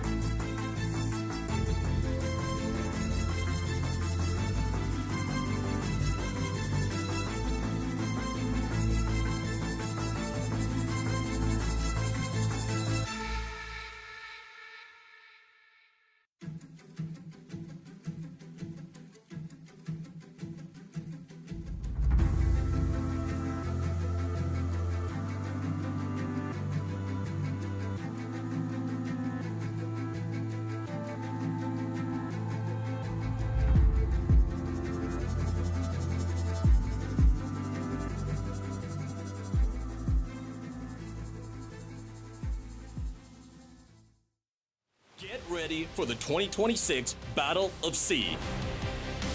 Across Southeast Asia, teams fight for their region and the pride of Demacia. They first clash at the Proving Grounds Community Tournament with only the best teams moving on to Rally Day for the ultimate showdown. They join forces with regional creators from Thailand, the Philippines, Indonesia, Malaysia, and Singapore to compete across all game modes. Summer's Rift, ARAM Mayhem, and Arena. They're just gonna sit by and watch, but perfect executions. Who will rise to glory and become the Battle of S.E.A. champion? Grand finalist! Battle of S.E.A. Welcome back again to every single summoners in the live stream of Battle of S.E.A.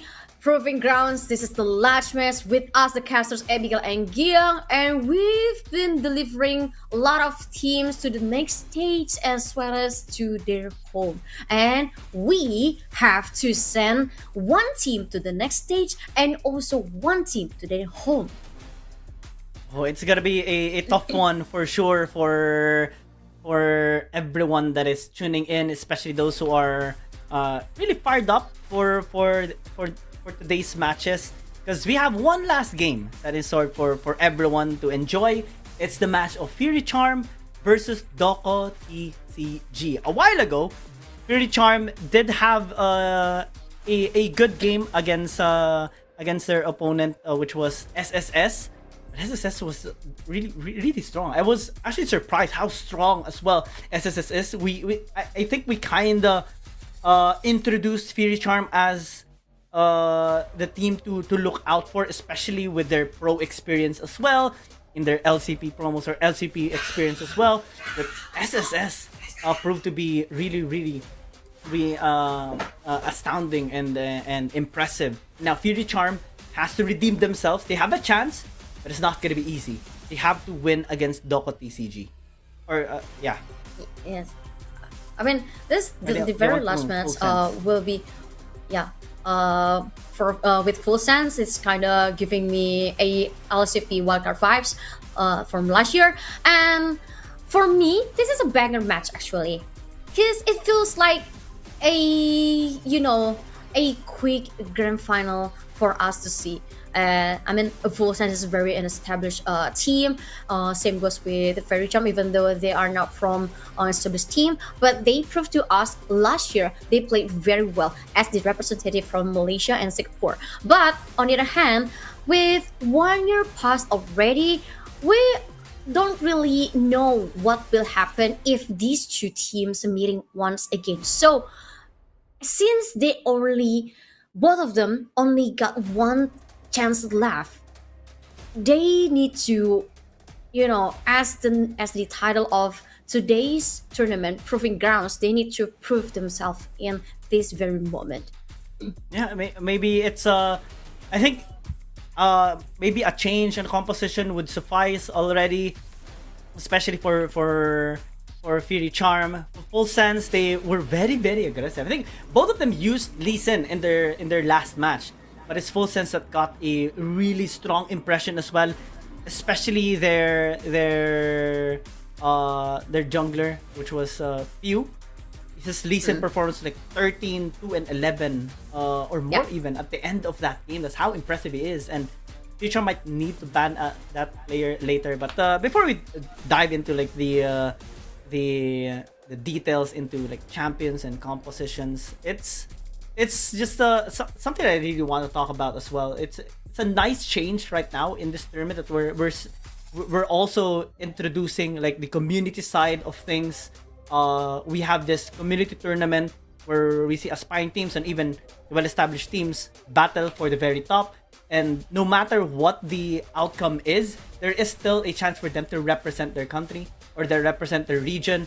Whoever is the top performing team in the region gets to represent them in the matches for 22 alongside with the influencer. And I think it's like a perfect mix between the fun time with influencers and also the competitive side with like the established teams. I like it. I agree with that point, and I love the way how Battle of Sea also changed from last year, because last year is just a very quick format, and to be honest, I feel like that was a very standard one. And for this year, they separated to one for community and one for Rally Day. And for Rally Day is not the common system, because we are going to witness a new system how to play with the influencers, because the best performing team from each country will join the respective influencer, which is we will have 4 regions in Indonesia, Philippines, Thai, and MYSG, and they will represent their nation. So that also the essence of the Battle of Sea itself. And considering the format of the rally day is gonna be different with today's session. Because in today's session there will be a double elimination, but for the rally day, the influencer show match, they will compete against the other 3 countries across 3 game modes in Summer's Rift, Air Mayhem, and Arena. So they have to collect point based on the system to determine the best team in the region. So it requires a little bit more strategy than just playing the game. Even especially here, right, in the ongoing community tournament portion, our bracket is getting close to the conclusion to determine which team is the strongest out of the 163 teams that registered here in this tournament. There's still the upper bracket finals, which is a best of 1, the lower bracket finals, which also is the lower bracket semifinals, which is a best of 1. So we are yet to see which team is going to be battling against West Point Esports Academy. Will it be Faerie Charm or Full Sense? Then afterwards is the lower bracket finals, which is also a best of 1 before the best of 3 grand finals. And there's usually a saying about best of 1s. In the Philippines or in Filipino, we call that lason, which directly translates to poison, because anything can happen in a best of 1. That's why usually professional teams or like the players, aspiring pros, wants best of 3s, best of 5s, because you can make sure that you win the series more compared to like a best of 1, because just usually on a best of 1 mistake, especially if you're too overconfident, if you even make the smallest mistakes, you can get punished and lose your chance compared to a best of 1. Exactly. And I think I also want to explain something. Since on the bracket we got a lot of MYSG representative, and if multiple teams from MYSG advance equally far, so we will set a tiebreaker match that will be played to determine the national representative for Rally Day. So there will be only one representative from every single region who will compete with their respective influencers as the representative of the country. But moving on to the last game of today, Faerie Charm versus Team Full Sense. This is gonna be an absolute banger match, because both of them show us a very good play, even though they are now on the lower bracket with only 1 life left. But Faerie Charm actually a very strong and calculated team that time when I was hosting for LCP wildcard. And for Full Sense, we already saw how aggressive they are, how reactive they are, and considering their opponent is a Faerie Charm who are very calculative, I'm down to see what kind of difference from last year that will be happen during this last match. I think there's also going to be a substitution onto the roster of Faerie Charm. It's not going to be born this way, playing as a support. It's going to be AMG. There's a little bit of a switch up. I just noticed it a while ago when looking at the photo. I was thinking, there's something missing. I think there's something I'm missing. But okay, there's a change on the roster here of Faerie Charm. So this might be the adjustment that they made in order to finally get the win here as well. And when you're really down to the edge, you're really backed into a corner. You have to sometimes really make decisions as well. And hopefully this one is gonna lead towards a win. If they win though, there's gonna be 3 representatives of MYSG for tomorrow's match, and it's so far looking to become like a really strong recent demonstration of prowess for MYSG players. For Thailand, there's still hope for them. Of course, I mean they basically have secured their spot already for the 22nd matches. But Thailand or Full Sense wants to see where they can actually go to the farthest that they can go in a community tournament like this. Exactly.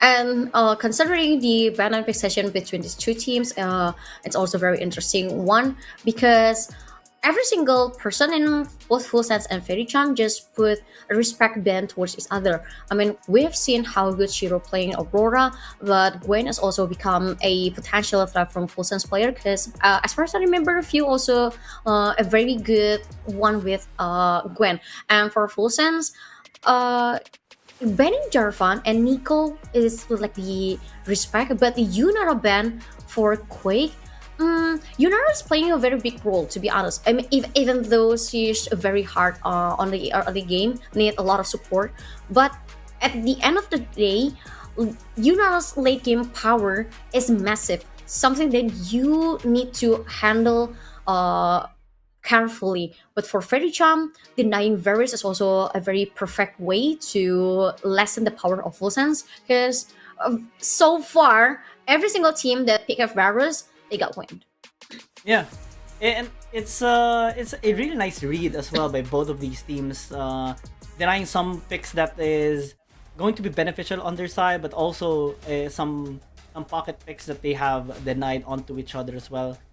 And for Full Sense, I think it's going to give them so much more options as well, especially with the performance that they had against DokoTCG a while ago. They perform the Ezreal a while ago from Blondie was really nice. The Lee Sin a while ago from Few was really strong as well. And I think we're just gonna be addressing some of the technical issues as well that was experienced by some of the players. But rest assured, guys, that we're gonna be proceeding into the game as fast as we can to have you guys get some well deserved rest as well. I know you guys are tuning in as well towards the conclusion of this match because that's gonna conclude the top 4 teams in this tournament, in which so far we have Team FF, Team SSS, and West Point Esports Academy. And a lot of Filipinos, I'm sure, is also tuning in, especially the members of West Point Esports Academy are tuning in to the potential outcome of this match, because whoever wins here in this game will be their opponent for tomorrow. Exactly, and we also have to mention that today's tournament is not only a tournament for the community, but we also, drop some prizes for every single participant with the total prize pool $3,500 US.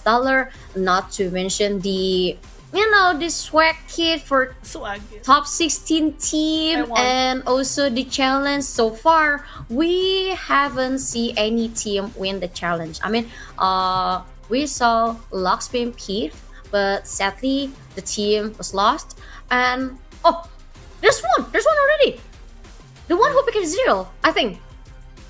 Oh, well, it was Full Sense. Yeah. Full Sense won the challenge already, so they are the only team who successfully got an extra reward from the challenge. Because the challenge is asks you to play with at least one Demacian champion in your lineup, and you have to win the game. Yeah, it's a tough challenge, to be honest, because usually you do your composition based on like the lineup, right? Or the synergy of the champions.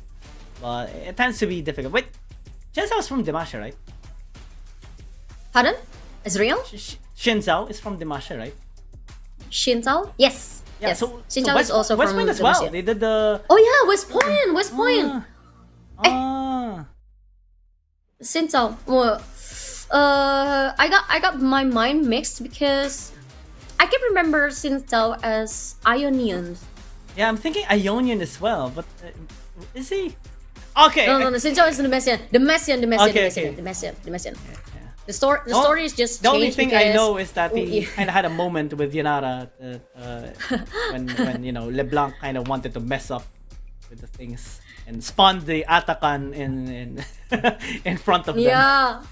Yeah, and I think since it's Valentine, I think League of Legends also very very devoted to the Valentine stories and to the love stories of every single character in League of Legends. Like for example, the story of S.E.A and Rakan. They you have a very lively and annoying Rakan. On the other side, a very cool wife, independent cool wife like S.E.A. But on the other hand, you also have a very full of intrigue couple like Garen and Katarina, because they once were enemies and they become lovers accidentally. Yeah, and there's also like the fan made tandems, right? Like the Jinx and Echo, stuff like that. Yes. Powder. Yes, What's the how powder? how they could be if tralalala. What could have but- been? What could have been between Echo and Jinx if things doesn't go like that. But to be honest, one of the love story that kind of caught me in League of Legends is the triangle love between Zoe, Israel, and Lux. Because Zoe indeed needs to, Is a ladies' man, I guess. yeah. I mean, she needs to realize how old she is. So, she is Yeah. Isn't she a celestial or she's something? thousands years old. Oh no.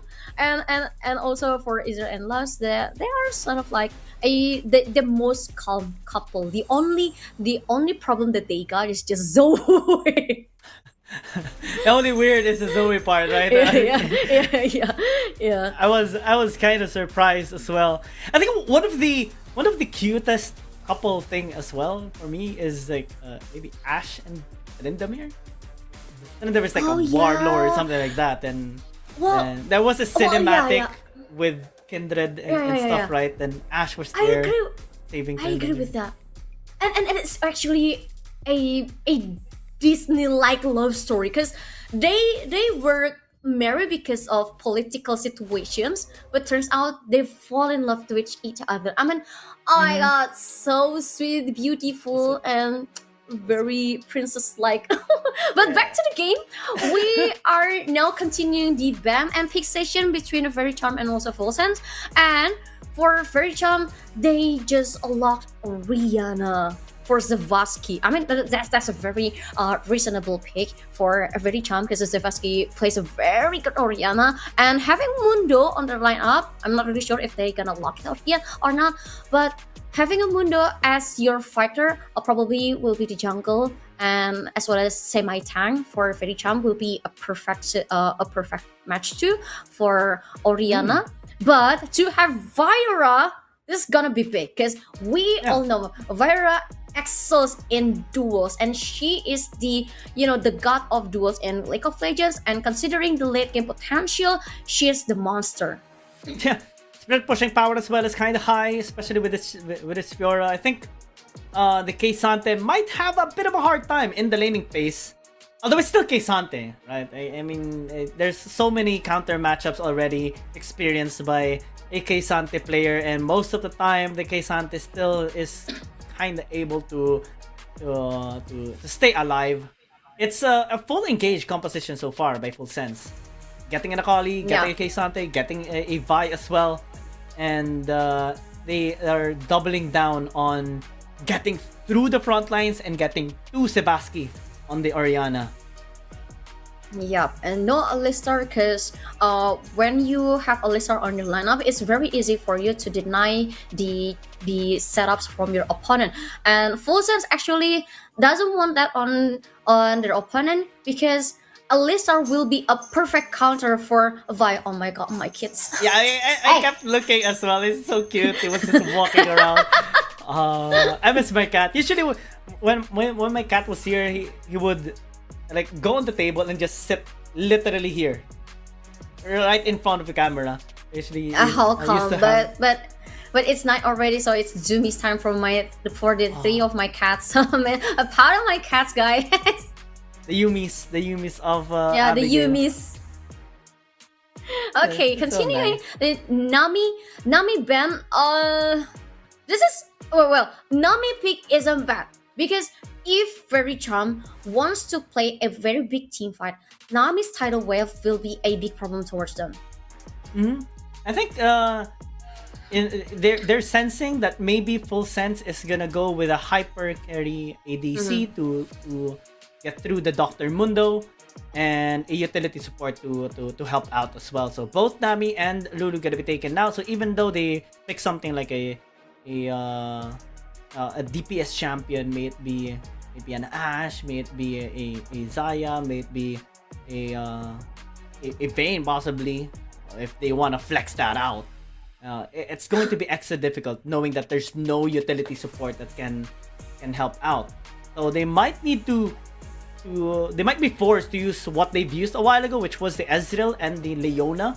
It did do a really good job doing so, but it's not gonna answer the Doctor Mundo at all. Yeah, but Leona pick could be an option for Full Sense if they still need a tank. But I don't think Full Sense need another tank. The only thing that Full Sense needs is just the champion who could deny the attack from Fairy Charm, or someone who can disable a Fairy Charm. Rakan will be a good pick in here as he also provided good support towards his teammates and also a good AO crowd control effect towards his opponent. Xayah, potentially so they picked Renata as their R4 for Full Sense. And they see that, which is going to be a good pick, honestly. So Renata came first before the Xayah, and then they paired it up with the Lovers duo. It's here.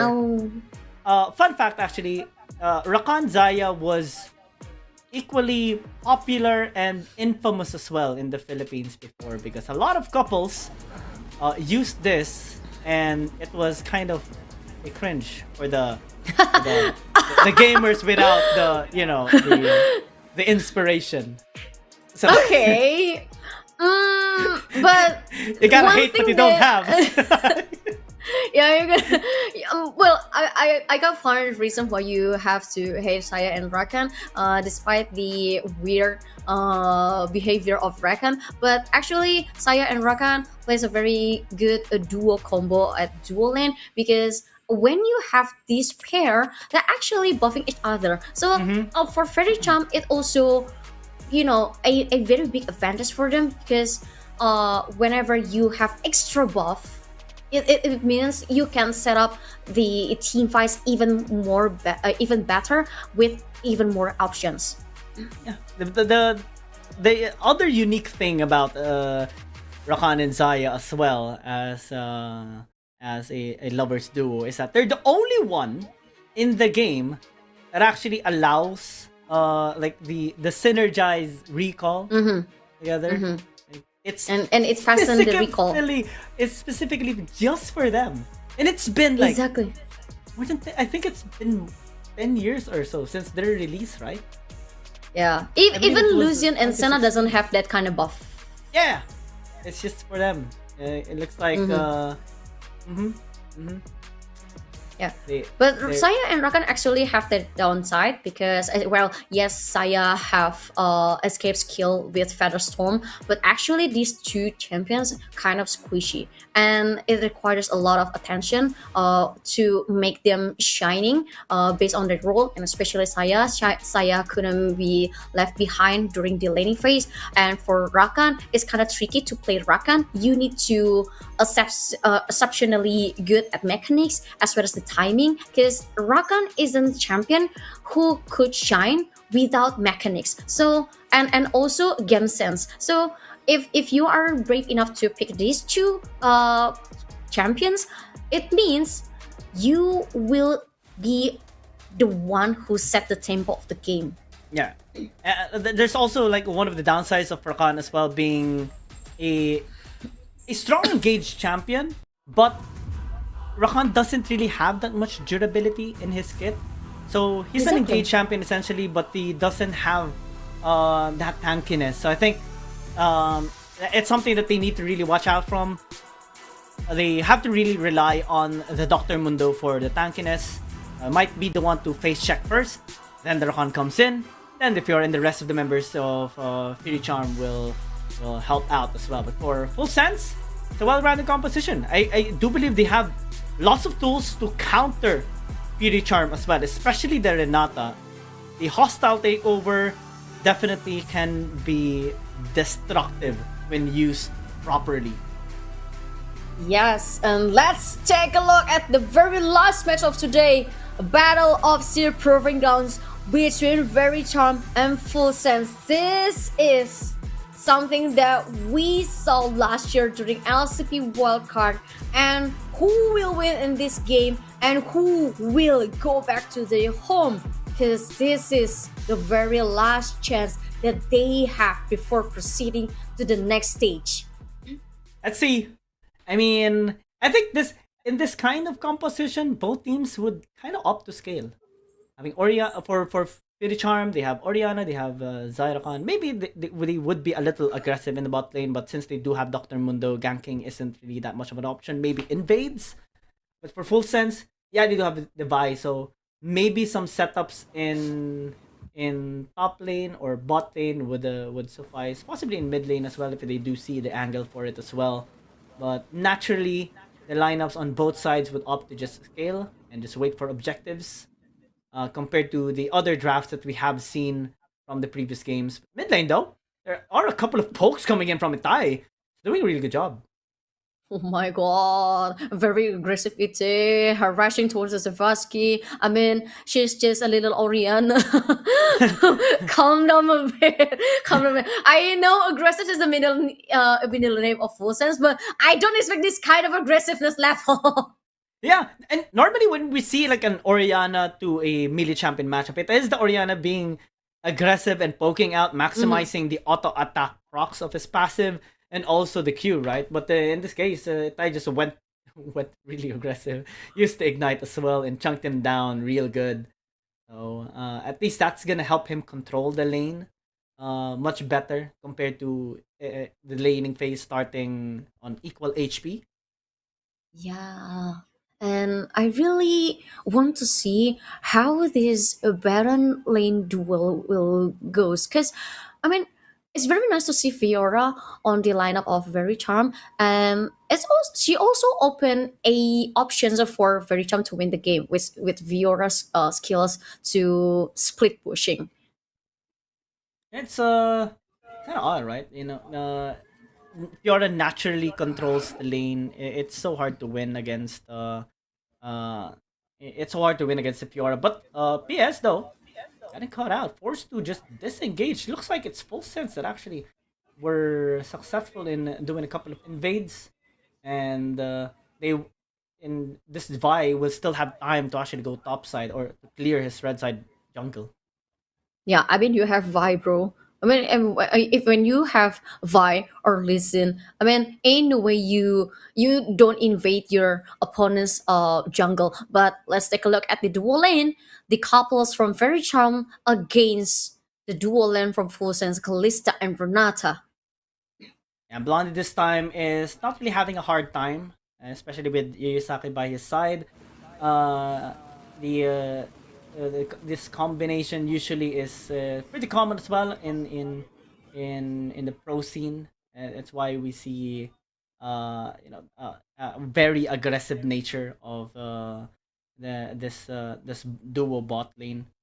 Whenever we see this champo, oh, might be a pause. Uh, yeah, we're just experiencing. Looks like we're just experiencing a little bit of a technical problem, but rest assured, the game is gonna proceed and continue until the very end. So hold on for now.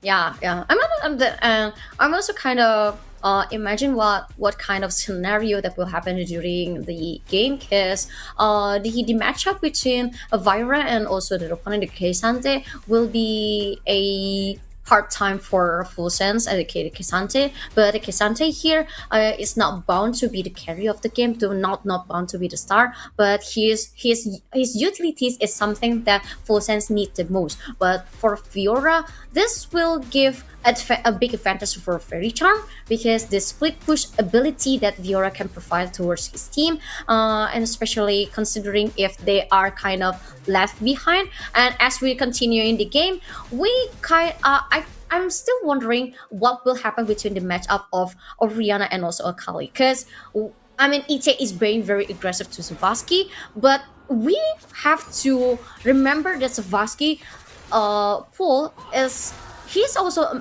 Oriana main. So I think I couldn't project who will win this game. It's always down to the momentum between these two teams. Yeah, naturally, like the Fiora would win 1v1, right? And we're starting to see the pressure building up into the top lane as well. Shiro is having quite a bit of a hard time, especially with his plates being bashed down early by this Fiora. So that's some gold being given already to the Fiora, some golden XP also being denied towards the Kisante with the aggressive nature of 1JW. And in the bot lane, well, the Kalista definitely can stay equally aggressive as well. At level 6 though, that's where the combination of Kalista and Renata gets really deadly, especially because of the engaged power that they do have. Yusaki can flash in for the hostile takeover and go on with a handshake, and then when he gets in a very vulnerable position, Kalista can just pull him in and take him out of a bad spot as well. Yeah, and also Kalista is a very tricky champion to play with because, well, if you can maximize her potential at the early of the game, she will be the monster. Because I once see Kalista jungle in Indo and it was wild. I mean, you can maximize the potential of Kalista in certain ways, but it requires a lot of conditioning and especially a very confident yet fully good mechanic player. Some stacks already loading up through Blondie. It looks like Wake and AMG are still gonna be fine. Few though, already starting the dragon as we see TS still going with an invade into some of his camps to get back on the CS. I think it's already quite a bit of a lead that Few actually has already this buy compared to the Dr. Mundo. It gives him like this kind of opportunity to take objectives because he knows that he is definitely ahead compared to the Dr. Mundo. Yup, and for Fairy Charm, still a very calm day from their side. We haven't seen any big engage or ganking or skirmish. Or well, Opposens have had tried that once, but they got nothing. But still, Fosen got their first dragon. This is something that the only good thing that happened in this game for Fosen Atlas. Looks like there might be a potential dive as well into the top lane. Finally, right? Full sense giving some attention towards Shiro, giving some love towards him because so far he has been doing nothing but suffering in the top lane. It's not a fun time when you're using a tank, then you're going up against the Fiora. It's like the most nightmarish situation. Look at him just being zoned out and forced to use maximize his shields, getting parried like that. The Grand Challenge is gonna be used as well. Might actually get taken down, flash in, and that's first blood by Faerie Charm. That's how difficult it is to use a tank against a Fiora. It's always gonna be the dead end. In the bot lane though, looks like Full Sense with Few trying to take down the Xayah, the lovers duo about to get collapsed, but it's like at least the Kalista ult is gonna help out. They're gonna take down the Rakan, and finally AMG is out. A good trade from Full Sense and also Fairy Charm. Fairy Charm is taking down the Kisante, but Full Sense successfully got one kill as well.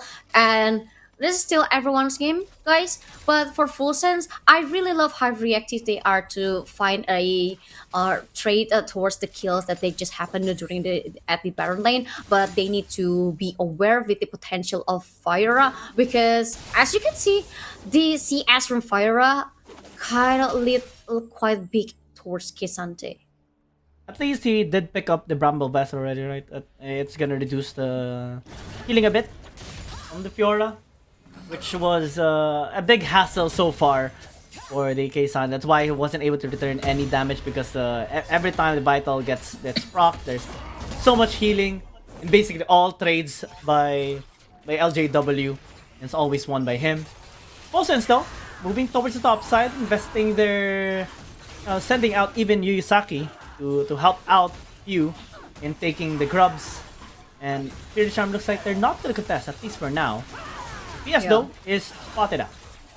Yeah, Full Sense trying their best to maximize the early game potential of Vi, and they are successfully securing 2 big objectives, 1 dragon and full fight drops. But the duel and Grand Entrance and also the quickness already casted towards the Kalista from Full Sense, but it is not enough to take her life down.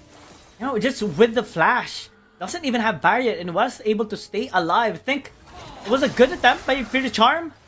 A nice response as well by Blondie, and now Yuyusaki is gonna be here as well. And they know that they don't have flash. Yeah, I think the best thing that Full Sense can do is just playing safely, protecting the turrets, not giving Faerie Charm a comfortable position, as Renata will protect the Kalista, and probably Full Sense needs a backup. I think a reset is required here for Blondie. But in the top lane, looks like LJW is gonna get ganked.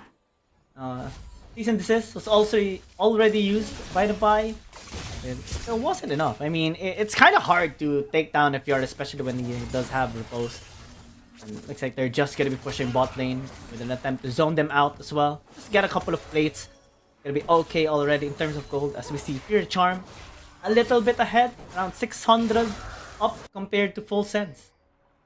Yeah, what a hard position of Full Sense dual lane, because they keep holding Kalista, not being able to coming back to the base, because they just give a lot of pressures and taking down my God. every single points that they could collect. But Faerie Charm playing very safe yet aggressive at the same time. I really love this kind of tempo. They are very calm, but at the same time are very keen to every single chance to step in Full Sense. I'm just a little hungover on what happened in top lane because a few just took some of the minions meant for Shiro. I was like, is this stacks? I mean, these duels can stay forever. I'm not gonna visit your lane for free, my guys. Okay, you wanted my presence? I'll give you my presence, but you'll also feel it by me getting your minions. If you want to know how forever looks like, just look at the Baron lane. The Baron lane, oh. At least Few is helping out, right? I think it's Yeah, good. yeah. It's still good for Kaysante. The most he needs is XP because he does level up tremendously well, especially with his abilities. But the tower, man, it's taking a beating already. It's close to being taken down already. Full Sense though, at least are getting all the objectives. They took down the first dragon, took down the grubs, took down the second dragon, which is an infernal dragon as well. It's gonna be very helpful. Yeah, that's very helpful for them, and especially for Full Sense late game. And Faerie Charm just secure the very first objective, which is a turret. And I think this is something they also need to, equaling the game situation with Full Sense, as Full Sense already got a lot of objectives. So Faerie Charm needs to do something with their economy, and having Viera as fat as possible will be the main objective. And now. Solo kill towards Zero for the second time, but will be traded with the life of Oriana, helped by Vi. Yeah, if you did a really good job there, at least to answer back. But man, the Fiora is starting to be a problem. The Fiora is a big menace to Shiro, and it's not anymore manageable for this Kaysante. Someone has to step up, maybe the Akali, but it's also kind of hard to do that because the Fiora is definitely well fed. Might even pick up like a Trinity Force to add in more injury to his opponents. Whoever tries to duel against him. We see as well, Yeah. you know, that lovers recall. In Filipino terms, we say sana all, which Oh, means I know sana all. It's Oh, envy you know, you. sana all.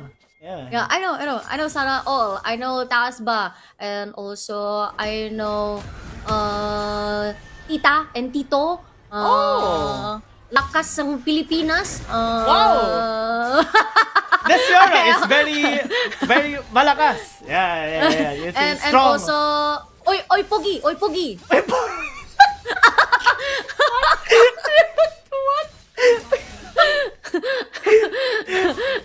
I'm mind blown right now. You know so many words. What? Yeah, I just realized that I Maybe you're actually know secretly a lot. Filipino, huh? Abigail, maybe you're secretly. I now pronounce you as Filipino. You're now Filipino.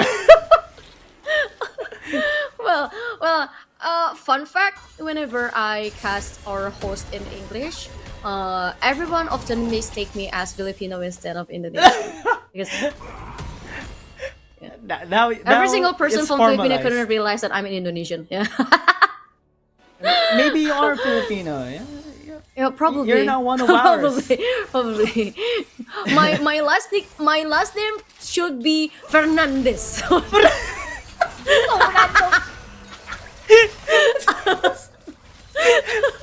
random. Fernandez. Fernandez. The most Filipino word I've heard all day. But the tie though, at least is gonna try to assassinate. Featherstorm was waiting. Oh, the blade caller was perfectly timed. Oh, 1 HP. He actually lived. Okay. One It was just an HP, odd easy. moment. Oh my god, that was a very dangerous moment that you could not replicate in your home. It has to be, done by the professionals. That was scary, to be honest. I mean, and thanks to the slide of the Akali, she can avoid the tourism projectile. Now the Reef Arrow spawned. This is the right time for Faerie Charm to recontest, but the duel of a Fiora versus a Callista! The grand challenge is open. Fiora now has to face another opponent, but the grand challenge effect is already gone. But probably she will, Finally. give her life to Shiro, aka Kesante. Yeah, the Grand Challenge healing was just so much.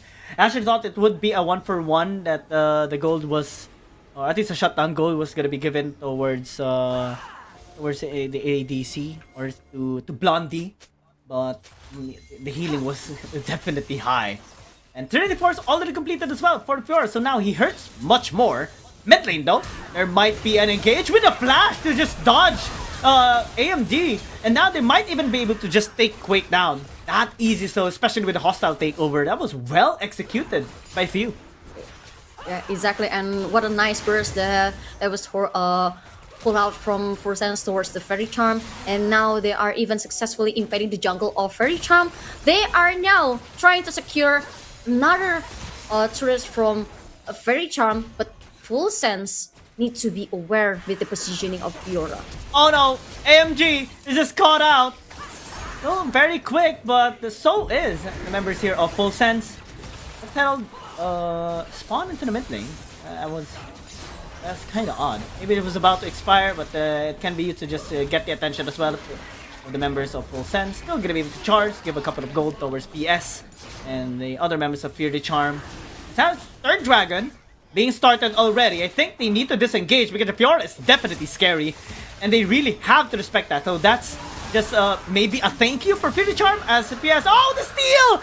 It was still Few that got the dragon. What? It was supposed to be for Fear the Charm, and they're now disengaging without any casualties. They're still being chased down though by Fear the Charm, but it's not gonna be enough. That was so smooth by Few. Oh my god, that was beautiful from KhanKluay choosing. But at the same time, Faerie Charm are way too focused with the duel itself, with zoning. And they forget that the jungle from Full Sense still alive and able to steal the dragon. But the dragon was paid in a very expansive way for Full Sense, because one dragon needs to be traded with 2 turrets, which means Full Sense already have no first layer of turret left. Oh yeah, all 3 towers were already destroyed. But to think that the gold difference isn't really all too high, that this gives me like a good inkling that Full Sense is actually having like a good economy management despite not getting any turrets. Like they're able to get the kills, get the waves, and balance it out despite seeing like a 50 CS lead by the Fiora and towers taken down. It's actually a big deal. And now Full Sense actually grouping up towards the top side, getting their own plates as well, getting gold, and catching up to the gold of Faerie Charm. What? What's happening? Well, How? to be honest, I'm not surprised with the economy condition between these two teams because the Full Sense already take a lot of big objectives like the 3 dragons, void drops, and also turrets. The only big objective that they just give away to Faerie Charm is just a Reef Herald, and considering that Full Sense also very good in skirmishing, like what will happen just now is a Voski in a very hard position. You know that was a very quick punishment from Akali. It's trying to recall as well and won't be chased out by Quake. It's gonna be able to go back into the base. It's a smooth execution again by Full Sense. Wow. Yeah.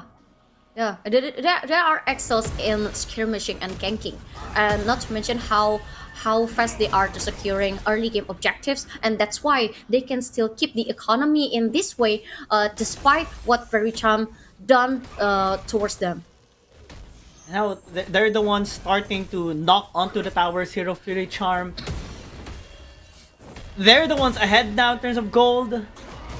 It's a smooth transition by Full Sense, as they were able to avoid the early game prowess of Faerie Charm.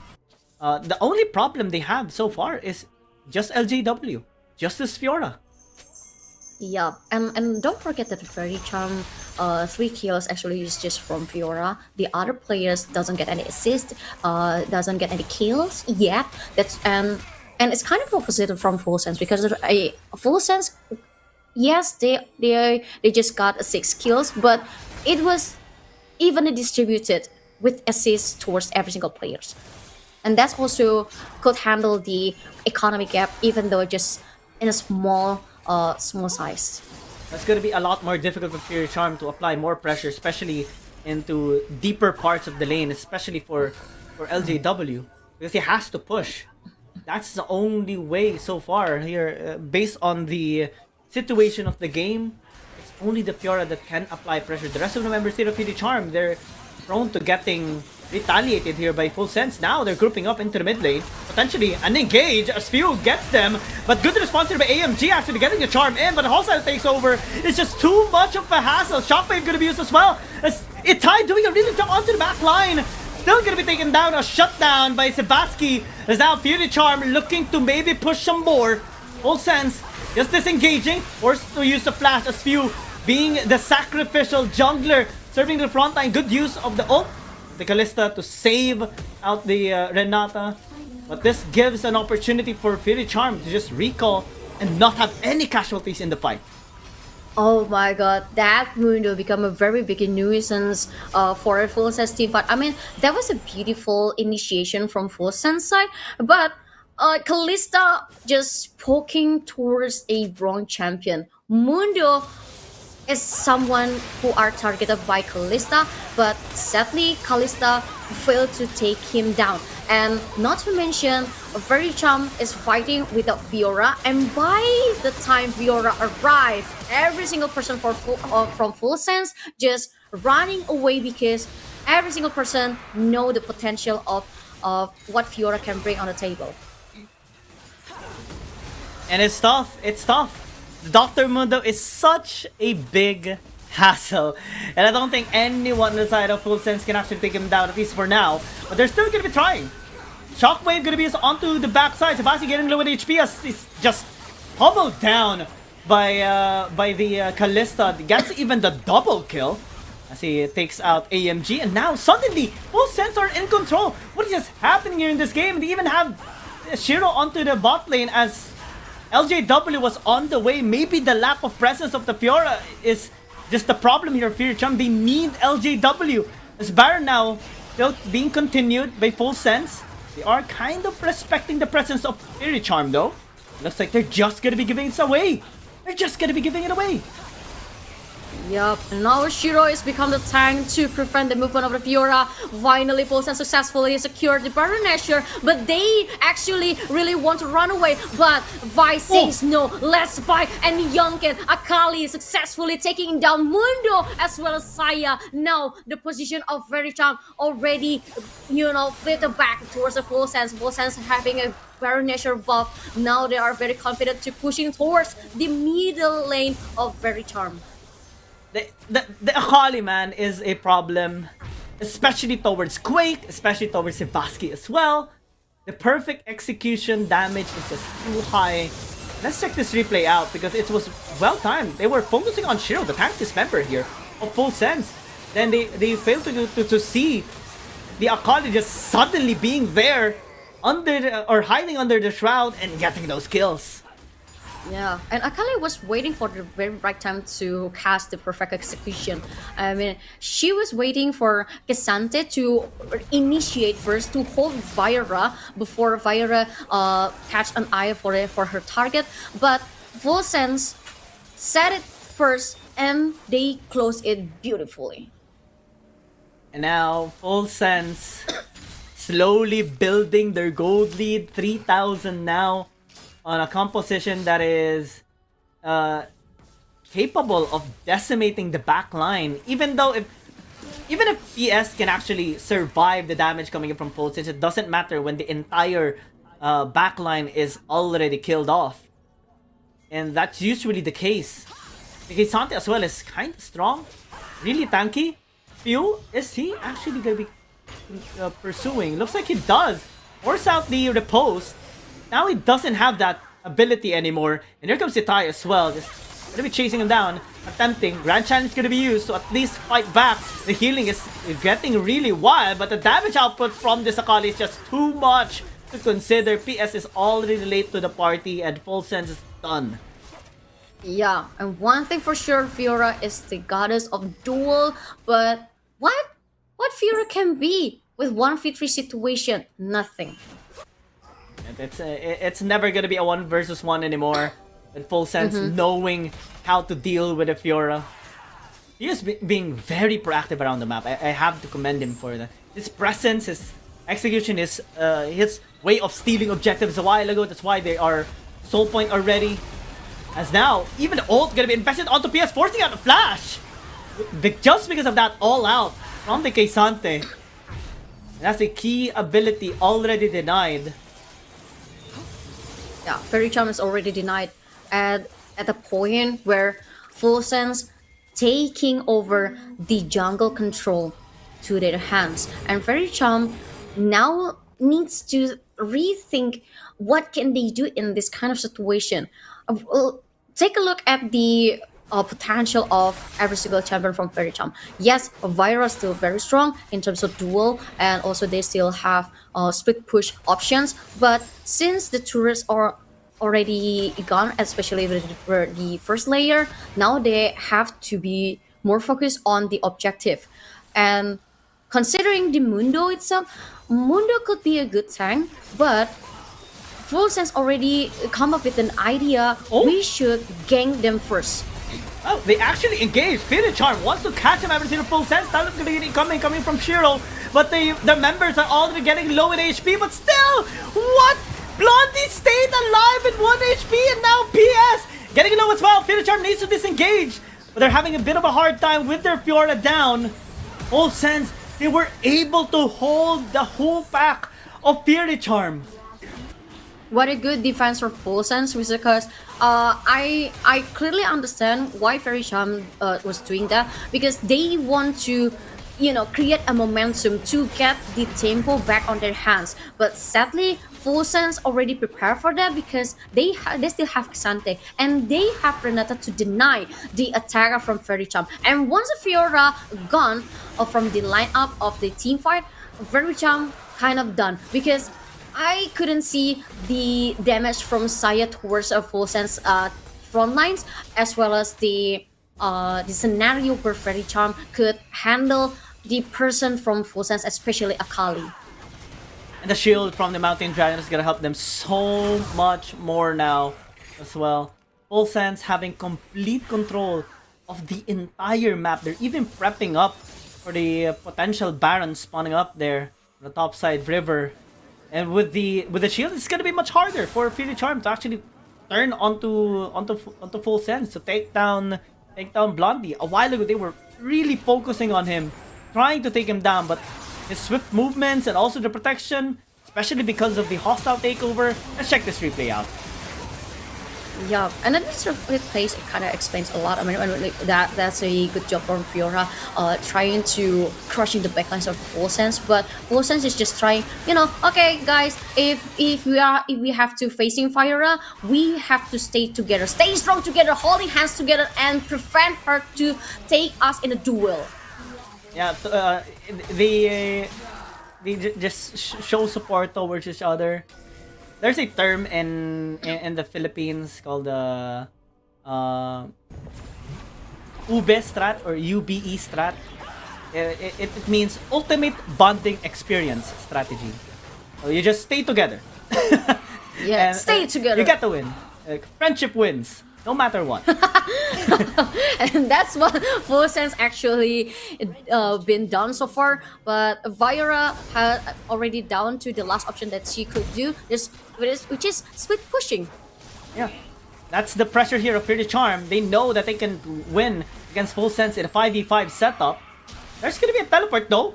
Oh, the Fiora actually was able to get there. So no teleport for the Kitsante means numbers advantage for Faerie Charm, and they need to escape. You need to escape fast, and they do so far. That's a TP down to Faerie Charm that gives a little bit of a breathing time for Full Sense, especially for Shiro, which has this teleport about to be up. It looks like Faerie Charm is gonna bait them out in the Baron Pit. Oh my god, this will be a big Baron Nashor contest with the information already sent to the Full Sense players. Full Sense players are now ready to trying to recontest, but they couldn't contest, but now they can fight the Faerie Charm's player.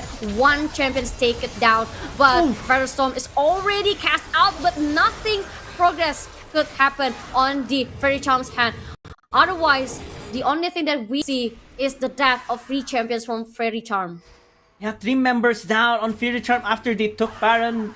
Kinda renders their Baron takedown useless, especially if the last 2 remaining members here of Faerie Charm gets taken down. At most, what they only did is deny the Baron Nashor towards Full Sense. But as that's happening, with 3 members out of Faerie Charm, towers just completely fall down onto the hands here of Full Sense. Mid lane inhibitor tower gonna be threatened here by Full Sense. Top lane as well gonna be threatened by Full Sense. And with only 2 members alive on Faerie Charm, they can't defend either. It's just a massive pressure right now. Sebaski getting low. Still was able to get back safely. But PS trying to help them out and pushing back the members here of Full Sense. Oh, they actually went back. As AMG, it was a bit of an anti-synergy by Faerie Charm because the shockwave was meant to hit the members here of Full Sense. But Grand Chan is still going to be pushing through. 3 members fall down. Itard looking to disengage as Blondie getting chased now by the Fiora. This time he cannot escape, especially all alone. But there's a lot of Ren stacks there. Smite after a flash by PS. They're really trying to chase down this Kalista. It might have went too far deep, went over the wall, flash in! He lacked the damage! And again, he gets smacked there by PS. Full Sense, Oh my god. they lose 4. Yeah, they score, but looking how crazy Full Sense team fight, I mean, that was fascinating to watch, but with only Akali protecting the base, but Faerie Charm still has a Baron Nashor buffs, they are wasting no time teleporting to the base of Full Sense, and I think this is gonna be the end for Full Sense if they are failing to protect the base. 3 players against 5 players, 4 even now. Now they are fighting towards each other. Full Sense trying to strike the very strong player. Who will win? Shiro successfully taking down S.E.A. 2 players probably will down in the very chance hand, but finally shut down, successfully secured by Viora. Young Kids is coming, will become the nightmare for every single Fairy Charms player, and Full Sense finally successfully protect the Nexus. Yeah, they got too greedy. They wanted to end the game, but the death timers were in favor of Full Sense.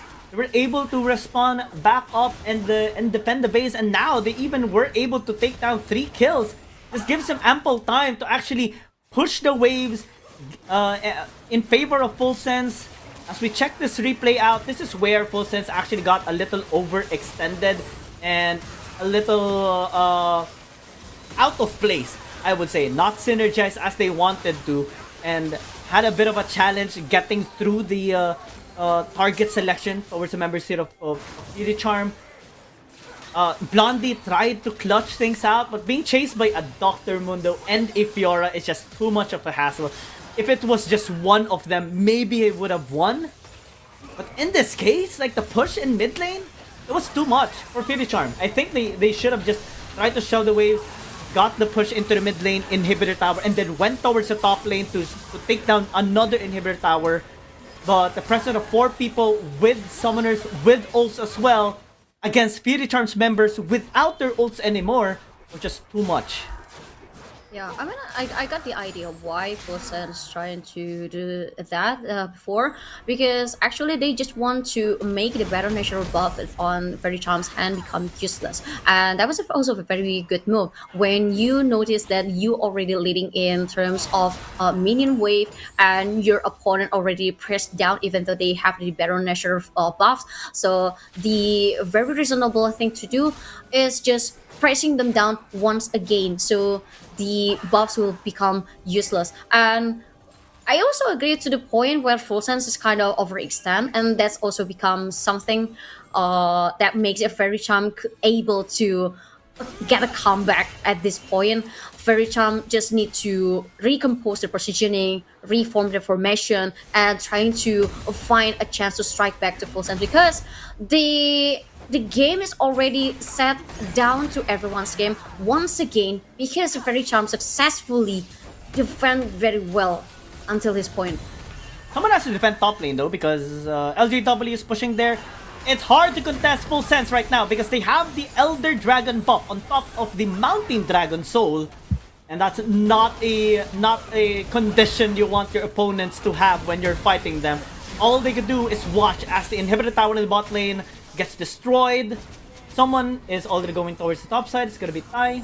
So wave clear is gonna be much more decent compared to the Keisante. Faerie Charm though still are alive in this game. So it's just an equal trade of inhibitors for Faerie Charm and Full Sense, but Full Sense will get their inhibitor in the mid lane spawn much faster than Faerie Charm. Yeah, exactly. But I think the last fight probably will down to the next Baron Nashor, because this will, set up the conditioning between these 2 parties, and the Baron Nashor is already up.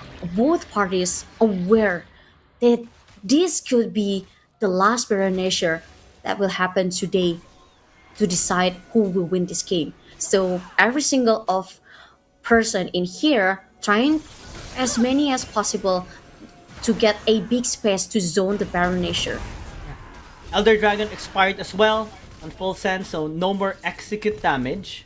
But Faerie Charm still respecting them, especially because of their turnaround. There's also a wave building into the bot lane that's going to pose a massive threat to Faerie Charm, and they don't have their split pushing power anymore. They're gonna send out Sebaski because they need the Fiora. They need the poking power and the engage power of the Fiora and the fast wave clear of the Orianna. But they are kind of lacking in firepower as of the moment. Teleport gonna be incoming from the Orianna, but the rest of the members of Faerie Charm actually struggling a little bit. Few still staying alive. PSG forced to use his ultimate as a backline. The Tai Or sees a stasis to buy a little bit of time. Repose is gonna come through and actually saves his own life. But they're gonna lose PS. And now numbers advantage present on the side of Full Sense. No casualty on their side. And they're gonna start the Baron Nashor. It takes a very long time for Volsense to take down Mundo, but it also takes a very long time for Mundo to join the fight. And now Volsense, widely open, a Baron Nashor will become theirs. And this is a very good moment for Volsense to reset as well as pressing to the lanes of Very Charm's player. It's gonna be a tough time now for Faerie Charm. Let's check this replay out once again. Yeah, I really love the setup of Volsense. They actually started the Baron Nashor, knowing that they also have to be aware with the positioning of a very Charm's player. And I also want to give kudos to the ETA's positioning, because the only thing that Akali needs to do is just waiting the right champion to slash. And not to mention, they also need to open a space so Kalista can get a massive damage towards a very Charms player. And that also happened on their scenario. Uh-oh. Full Sense might have overstepped their Baron. Fury is getting low with HP as Redemption comes through. At least he does have a GA. But the Yusaki is gonna get popped. Same as the Fiora. It's a trade blows here by Faerie Charm and Full Sense. But looks like the Fiora is a much bigger kill. Now though, Blondie unable to get a 1-for-1 to Quake. Gives him leverage for now. A bit of a breather as Full Sense still has the Baron Nashor. Oh my god, if it... Well, to be honest, yeah, that was a overextend play from Full Sense and kind of, you know, turn off their momentum right now. So they have to reset the game and try to re-engage towards a Very Charm once again. And Very Charm has really did a very good job on defending the turret.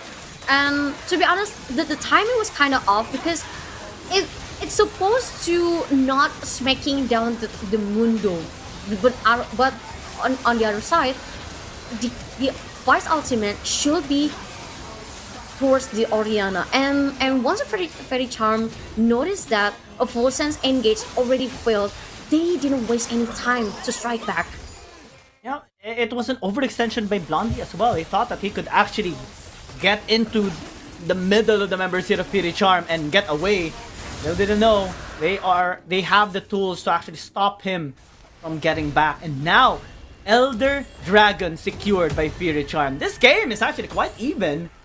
Very entertaining to watch. Yeah, quite even, and Faerie Charm even has more chance to, you know, turn the table because they have the Infernal Dragon buffs, and this will give a Full Sense a warning, a very big warning. So Full Sense will play a little bit more passive right now, because who wants to, you know, challenge the Elder Dragon buff? No one, absolutely no one, for sure. Especially at this state of the game. Even though they don't have an Elder Dragon buff, they lost a previous fight. Now, what more? The Elder Dragon, so it gives a breather now for Faerie Charm. I think it's one of the longest games as well that we have watched. Definitely a good time for an Ender series, right? This is where we'll see like the conclusion of the entire top 8 boiled down to the top 4. Whoever is going to be battling against West Point Esports Academy tomorrow. You know, definitely the members of West Point Esports Academy and their coach and their staff as well are watching this game right now, trying to assess the weaknesses of both teams as well. So far, this Elder Dragon poses a huge weakness onto Full Sense because they don't have that much wave clear. They don't have a control mage just like an Orianna. And with the Elder Dragon, it's just so difficult to get towards their faces. The only way that Full Sense can win here is through engage. But it's so hard to engage a composition with an Elder buff. Yup, another wave is coming to push the full sense inhibitor.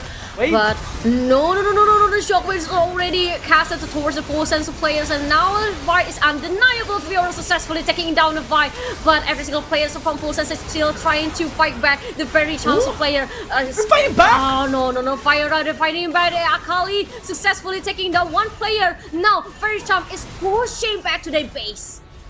Oh man, the opening there by Itai.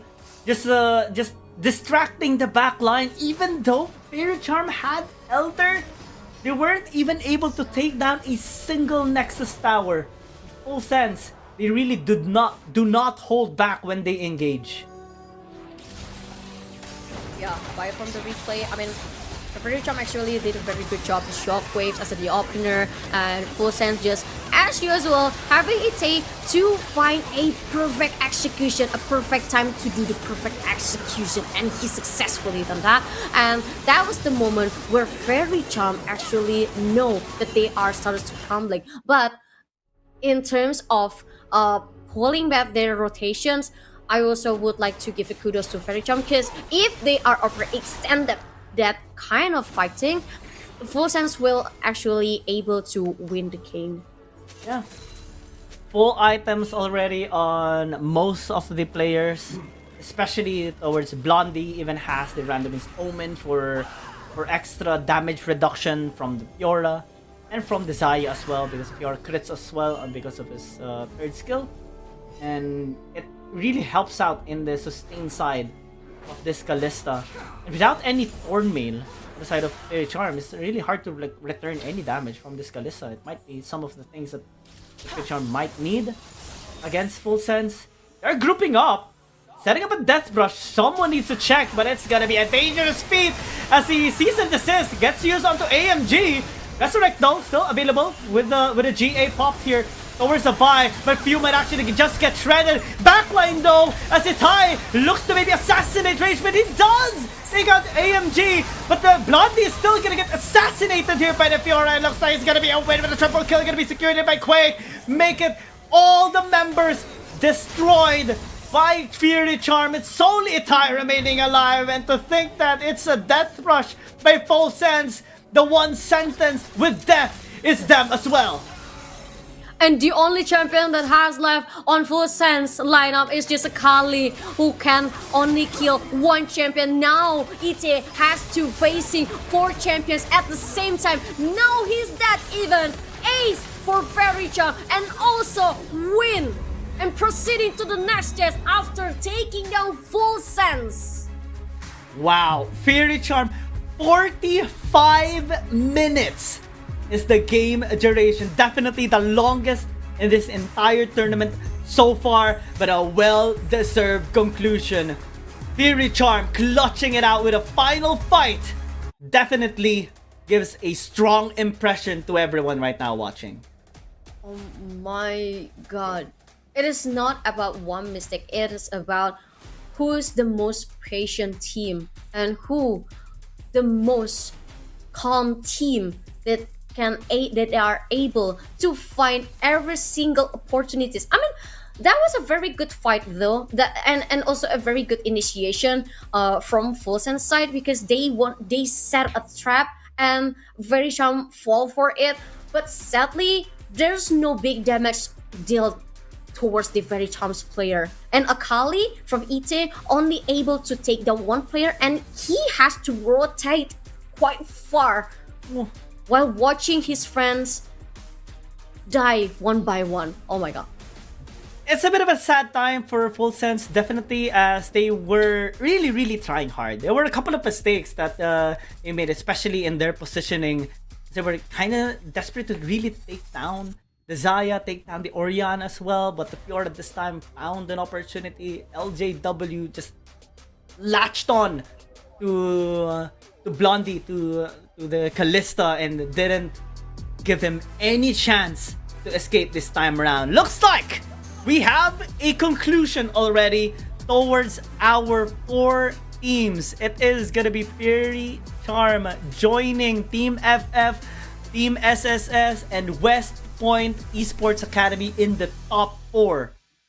Man. Yes. but the proving grounds phase, the Open Community Tournament, is not over yet because this is just the February 14th, and the tournament will continue on the next day before we jump into the rally day at February 22nd. And don't forget that this tournament also provides rewards for every single participant, especially for top 18s. We already put $3,500 as the total prize pool, and for top 16 teams, they will receive the Messian Spirit Swag Kit. Please, Caster also won that too. And congratulations to teams that actually cleared the challenge using the Demacian champion to do your Demacian duty and win the game with that, because they're gonna receive the Demacian Spirit keychain. Yeah, especially the swag kit. Yeah. I just want to reiterate. Abigail, Guiang, Contra, and Sagi would like to have that. XS. And XL for Contra, L for Sagi. Thank you in advance to your generosity. But generous results as well as we conclude day number 1 of our Battle of C. Team FF will face off Team SSS in the best of 1 in the upper finals. Lower semi-final, it's gonna be West Point Esports Academy taking a match against Fury Charm to determine who's gonna proceed towards the lower final, waiting for the loser of the upper final and then the grand finals. It's an intense day, and all I want to say is thank you for the swag kit. I mean, so thank you to Riot Games and to Invade Esports, to Invade Group for allowing me to shoutcast in this amazing event. I'm just happy to participate, to shoutcast, and to support the players that are giving their all in this tournament. What about you, Abigail? Yeah, I mean, it was a blast to have you as my partner for today, and to have Invade to making this event beautiful. And this is very interesting to the men. So I would like to say thank you to Guiang, who carried me all the day, and also Invade, who called us to be together in this task, and not to mention to Riot. Please do more events like this in the future for the community as well as the influencers, making League of Legends in Southeast Asia great again. And lastly, thank you so much for every single participant of today, and as well as the viewers on this live stream. Hope you got a good night, and I think both me, Abigail, and Guiang will see you around at the next event. So see you tomorrow, see you next event, and bye bye. Have a good night. Happy Valentine's Day.